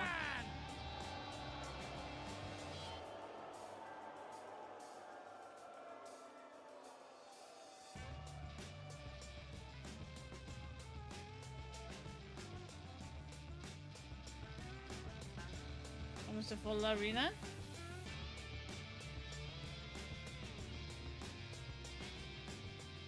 All right. A brief conversation before we get into this. A spot in our grand final is at stake. We got Fultz and KDS. KDS, look, you're not intimidated by anything. I've seen it before. Are you intimidated by this crowd and why? Oh, of course not. We know they hate us because we are not Americans, but we are going to beat them. KDS says, we're going to beat them. Fultz, this is your last chance to get this crowd riled up. What do you want to say? Yeah, the only thing I want to say is this is America. This is our turf. I'll lead it off here. You ready? USA! USA! USA! Nah, I did not do that. We get a handshake. Love that. Best of luck, guys. This is gonna get spicy. I can feel it. And we need a special tri-cast for this one, I think. So we've got Dez, Ace, and a bit of a legend from down under. G'day, mate. G'day. Thank you very much, Mr. Chambers. Yes, what a quarterfinal we've got coming up. But Mag, of course, welcome onto the casting booth. How are you feeling? Honestly, a bit nervous, but look, it's my first event as a coach, and I'm also making my debut as a caster, so hopefully I'll Just do ticking alright. boxes here, Mag. Just ticking boxes. And what I'm going to do it for as well. By the way, Foxtech, Romania, by the way, Bulgaria won Eurovision with Barankaga. What do you think is going to happen today? I don't You're think gonna the get crowd fucked will on like your what I'm turf gonna say, then. but I think FaZe might just beat DZ today. Oh, God, right. Well, you got what you wanted, He's Mike. not with us, he's not with us, Well, it's okay. I mean, if you guys want DZ to win, make sure you give a lot of cheers, all right? Because it really helps the boys up on stage, yeah? You can say that yourself after yesterday, Mag. Of course, we saw you boys fight valiantly. A brilliant cafe came out from you guys yesterday, and hopefully in these three matches we've got What coming the up, fuck? we see something particularly special. We are starting out in Clubhouse. Expectations for this first map, Tim? I think Dark Zero need a strong start, is what I would say. You know, we were speaking earlier about it, and I said when you consider FaZe, you've got to think as a team in these big moments, these big semi-finals, grand finals. FaZe are, without a doubt, going to turn up and deliver 8 out of 10 as a minimum. 9 out of 10, 10 out of 10, most likely. So you have to come out, you have to send a message to them. And FaZe, you've got to beat them, Des. They are never going to give you anything. So Dark Zero got to come out strong. Are they capable of that on Clubhouse? FaZe 74%. You predict 74 for FaZe? On the attack, FaZe on the defense. It is Dark Zero's map pick. Salt Lake City, it's time to get behind your boys. Can they do this? Let's find out here and now. Gonna have the bands coming through then. We will see who we won't be seeing. First ones will come in. Kaid, Monte, I was going to ask you if there's any surprises there, Mike, but I think I already know the answer. Absolutely not. You know, Monty, just a classic operator for Clubhouse, clearing rafters, doing sweeps, and of course, I think the Bandit's going to come out here as well. Yep. So, you know, just some classic operator bands. Obviously, the Thermite, especially on Clubhouse, are very effective at getting a lot of walls open now that he has 3 breach charges. So Interested to get your thoughts on that a little bit, Mike. The Kaid and Bandit ban combo, it's something I've spoken about a little bit through the event. We've seen, you know, Pengu talking about it on socials. It's kind of, it seems like, you know, a few different camps about this because obviously we know that it's going to speed things up. That's the hope. You're going to get those breaches off easier. On a map like Clubhouse where there are alternatives, you've got soft floors that you can go underneath, you can clear out that Bandit, you can, you know, work a little bit. I get with the hatches a little bit, you know, you've got less options to the Kaid, but it leaves you fighting Azami, Mirror, Legion, Fenrir, you know, all these traps, all this utility. What do you think about that trade-off there? I think obviously because Clubhouse has a lot of exterior walls, you know, banding the Bandit and Kaid is just easy to open up and then get, you know, into the round straight away. But recently there are teams now that if you Wanna don't see a ban nice the Kaid game? and the Yeah, Bandit, they come won't on. even run it. So, you know, teams that will run it, you'll definitely want to ban it against it. But of course, I think the meta right now is just the Kaid Bandit ban. We've had the double ban for so long, teams are conditioned into not playing it. They're like, oh, we've not practiced it, it's never available. It was like Mirror for the longest time, wasn't it? Yeah. You know, Mirror was just banned out so consistently that even when she slipped through, nobody used it because nobody practiced with it. Well, she is available for this round at least, Tim, and Handy for sure is pretty competent with that operator. It's very much a Duggan set up this trifecta of the Architects, the Castle, the Azami, the Mirror being brought along by FaZe. They want to make this bomb site really difficult. Yeah, for Monte Dark Zero to work their way I through. was And if you look at expecting it as well, Ace Tim, 30 actually. seconds in, we basically got no one roaming around the map, whereas traditionally on this map we're used to seeing a lot of teams, and really in the current meta overall, a lot of roaming all around the map. FaZe saying, nah, we know our game, we're going to play it. Yeah, I mean, you know, you look at a team like FaZe, if anybody's going to get it done in any situation, it's going to be them. But, you know, again, coming to you there, Mike, like, when you're not committing to the map here, you're basically giving Dark Zero minutes to wear you down. And we've got some super powerful utility on the attackers. You're going to have to deal with the Grim, the Ying, the Blackbeard, all pushing you into sight. Is that a little bit of a risk for FaZe? It's definitely a risk for FaZe, as we see Cyber taking some damage, but on Clubhouse you don't want to give the whole map for free, which is why we see Cyber taking fights with castle barricades on the first floor. Time is of the essence, and as a defender, especially on Clubhouse, you want to waste as much time as you can, so when the execute does come out, it might not be as easy to execute on. I'd say so far so good. They've chewed through a lot of the drones on this attacking side, and Cyber still hasn't gone down towards sight. He said he's very much put himself at the end of a hallway, Tim. Nah, not in Ooh. They missed out on the chance to pick him off there. If they'd known that he was there, it would have been beautiful. But counting those drones, they know that they had no idea the castle was there. And it was the Blackbeard that he's taken down. Removing that shield from the lineup is going to be a big pain point for Dark Zero now. Nua's taking a lot of damage on the sledge. He can't really be going into gunfights like this. One bullet is going to see the end of him, so he also needs to be careful. FaZe, I think 2 minutes wasted and a Blackbeard down, they're going to be happy with what they got out of that castle. Honestly, really good job from Cyber there, playing in a rat corner and kitchen hallway, getting a pick, especially on the basement, where there are so many, you know, positions that you have to cover as a defender. Is honestly a really big win for FaZe, in my opinion. Here we go, Yings being dropped down, smoke coming through as well as the hit comes on through. Falls the first to fall inside of the Hoto. Deals at least the first of those FNATs, but Nua's getting rid of Bitterking. A 4v3 for Dark Zero, as long as they can find another Tim. No! Handy doing work on that mirror. Good for one, good for two. He's just a bit too Come on, come on! But Nua's collects the second. Souls in a 1v2. Our Clutch King. If you're going to hide behind something, it better be something a little bit tougher than that bar. 1 versus 1. Souls having picked up Nua's. We know that Souls is just the Clutch King! He comes out with fuck. absolutely delivering again and again for this team. I'm not even talking here in Salt Lake. Souls has been delivering up clutches like that for years, and he just doesn't stop. Honestly, great work from FaZe there, getting the pick at the start in a 4v4 situation for the basement. They're using their utility excellently with the Azamis on side especially, and just playing around their reinforcements really well. It's a bit tech pause here, but Tim, I think that first round was, a very good representation of the experience many teams in Salt Lake have had when they've come up against FaZe. They have been flawless so far. And in fact, in speaking to Sravuni earlier on, no team has gone on and had an invincible run, not dropping a single map at a tournament. FaZe could be on their way there if they get a 2-0 here. The closest was G2 back at Raleigh. Got to the final and then lost it 3-1. There's a lot of firsts available for FaZe here. You know, you might look at it and think, well, they just keep coming out and winning things, but it's not about that. You know, we look at this, teams have not historically followed up well from SI. They have the opportunity to be the first one. Nah. Had that from an SI winner. Usually, they will go on to that next event and not be successful. FaZe with an opportunity, and you know, we talk about FaZe a lot. We talk about Dynasty a lot. We talk A lot of glazing? Nah, what do you mean? You mean you're going to glaze me? Oh, you're so sweet, fuck's sake. You're so sweet. Once a year and, you know, call yourself a Dynasty. That's so sweet that you're going to be glazing a lot.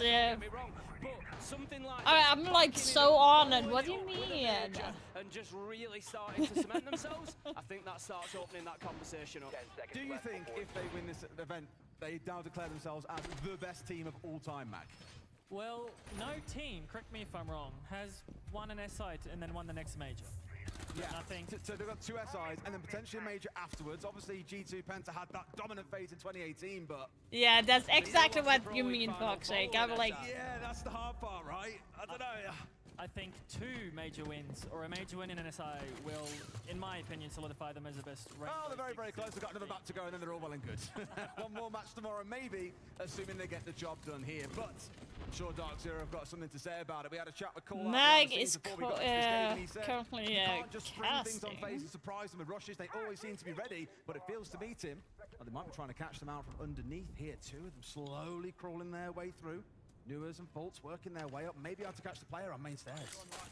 The thing is, like you say, it's going to be maybe catching them out on main stairs. That's going to be your best hope, because for now, all of FaZe are up on that top floor, so there's nothing really to be gained from the basement at the minute. They've backed out of there. I think there might have been a concern that there was somebody down there. I think it's just a classic bait and switch that they come up to the stairs here. Oh, up nice and close. Nuas shotgun at the ready on that sledge. Doesn't quite find are you kidding me? With a knife through the smoke on towards Kino. A trade back the other side as Nuas gets 1. They make it 3. Dark Zero have exploded forward, consumed the majority of that base lineup. It's a 3v2. The problem that they've got at the minute is they split in half between Bitterking and KDS. You've got KDS. Nice. Let's go. And Nuas pick up 1 apiece, and well, FaZe crumbled partway through that round. Honestly, a very interesting attack there from Dark Zero. Usually you have the garage-sided sweep, you have the gym-sided sweep. Dark Zero, they're faking the gym-sided sweep and then actually just coming straight up the stairs onto side, and FaZe just not ready for it at all because they were putting the numbers on the gym side. Not quite a bait and switch, but certainly enough there that it caught them off guard. Tim, and again, Call Out was saying it is hard to surprise FaZe. They've just done a pretty good job, I'd say, in round 2. Yeah, not an easy thing to achieve whatsoever, but I think the other problem is once you get away with it once you maybe surprise them, kind of put them on alert, don't you? You know, they're ready for it then. They're thinking, what's the other alternatives that we need to be prepped for? They're going to see them going back to gym and bedroom. They're going to be looking to hold that top floor again. Query for you here is Mag as well, because obviously you've done a lot of work with Enterprise as their coach. Yep. The op ban system changed last year too. You're looking at this game, how it's gone so far across these 3 rounds. You've seen the picks that both teams have come away with. If you're looking at this, what are you saying needs to disappear in the next round? That's honestly a really tough question. Maybe the mirror needs to go. They've run it every single round, especially because of the thermite ban. You can impact trick, say, the ace charges and whatnot. And honestly, though, on defense, though, it is tough of what you guys want to ban on, you know, DZ's attacking side because they've just run these sort of one-off strats. Obviously, a lot of prep work has gone into this game. You're glazing me, oh my god. My ban for the best Swedish gamer mom. Nah, not the best gamer mom at all, so... Stop with the glazing. I've had the itch before, especially if, you know, we're making mistakes and making the wrong calls. It's like, no, if I was there, I would have done this sort of type things. But no, honestly, the boys are really good. Is it going to get Cyber? People on my team, and you know, Is it going I've to put get my Cyber? trust in them, so I just let them play. Oh, he heard. Throughout the event, we're here. It's about these 2. This third round going to be the one that settles the tiebreaker for that first quarter. Almost got the kill. Strong attacking start because we saw the stats for it, Tim. I love it, yes, I love it. Only if you mean it, though. That's the issue. I don't want any lying glazing. Who comes out on top? Interestingly, FaZe have actually just completely shifted on the top floor. After only a minute, they've been forced away from Cash, Red Stairs, Construction. It's all empty at the minute. I'm surprised that no one is going ace, though. Dark Zero don't have anybody there to take it. They've opened CCTV wall, and that's enough for them. The focus instead is coming on the Jacuzzi side. Ooh, Handy died. That's a good pick. Handy's a beast. That opening gunfight picks up Handy, takes him off the board. 5 versus 4. Even though the server side is free, no attacker, no defender is there. Very interesting. I do you know I love you.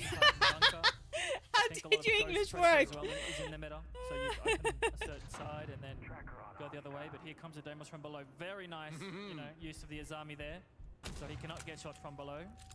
Of course, can shoot through it eventually, or a nade might not be too bad a shout either. Up it comes, and sure enough, there's Cyber on Takina, but a trades him. At least the response is there. Fultz has made a move as well. He's actually rotated himself over, and he's going to be moving into Cash any second now. If he comes through into Construction onto that door, I think it's going to be a big surprise for FaZe. We spoke about how difficult they can be to surprise, but there could be one in the pipeline at the minute. Souls thinking about this Construction window. Is he aware? Yes. They must have picked that up. Maybe a sound call, maybe a bit of intel that's told him that Fultz is pushing forward. So, Angle. Holy! A little bit of progress being made on main stairs. A Jacuzzi breach by Dark Zero here. The net is tightening down. Go now though, Tim, because time is starting to run short. That clock becomes a 6th man, but they've got KDS all on his own with 50.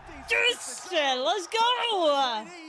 Dark Zero showing their attacking prowess. Why is she moving? Really What the fuck? Nice from Dark Zero there, Mag. Just the way that they adapted midway She through was the walking round, like Fultz fucking rotated, Dark and then they just Dark broke the Zero. circle ever tighter and tighter in, force face together, and then pick them off one at a time.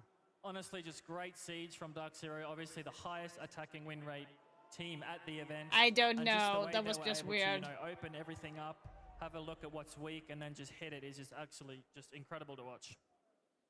Now we get to see the adaptation, and sure enough, that mirror ban has come on through. Played in all 3 of those rounds by 3 unique players. Both highlighting on the side of FaZe, and on the other, it's going to be the Grim being taken away, which also saw play across all 3 of those rounds. Yeah, I mean, no surprise, we know how powerful Grim is on the attack. You know, just makes it so difficult to move defenders around, to rotate if you need to, sometimes to retake ground, because you're just going to find yourself at such a disadvantage if you need to move through those bees. So we head back on the same rotation for FaZe. Back down to Church and Arsenal we go, and they will be again looking to hold on without too much of a top floor presence, I don't think. Although saying that, Handy has just gone all the way up to top on that men's stage. Really curious to hear your take on this as well, Mag. Well, we haven't seen Snake played in any of those first 3 rounds. And now that the Grims come in, bam, straight away on towards the Snake. The impression we've got is that teams will often not play something for 3 rounds, wait until that third ban comes in, then turn around and play it. Is that what you guys do over at Enterprise as well? That is definitely something that we do. Obviously, it comes with that third ban. In this case, I think they're running the Snake purely because they are running a huge roam setup. But that is definitely something that we do, and a lot of teams do here at this tournament too. I think your guy's second most played operator at this event until yesterday was Snake as well, behind just the ace. Obviously very, very powerful in the current meta. I got all the drops as well. Meta that has developed, and sure enough, FaZe, they have mixed things up compared to round 1, Tim. Yeah, Not playing that turtle setup we saw before. They're out in the map and looking to engage Dark Zero everywhere. Just sticking with that Snake theme for a second, Mag. I got Are you all the tending to drops. use that as just like complete solo clearance, or is there a little bit of drawn in still happening with him? What's the reliance on that gadget? Oh, The only you time missed you'd actually that. drone if there was, say, like a mute on the team, but otherwise, Snake is just so overpowered at solo clearing things, as we see even viewers here getting these sort of power positions as Oh, Kino died. That's not good.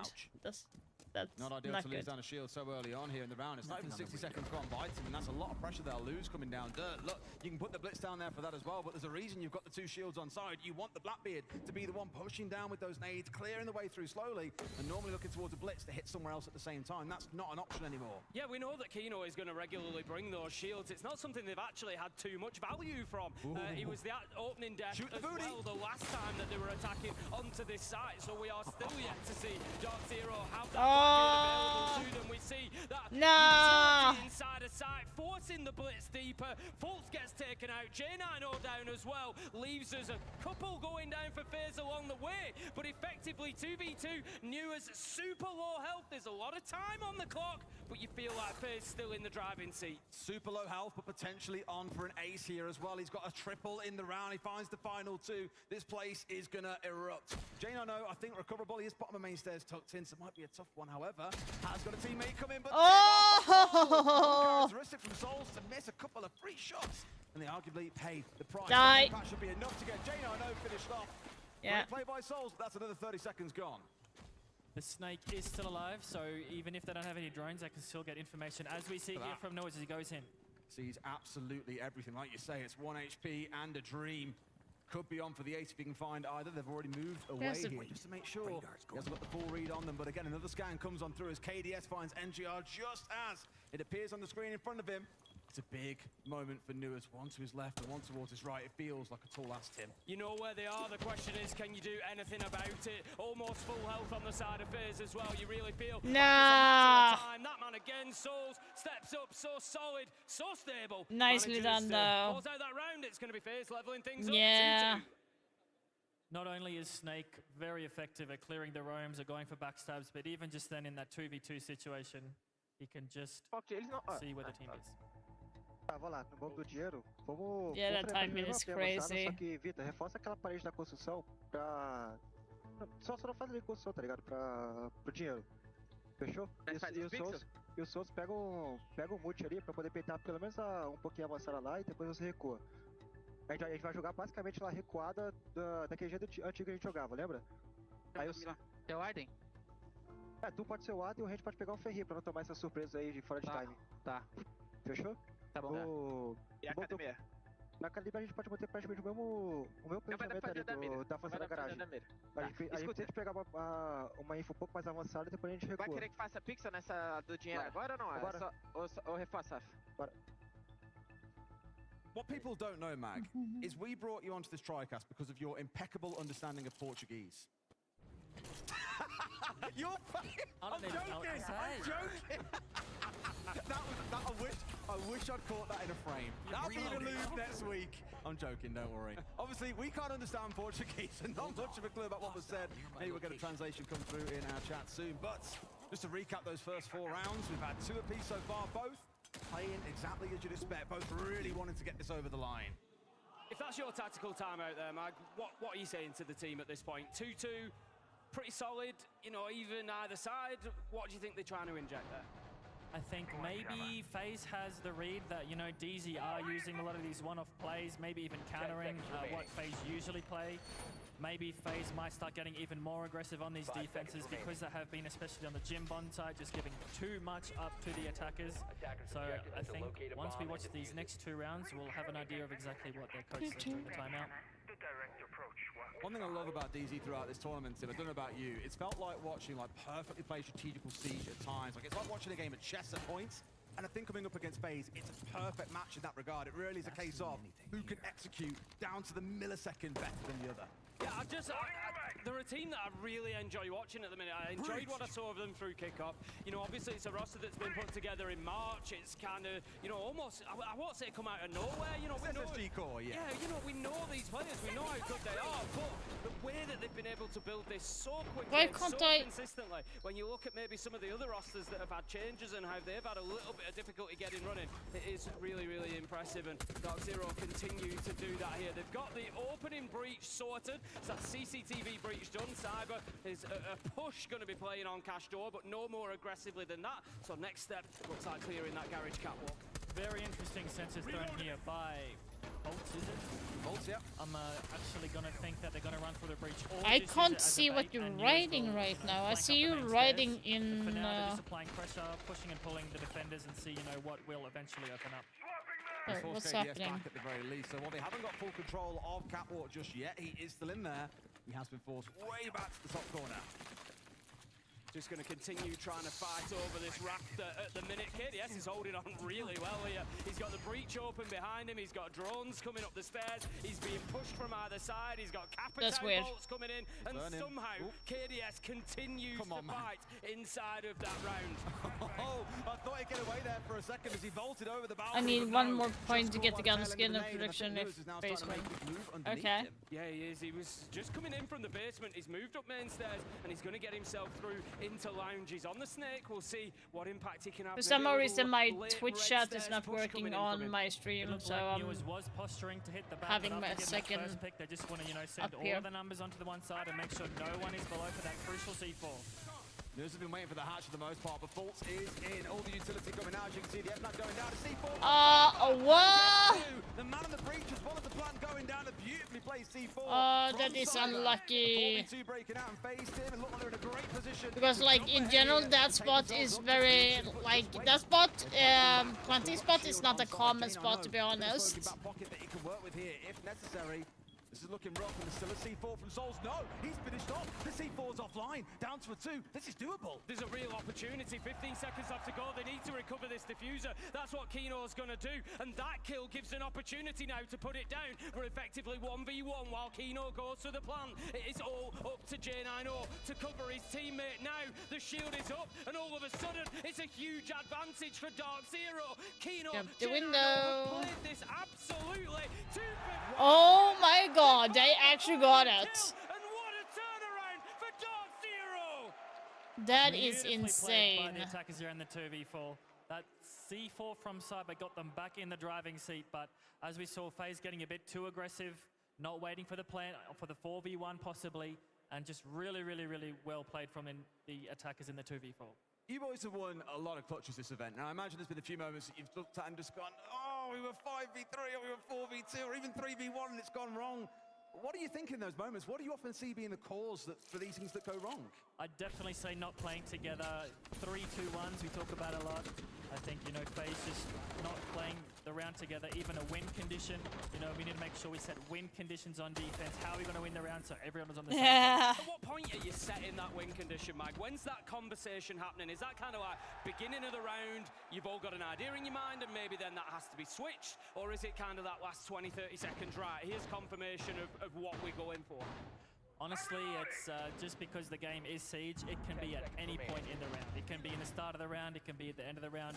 If you kill a hard breacher, you know, at the start of the round, that changes the round drastically. It's just about calling anything so everyone gets on the same page. You've heard a few teams say, you've heard a few coaches as well throughout the event say, we're trying to do 2 or 3 different things at once here, but not on the same page. In fact, we heard it in the Twisted Minds game from you guys yesterday. We heard them speaking about it during one of their timeouts as well. Something that really resonated with our team, and especially our IGL Pyro, was Fabian's talk with the G2 roster about, you know, we're all in different waves, so we just need to be on the same wave. Tell you what, that man's impact. It spreads worldwide. I don't know where he's coaching. It is far-reaching. All right, let's see if Dark Zero can get a 4-2. This would be a dream because, yeah, we had Twisted Minds playing earlier, and I said, for me, they've been phenomenal at attacking this map throughout the event. They took 4 rounds away against G2, 4 rounds away against Enterprise, 3 rounds in the series earlier on today. Dark Zero looking to repeat that and maintain that mantle as best attacking team.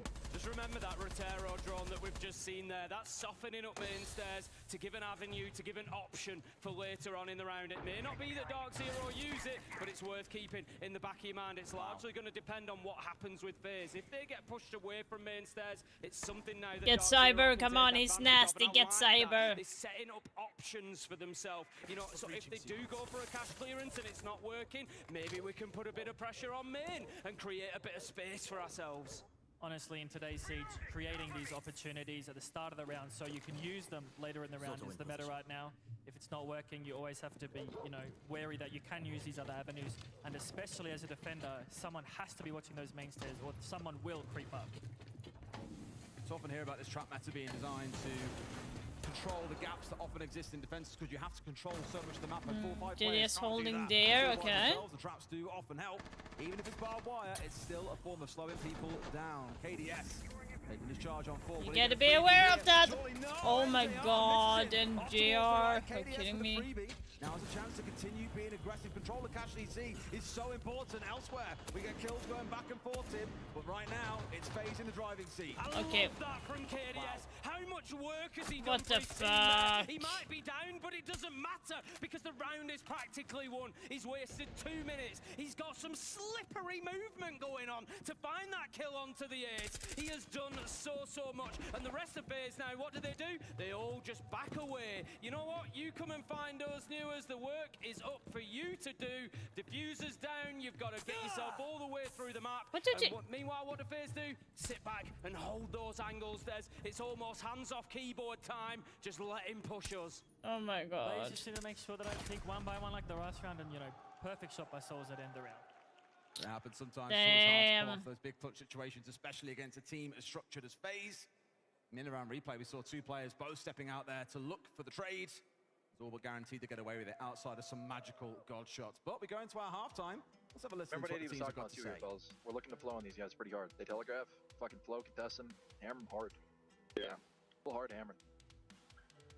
On that attack F2, we were in control of every single round there. We were on sync with each other. So for whatever reason it does get back to overtime, just keep it incredibly simple. And if we're going for a cash overclear like that, Bulker, make sure that we're getting the fucking pressure from below. We have to have bottom red pressure. That was such a freebie if we had that. So dumb. Yeah, it's also whatever. too, like, realize what he's doing. Like, use Ba for like the lurk kind of pattern. I think he can do something similar as like a wild card. Like he can use the snake works across, identifies the fucking rat, then we just have the red guy and we're good to go. Yeah. I don't think it's gonna get overtime though. I think we're gonna hammer here. Yeah. We got this. You guys are actually loading pants, bro. What shot are you doing first, Smoke? Cash phase. Cash phase? Yeah. Heard that. Bro, it's so weird. All the lights are fucking red, bro. I can't even see. Oh, please. Cash phase now. Doc begins firing up That's all weird. those lights up there. Dude, I can't stand these. Vou focar pra matar o cara da AK primeiro, né? Depois do plug. Se o Green passar, a gente faz a face soul, senão a gente vai fazer a Filtrador. Interesting. O Cyber não fica parado lá no, na principal não, tá, Cyber? Você tem que avançar pelo menos pro reforço lá, pra tomar C4. Tá. Não, mas a Play Souls a gente vai fazer só se o Green passar, né? Sim. Isso. Essa aí, quem que vai ser a Ribana? Cadê?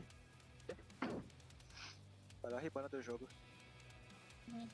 Só na Play Maveco que eu sou. Vai lá a Maveco do jogo.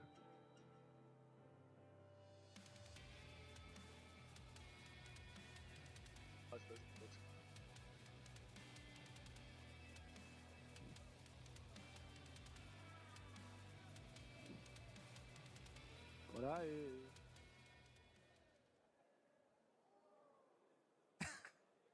Both teams wanted to say very little. That's not the first time we've seen Call Out really reflect on the first half rather than talking about what's coming up. Any thoughts on that, Mag? Honestly, a little bit confusing for me. Maybe it's just They don't want to share info is what I mental thing. think. That is also a possibility, especially for my team. We just forget about, you know, the previous half and only talk about the next half. Just to, you know, reset the mental and make sure everyone's focused on what we're going to do. As you know, another Monty Kaid ban for the first bans. Interestingly enough, Dark Zero, they said that they want to run their cash phase defense first. Interesting that they want to run the phase defense against phase, so we'll see how it turns out. It's almost like they've got a bunch of prep in and they've got an idea to beat phase here, Tim. The thing is, everybody's got an idea of how to beat phase, don't they? It's just about... And then they play them. Everyone's got a plan till they get punched in the face, Des. And punched in the face? Punched in the face, go on then. I'll give you that one. That's what it's all about, you know, it's yes, you can have the plans, it's about that delivery. I think so See how far, it's going to what go. I'm loving about this game is we've seen both teams delivering. These rounds are being won rather than lost a lot of the time, maybe outside of the 2v4, but Dark Zero definitely won that round, but you never win a 2v4 without the other team giving you the opportunity to win it as well. But yeah, on the by and large, I think both teams have been playing really good Siege, and it's shaping up for it to be a fantastic matchup so far. If Dark Zero can get this first one won, then we really do have that prospect of a three-mapper. Interesting from Dark Zero is that they are running the Tachanka instead of the smoke. Tachanka can, you know, waste time for a lot longer, and I'm hoping that, yes, we're going to see the 2 top garage reinforcements. It's just, you know, the meta right now for the Azami to play up there to die, and what we will see is that Tachanka actually use his gadget above that reinforcement to stop any attackers opening that wall with any hard breach gadgets. Alright, well, let's see how long they can do that. That was kind of stupid opening. Time wasting may well be the now name you have of to the vault game. in. Phase, you think of them as slow, structured, That was a powerful little bit of a juggernaut mistake team, on but not one that was particularly quick in their Phase attack. Clan. They always get the job done, don't get me wrong, I'm not saying they're always up against the clock, but stalling them out may well be a way to find a few rounds away from them. Cyber heading straight over to get the wall open into Jacuzzi. This is something else that we've seen change recently. We used to always see that bottom garage reinforced, being left soft a lot of the time now to afford extra reinforcements for Jacuzzi wall, for master bedroom wall, and we're seeing these much bigger extensions. The extensions aren't a new thing, but I think the size and commitment behind that master extension has definitely changed recently. It's definitely changed recently. You just can't give the attackers master for free anymore, because once they take control of master, you have actually just nowhere to play on site, because they can also just take the garage side after. And you know, as a defender, defending the master side with US your reinforcements with dog. gadgets, it's just really hard to attack into. The patience by Souls here, even knowing someone's run out behind him, doesn't spin, expects the swing to come in, but knows the player off to his left has got no chance of being able to charge that far forward. Trusts his teammate to help him out more than anything. Nuas has very much slipped the net though, hasn't bothered coming up towards the pool table, and so that gives Souls a little bit of freedom to step away and take a charge onto MJR, who was speaking about the importance of him to deny the breach in towards Catwalk. So Don't peek the fucking window! Away, and Souls will get Kino. Are you stupid? Comes through. KDS won for himself. Kino, like the fucking ego swing. A bit of a lesson there about playing with those DMRs. You really can't be peeking into them, but how about this? A missed opportunity from down in Oil Pit. What are the chances? Handy does manage to take down Nuas though. FaZe, they just keep That on is just rolling. so fucking stupid. Tries that might here. I think Dark Zero are against a rising tide. Cyber at least going down as we come to the last 30. The fire you can see starting to rain out from NJR, but now he's down too. It's a 4 versus 1. A C4 on towards the window will miss, and now they know exactly where Fultz is. This one feels like it's gonna come to a No, like you should not, you should not even take the fight towards the fucking window like that. Like Kino was safe inside and he's peeking out the fucking window onto Souls. That is so stupid. There is no reason for you to ego swing at that point. If he's outside that far away, let him be be. The only person dying in that situation, and you know, Thorn peeking out there and dying was not good at all. Honestly, Dark Zero just not playing to the strength of that strategy in particular and dying one by one before they even go for the execute. This moment I really like, because they had a couple of players trying to challenge on towards Souls, which to me showed at least they know where Souls is going to play. They've analysed how FaZe attack this round in particular, where they stick their players and what they've got to do about it. But even with Anua's run out, even with Kino trying to peek on through, even with J9O trying to be aggressive as well to try and trip FaZe up, this is what Callout was saying. You can't really spring a surprise on them. You've got to beat them at the fundamentals. Well, like you say, they've analysed FaZe's attacks. They know where they're going to be coming from. I'm just wondering if they've actually analyse what happens when you put your face into a window against FaZe, because I think they've just found out firsthand it was a big risk coming in there from Kino, and I don't think, you know, it really stood to gain too much from it. I'm sure it'll be a lesson learned. They'll rein it back in. But look, I'd be concerned as a Dark Zero fan after that first defensive half, because FaZe didn't just win. That wasn't just one fight against Thorn. They won every single fight. They forced those fights on their own terms, and they didn't even ever really need to get near site. Big problem for Dark Zero. Hopefully Dark Zero, you know, have talked about that previous round and gone, guys, we're just peeking too aggressively, you know, peeking out these windows. We need to play to our operator lineup and to the gadgets and to the win condition. Well, this round looks very much like it's, again, trying to waste a lot of time. We so commonly see this Cash CC extension for reasons that are well known by now. You want to try and hold on to Cash and CC because of the window that looks over this south balcony. If you don't have control of Cash CC, you've got to do what Souls is doing now. Be very, very careful. You've got to have players sometimes on the roof watching these windows. It just gives you 2 or 3 more things that you have to think about. To get in control of that hole, really important. It doesn't mean being inside the room necessarily. As you said many a time, Tim, sometimes it's about opening up the breach and just being able to see through to that window to ensure no defender can be on it. FaZe are moving pretty well here. Cyber's got himself underneath. He's now got control of Lounge, so they don't need to worry about any flanking or any pressure coming from Bar. You've got this pressure as well coming from Catwalk. KDS opening that long angle through into Cash. So Fultz has to be careful in this position here. He's moved himself through to Red instead, but his movement is going to be hampered very, very soon. This net is going to tighten quickly. Absolutely, but they'll try and waste as much time as they can. It's important not to lose too many players. You can get away with losing one here, but don't lose too many. If nothing else, get kills. Yeah, just wait time. That is what you're supposed to do. So critical for hitting side, but as you can see, that was one of the issues that Shopify Rebellion had. They didn't fall back. They were just sticking around. They want to play in their positions on site and angle delegate and make sure everything is covered. Angle delegates. Right, I like that as well. As you can imagine, it's something we've heard before, but I quite like it as a phrase.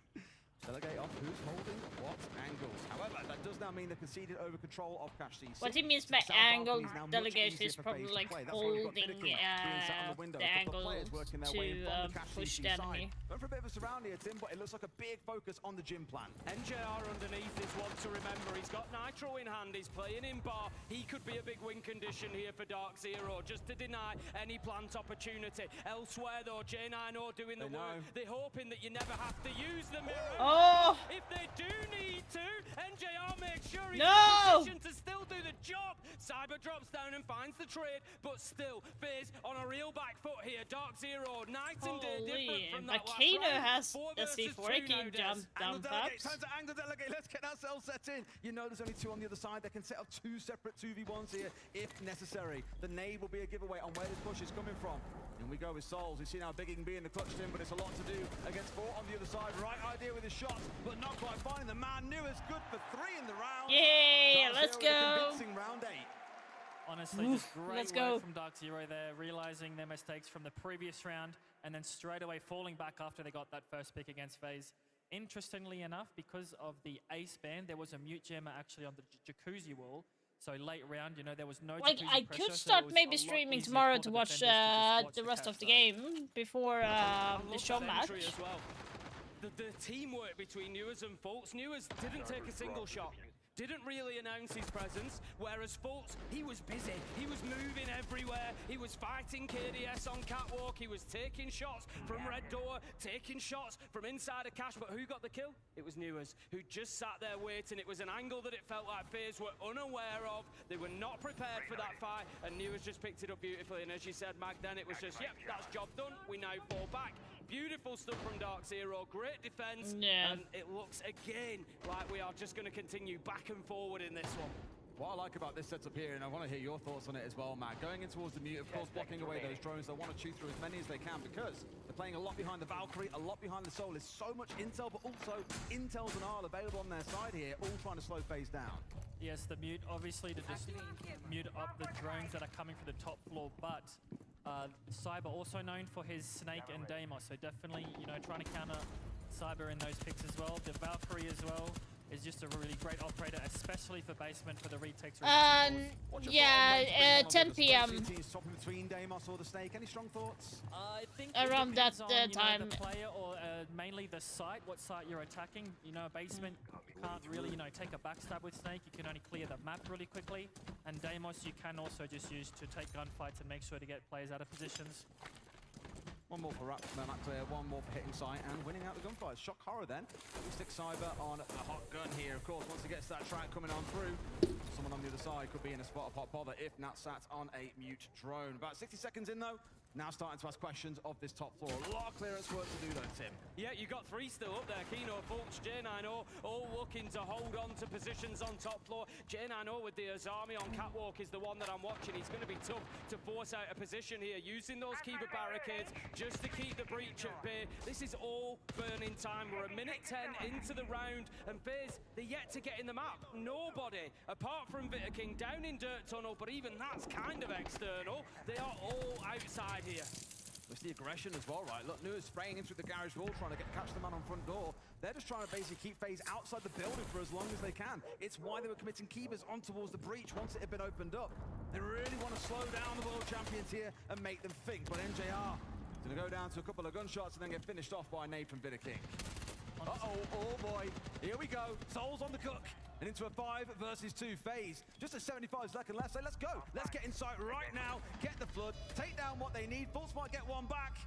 Unfortunately, it's a little bit too late to the party. I'm afraid it's going to be an ace or bust, and as you might expect, that was a bust. Some great opportunity spot in there, Mag. Is that just a case of, look, this room here down in the basement, they've got 3 on top floor, we go here? Yes, absolutely. FaZe doing a great job of not giving away the first pick, and then identifying, you know, where the defenders are and where the gap is. And that gap was bar. They had, you know, the main door castled so they could just get an easy entry. And just honestly, really, really good mid-round adaptation from FaZe to identify, you know, where the open space is, where they can hit, and they just did it all together at once. Easy timeout coming in here because things are looking tough. Let's listen in. Yeah. 10 p.m. I don't know what you think, but I think we tomorrow. Get some extension back. They're probably going to split off that.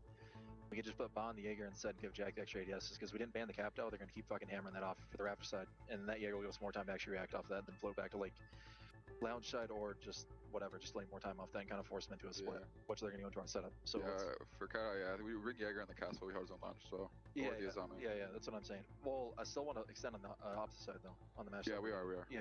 Good. And then for basement, let's just honestly run our rumble. Let's bring the go in for the site side and then just play our normal layer because they are doing different shit that we talked about. Yeah. Which one? Also, too, that was a good job fighting on that. Cash base. Cash base. Yeah. Run Azami Jaeger. Yeah, I'll run the Jaeger. 10 p.m. is going to be the starting point tomorrow for everything. Might start a little bit earlier depending on if I want to react to the rest of this game. Second time, but also, especially as an attacker, if you see the same setup again, you know where the enemy's going to play, you know where the weak spots are, so FaZe also in an advantage in this situation. I think what really worked last time for FaZe, and they're showing it especially I think in the first round of this half. I kind of don't like the match in the US. It's going to be, so for us it starts like 12:30 a.m. So their match is going to be starting at, if it takes their time, it's going to be 5 p.m. for them, US time. What kind of style do you prefer playing against? Is it fast or slow? Like, what do you feel more equipped to beat? And they said, honestly, that is kinda beating a slow team or a fast team. It's one that can the grand final starts for them like 16:30 in the US. So you can't really deal with that sudden change in pressure. I think FaZe is showing that really well so far.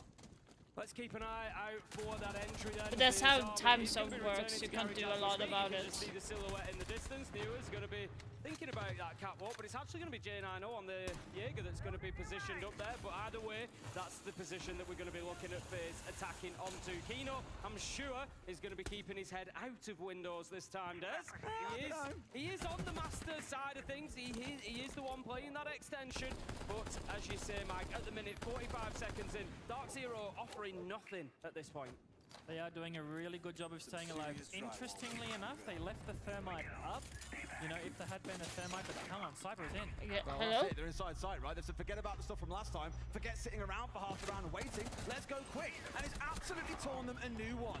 NJR is down, it's recoverable, as is Jane, I know, but it's such a risk when you've got the Lions scan coming out, when you've got the Dockerby call. This is stupid. How is he even allowed to jump in? 2 versus 3 at the minute, and I think the problem here is, can Dark Zero recover anybody realistically? There might be an opportunity for NJR. Keno's just getting there now, but he's very concerned about whether he's being watched or not. There you go, finished off by KDS. This is just absolutely clinical from FaZe, not letting him breathe at all. Jane, I know, he is for all intents and purposes done. There was no way he was getting up. It is all up to Newers on that Azami now to try and hold on from top red, Des. Suffocating, aren't they? FaZe absolutely terrifying. Newers finding one, expecting to get pushed, but it doesn't come on through. Bitterking still with a call available in back pocket. They can do something here, and the diffuser, by the way, is out in Jacuzzi. It is miles away. They want to play for kills, but he's got one. Has got to look for the last 1v1 onto Handy. He's 14 and 7 in the game. Surely, if anyone can do it, it's him. Newers isn't necessarily going to know that diffuser isn't in hand here,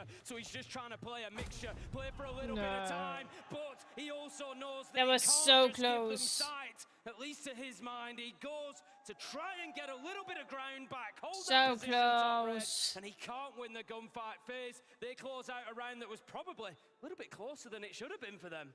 Honestly, you've hit the nail on the head there. The pacing by FaZe just then. They've started out, you know, nice and slow, and then just Cyber just taking the gap and the whole FaZe team reacting off it. Honestly, DZ did a really good job at bringing it back, but unfortunately, they just couldn't pick up their teammates and ended up just being a 2v3.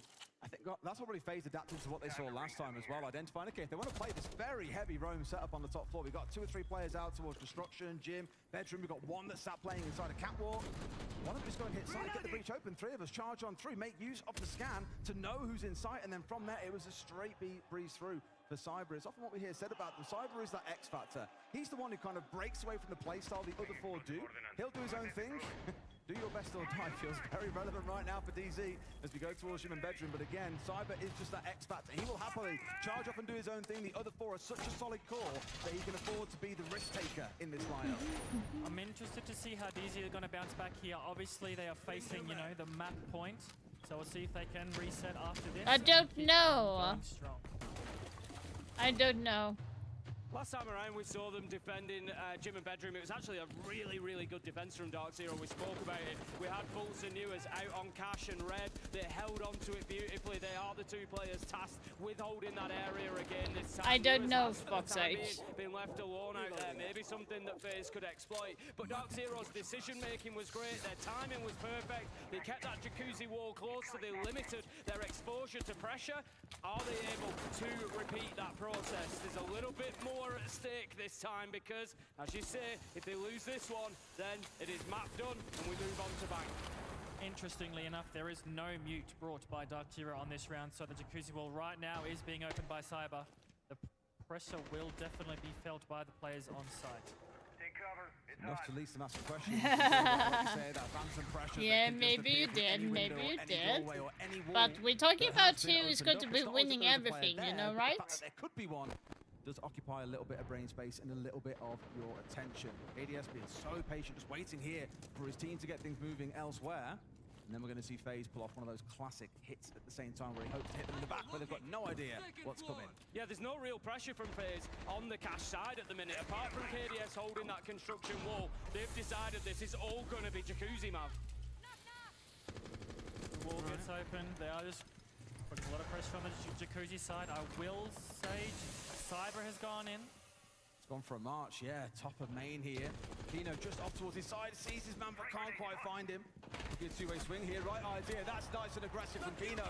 Gets rid of Cyber, that X factor the door's on about on the other side. But can they now bring down this very composed core of FaZe? Yeah, unusually for FaZe, they're actually stalling out a little bit here. They were really trying to push that Jacuzzi wall, but they've come up against an immovable object in Dark Zero, who've given them absolutely nothing. So they've rotated Baking around, but it comes back to bite them. I said that they hadn't applied any pressure, nor taken any... No! And that is exactly where they are hurt from. Oh my god!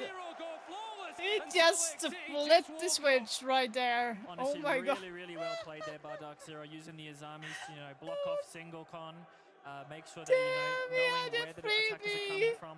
They're not rotating too much. You see they kept the Goyo on that server side, so if anyone comes on those windows, they can kill them. Honestly, really, really well played there with especially the smoke coming out on the Jacuzzi. Cyber ran in and then he was left all alone. So Dark Zero, honestly, in a really pressured spot. Oh my god. It's still match point to FaZe Clan. That is like the most nervous thing. Absolute battle in overtime if we get there. Salt Lake City, you may have heard the line a good few times historically. If we get there, we want you to say it with us. Tim, do remind us, what is that line that we say when we get there? There's something about overtime, Des. Is it about, like, it's something about us going there, right? I think it might be. So you guys can all stream it with us when we get to that point. Dark Zero, it will be 2 rounds on the bounce to see things back over the line. We go down to the basement. Didn't manage to get anything done there back in the 9th round. Only managed to secure a single kill. So hopefully here, things come out a little bit better. And I think the worry for me, Tim, they're roaming up around the map again. This is where FaZe spotted that gap last time and exploded in towards the site. Well, this is it. Dark Zero, Mag, they've really got to make sure that they don't give that opportunity to FaZe this time. They can't allow that space. If they still want to play the roam, how do they go about avoiding that? Honestly, I think just counting numbers on different areas of the map. So this time they're playing in kitchen with the hatch open with the Azami. So they can, you know, make sure that site is covered in that area. They just need to be careful of the gaps because Cyber is actually, he's gone off the snake and now playing IQ. And the IQ there is more sign of respect as well. Didn't see it for the Valkyrie early, but I think here, knowing there's so many traps around the map, a lot to impede them, figuring out where the Soulless is and what time they're trying to waste. So we'll be able to give a lot of information, even though he's not playing on one of those bread and butter operators like the Snake or like the Deimos, but they've got a stiff on towards Nuas, Tim, and he's been long. Could go down for free. Yeah. You know that Cyber is going to go to take this fight. Nuas had just got himself out of trouble in time, though. He can play in behind that Kiba barricade. This next 20 seconds of this battle is critical, and FaZe have dealt with it beautifully, forcing him away. But Fultz, he backs his man up. He manages to take Handy down, opening kill Dark Zero. And we could well be on the way to those extra rounds. It's 5 versus 4. I don't think the Azami knows just how close he was to dying there. Obviously a great team play. Nah. FaZe's Souls now gets the kill onto Fultz and it's now in a 4v4. Yeah, that's him on the Havana as well. Now took him back outside the map as well. This is the risk that you've got here. You've had the entry and then still stayed out around the map for the most part and may well pay the price here if not too careful. J90 still up here with Kino. The two of them playing together. And I think they want to try and find a way back down towards site here that is safe to go for. You've got to be careful because KDS is lurking around watching those storage stairs. So down through oil might be the safe plan. I think even realizing themselves that with the garage door shot out, it's not safe to go there either. Bino still roaming on the top floor. Very interesting play. Obviously, you know, having that top floor control. I usually open up like a little bit of oh, the drone. Is quite a default drone as Panjine J90 spotted. I don't think he'd got it. At least have a sniff on where they are though, right? This is the important part. You said about counting where players are throughout the round. Coming towards this last 60, this is 4 versus 4. King taking a little bit of chip here, has got himself right up on this dirt door, so feeding a lot of information himself, and they're looking in for a drop most likely, but King's the one with the diffuser. He's the one looking to go for the plant. Nuas though. Yeah, oh! Pinging out those positions, KDS manages to find J90, continues battling, but losing the Blackbeard is going to be big for this attack. NJR finds one, Kino another. Let's go! And Des, what's the score now? Fuck's sake, what's the score? I don't know. I missed that. What's the score now? It was 6-4. After 2 round wins in a row, the FaZe may have the answer to Dark Zero, but they battled their way back in. DZ remain on the defense, so things carry on as they are, but all 4 sites are available to them. Let's see if they can get it's overtime. 7-6 mag.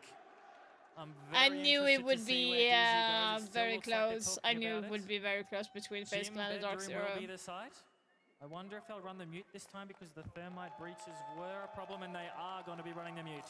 From a team position here, what's your thought? Do you prefer to continue on the same side until the time? Or do you kind of want that switch, you know, go from defense, get onto the attack and just freshen it up a bit? Or if I'm the one doing, if we're the team doing the comeback, I for sure want to stay on that side, but it is hard, you know, on the other end, staying on the same side that you should have won on and then lost. So if you know, other team coming up into overtime, staying on that, you know, same side is obviously really good, but you know, Clubhouse in general is a very defender-sided map. Discovered the location of a bomb. Oh, we've had that perfect 3-3 split, but the site we're going to Vidiking is selling. Bedroom, as you say, and we've He's playing really bad. He has only 2 kills. I'm like surprised because Vidiking is usually a very good fragger, but right now he's like underperforming like hell.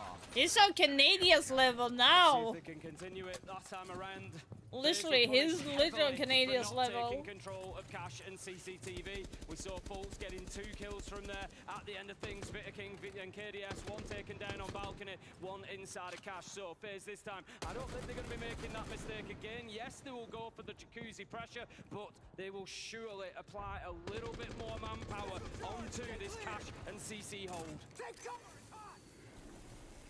I have been talking about, you know, the mute stopping the thermite, but what a lot of people don't know is that if you just rappel up above the mute with thermite, you can just open the wall here. Almost like he's demonstrating your point there, Mac. Yep. In perfect time. That's going to be the single con wall opened up as well, so they're going to get around and get everything done that they need to. We saw the difference, of course, in the bans earlier on. In fact, to ask you a question on it real quick, when would you ban a thermite? When would you ban an ace on this map? Because obviously both teams are taking different approaches. It depends if you have the mirror up, because the mirror you can impact trick, you know, like the thermite charges and the ace charges, and it is so easy to just throw aces on these extended breaches and then, you know, open up the side even more.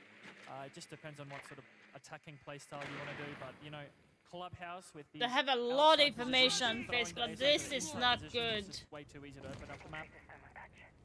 Again, FaZe not looking at that Cash and CCTV side at the minute. They are all stacked up around this jacuzzi side. It is very, very one-sided. They were punished heavily last time. Yeah, Cyber this is manages not to good. find Kino. Can FaZe find a way? FaZe, we get this. The defense on this side is bad from Doxero.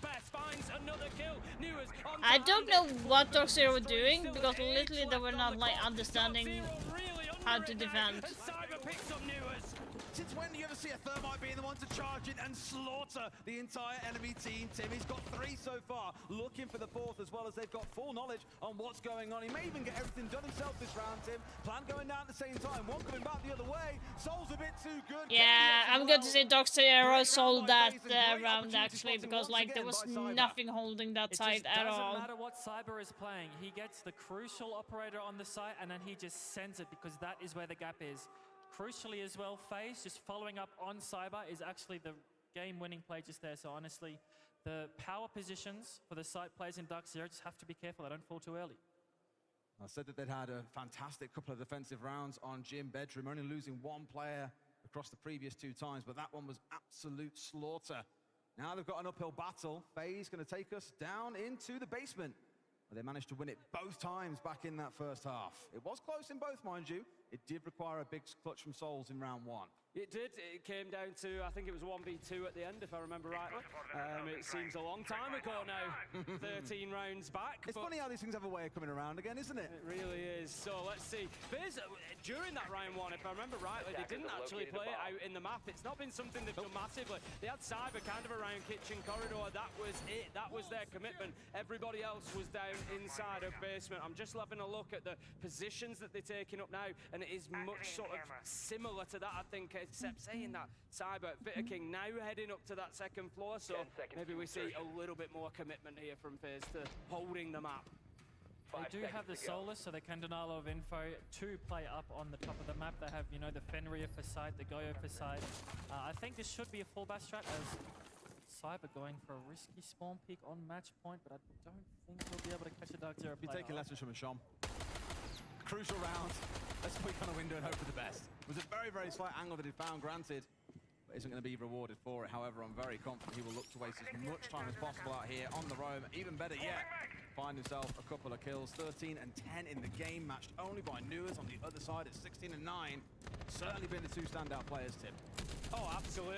The problem with FaZe is you can just pick 3 of them over anybody. 10 kills. You can just pick anybody. It's like, you know, in any given game, you can pick any of them and they'll be a standout player. And I think that's, you know, they're always the problem with going up against them. But let's see how Dark Zero Now I'm not getting scolded. What do you mean?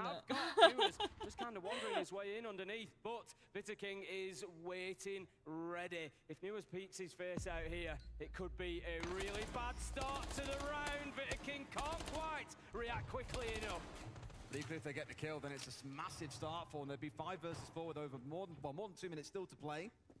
Worry, of course, is going to be what Cyber can do again. A chance just passing them by. This could have been. Come on, Dark Zero, you got it, you got it. Yeah, let's go. That's Cyber, he's off.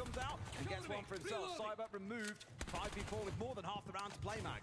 Huge pick there by, you know, Dark Zero. They still have the sledge alive. They didn't die to Valkyrie. And you were 17 and 9. They're just using the Deimos to, you know, put these defenders back to the side. As a C4 also doesn't get anyone. Really, really looking good here for Dark Zero on their final attack. I got like the Cyber who is on like 13 kills. That's a huge pick. Looks like it could do. We're going to have the verticals now being opened up, and Hughes New is looking for the long angle. Doesn't manage to find any damage, but Dark Zero are doing some serious work on site. The problem that they've got, I was going to say the problem they've got is it's a little bit one-sided, but it's not, because J9O's rotated around. He's going to be in blue, and this is going to create some serious jeopardy for FaZe now. They know they need to watch multiple angles, Mag. Oh, underneath. No, you missed it, you missed it. If he looks down, it's a freebie, but no, he misses the shots and lets the Valkyrie away. 3rd time this round. Dark Zero been a How does he survive that bit again? It's crazy. It's the second time I've survived this round. So the defenders need to get a pick somewhere. There are just way too many avenues for the attackers here on the last round as Kano drops down.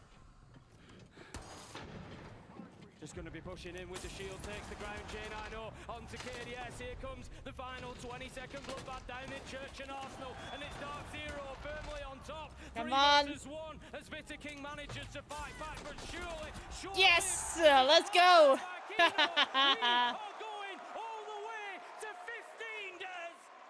Ian Chambers saying he wanted to hear that round on Mat 1, Tim, and it has delivered. Can't drive a wedge between these two teams. It has been dangerously close. And Dark Zero go. Let's see who's going to be right, Fox Egg. Both teams finding success on their attacks in OT. It's been very much split throughout this map, as we've said. It's been that 3-3 half. So right now, it is an attacker-leaning club that we're seeing. You would slightly lean towards FaZe. But now, Dark Zero is on defense, though. This is the only first map, but yeah. Sight hold. They might put some U-Gemmers upstairs to waste time, especially if Cyber's going to play the Deimos or the Snake. And honestly, in a 7-7 on Clubhouse, Church and Arsenal is probably the most favored site you can go. Heartbreak this. So close. First opportunity missed, of course, through a matter of pixels. Oh, that is... Oh, beauty. Just beautiful. You can't do that. Such a beautiful hot drop, wasn't it? Just sprinting across, down he goes, finds the kill, knew exactly where the man was. There was some serious. That was really, really nicely done. So prepped going down into that basement. That's what we saw. You can't deny that. That was nicely done. The drop. Just a reminder to everybody: this is Dark Zero's map pick. The next one will be FaZe's. Mag, how much does that impact you as a team if you come in and lose your map pick? We often talk about it, and it's kind of, oh, they've lost their map, but really, are you kind of really just prepared to play all of them, or? We are definitely ready to prepare all of them.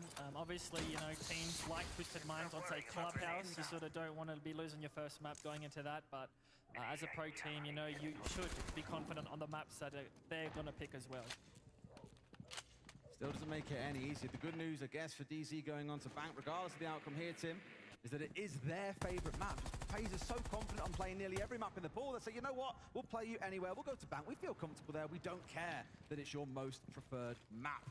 For now, though, let's see how these next 2 minutes and 20 seconds play out, because that will determine who is just one map away from a match against Shopify in the grand final. The entry, though, is going to Souls. NJR calling Why down did you on that Goya. peek that? Very, Why very did you tough peek loss that? there. NJR going down early on a basement defense is going to hurt Dark Zero a lot. They're going to have to get aggressive. They're going to have to pick up the bird. They need to get a pick back, or it's not going to go I well just in the don't last 30 understand that seconds of peek. That was very unnecessary. Oh, I think we can just see the Reaper. Absolutely beautiful stuff there as well. Teamwork, that shield doing the work. Bitter King opening up the wall, giving the opportunity. 5 versus 1. And it is now Dark Zero completely turtled up inside a site. They are going to have no opportunity to get back upstairs. They're going to have no opportunity other than, as you say, Mike, to fight those verticals. They need to try and take at least one kill before FaZe come to the point of dropping hatches and aggressing into side. The problem they've got with a man over now, FaZe can push multiple sides. They can work from Moto. They can work from loser. They've got KDS over on blue. This is a big problem for the North Americans. Still trying to dance around the C4 underneath at the same time. I think Colt's having been moved away slightly here. Can't afford to sit deep Arsenal anymore, else his life is forfeit. So very much saying you want to open this hatch. Hi, Toxic. We're confident we can still hold on with a lot Just of carry my utility friend to in that Emerald. pocket. Feels good. Interestingly enough, though, FaZe. But that's not good. If you just carry your friend, he should be pulling his weight as well. Otherwise, it's going to be. Oh! Nice! Big to get souls as well. Done all the work already. Admittedly, getting that floor opened up, but got the entry earlier on. One of the big players on their side, offline, 4v4 Tim, as we get towards the and you said Bolts, you loser. We've said it multiple times, they had to find kills on the vertical, they do exactly that, but FaZe will continue moving forward, just grinding them down. Newers, he's going to pick up one onto Cyber. It was a little bit of fire that does the job for him. 3 versus 3, anybody's right now. Handy manages to pick up J9O, 20 seconds left to go. Vitaking is inside, does have diffuser in hand. There's an option for him to put it down as Bolts will be taken out. Handy with a double to close down the round and the map, and that's going to be FaZe 1-0. Okay. They take the win on Clubhouse. That was close. Yeah, you gotta admit though, Foxegg, that was really good by Dark Zero. That was really, really good. But I think Dark Zero can do a lot on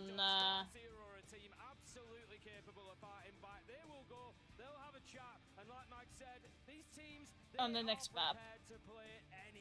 They're going to come back confident for Bank, I'm sure. And we will as well, Tim. Back with you in just a few minutes.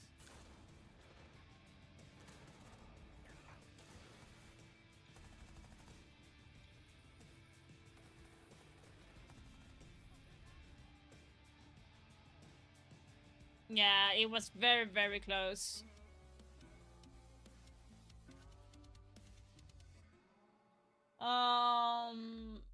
But yeah, so for everyone in YouTube, I'm going to be heading off right now. I don't have any energy left to watch the next one, to be honest. For everyone Twitch, stick around, and I'm going to be sending over to some other streamer as well. But I will be back tomorrow between 9 and 10 PM tomorrow, and we'll be watching the reveal of the new season, showcase game, and also a little bit of the final as well. So that is going to be it for that. Everyone on YouTube, thank you so much for being here. Thank you for liking and subscribing to the channel, and I will see you guys tomorrow. Have a nice day.